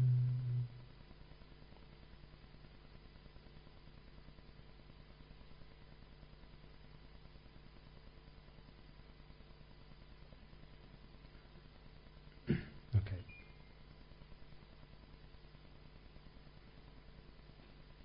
Right. Let's take a moment then to transfer the merits that we have all acquired today, and we'll bring the sermon to a close. As you know, this is the most rare doctrine that the world has ever seen, because it talks about the reason we suffer. Every other philosophy that I know of only speaks of something's better than this. There's some other place that's better than this place. The heavens are better than the worlds. Somewhere is always better than this place. The world could be a better place. That's what all other philosophies and all other teachings talk about. But the Buddha's teaching is, there is no place that is a good place to be. Stop being. Because for as long as there's being, there's suffering. So the Buddha's teaching, philosophy, is about bringing being, bringing existence to an end. Not looking for a better place to be than the place we're in. The next place is as bad as this place. So, what's the point? It's about bringing existence to an end. And that's not to go and hang yourself, because that doesn't bring existence to an end. Bringing attachment to an end. That is the answer. Okay. So, the merits that we will have acquired today in discussing this teaching, in talking about it, in listening to it, is immeasurable. so profuse that we can't even begin to imagine. So when you transfer these merits, wholeheartedly do it, because there are a lot of beings out there who are dependent on your merit, on the transfer of your merits, so that they can redeem themselves from the woeful planes. There will be your ancestors, parents. You can think of them individually as people, think about them and then transfer these merits in the hope that may they find this teaching one day, if not today, someday, and may they be able to find the path to salvation just like you all have. Okay. So with that hope and prayer and determination, let us take a moment to transfer the merits. First and foremost, let us once again remind ourselves, as we did at the beginning, it is because of the Supremely Enlightened One, the Perfect One, the Omniscient One, the Infinitely Compassionate One, that we have the gift of Dhamma today. It is because of Him that we are today able to redeem ourselves from the shackles of samsara. It is also because the Bhikkhu Bhikkhunis, Upasak Upasikas, who since time immemorial protected and preserved the teaching of the Buddha and passed it down to us in the form of the Tripitaka, that we have it today to study, to analyze, to understand and comprehend. Let us also take a moment to remind ourselves of the members of the Mahasangha who may be present throughout the world, who have dedicated their lives to practicing the path and also to helping other people just like you and I, to save ourselves from the suffering of samsara. They have dedicated part of their lives to doing so. So let us remind ourselves of them as well. And also particularly not forgetting for a moment, although you have come here today to this monastery and made your offerings to the Buddha, Dhamma and the Sangha, let us not for a moment forget the members of the Mahasangha, the monks and nuns who are resident in your local temples, in your local nunneries. It is they who have always been by your side. It is they who have always been by your side through thick and thin, come rain or shine, and helped you in the difficult times of your lives, as well as given your children the Dhampasal education and so on and so forth. So, taking a moment to reflect on the service that they have rendered to help you all become better people. Let us take a moment to transfer merits to all of them. May through the power of these merits, if any of them have today been born in the woeful planes, they be able to redeem themselves and be born in the blissful planes. And may through the power of these merits, they abstain from the unmeritorious deeds, fulfill the meritorious deeds, fulfill the noble eightfold path, and attain the supreme bliss of Nibbana. Sadhu, sadhu, sadhu. Let us also take a moment to transfer merits to the devas, brahmanas, spirits, demons and the dead that we invited at the start of this sermon.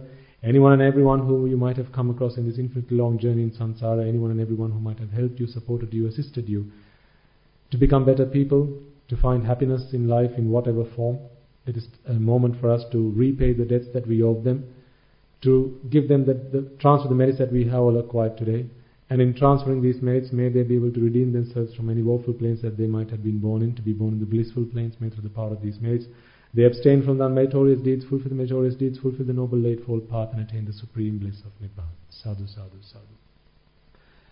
Let us also take a moment to transfer merits to all the resident monks of this monastery, as well as the Anagarikas, as well as all the other men and women who will have helped make this event a success, either by giving you word of this sermon, to helping you be here today, providing you with transport, or perhaps by offering you a seat or maybe just a glass of water, or whatever capacity in which they might have helped you, assisted you, supported you to be present here today. Let us take a moment to transfer our merits to them, as well as members of your family who are among the living as of today, as well as people who you work with, your colleagues, your employers, your employees.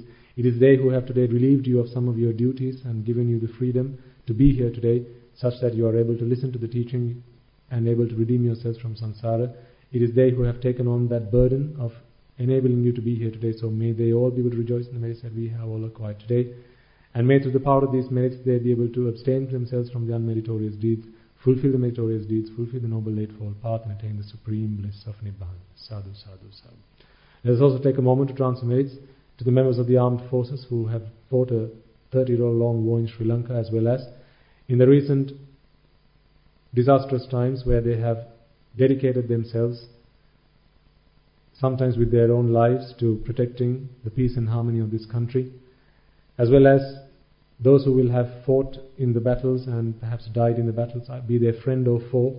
Let us take a moment to not forget that, be their friend or foe, in this infinitely long journey in samsara, they have all been a mother to us, they have all been a father to us. And at some point in our lives in this long journey in samsara, they have all cared for us, protected us, and helped us become better people. It is thanks to them that today we are where we are, and therefore let us take a moment to transfer merits to them. as well as those men and women who might have lost their lives in natural calamities and disasters such as the tsunamis, in earthquakes, landslides, hailstorms, and so on and so forth.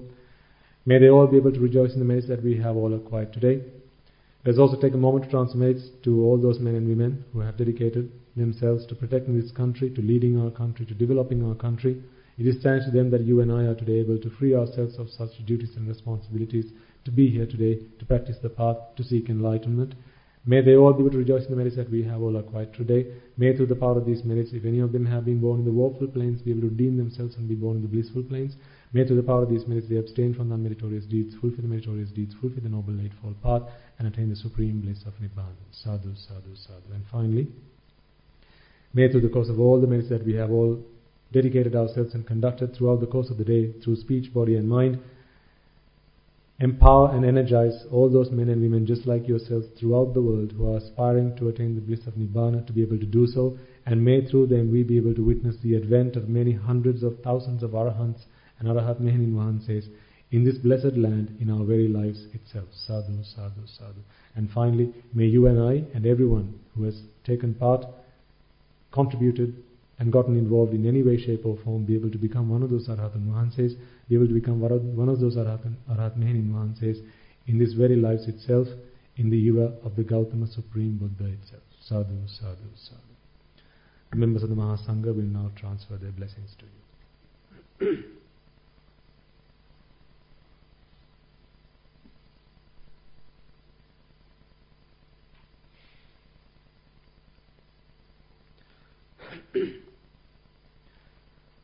Ragaginnen midetva, deshaginnen midetva, mohaginnen midetva, Nibbana parama sukhayen sukhitatara vetva. Nibbana parama sukhayen sukhitatara vetva. Mamada siyalu loka siyalu satvayo. Nibbana parama sukhayen sukhitatara vetva. Nibbana parama sukhayen sukhitatara vetva. Nibbana parama sukhayen sukhitatara vetva. Tunuruwange suvisi ananta mahaguna belen silu loka silu sattvayo Nibbana parama sukhayen sukhitatara vetva. May I and all beings in all worlds be freed from the fires of desire. May I and all beings in all worlds be freed from the fires of aversion.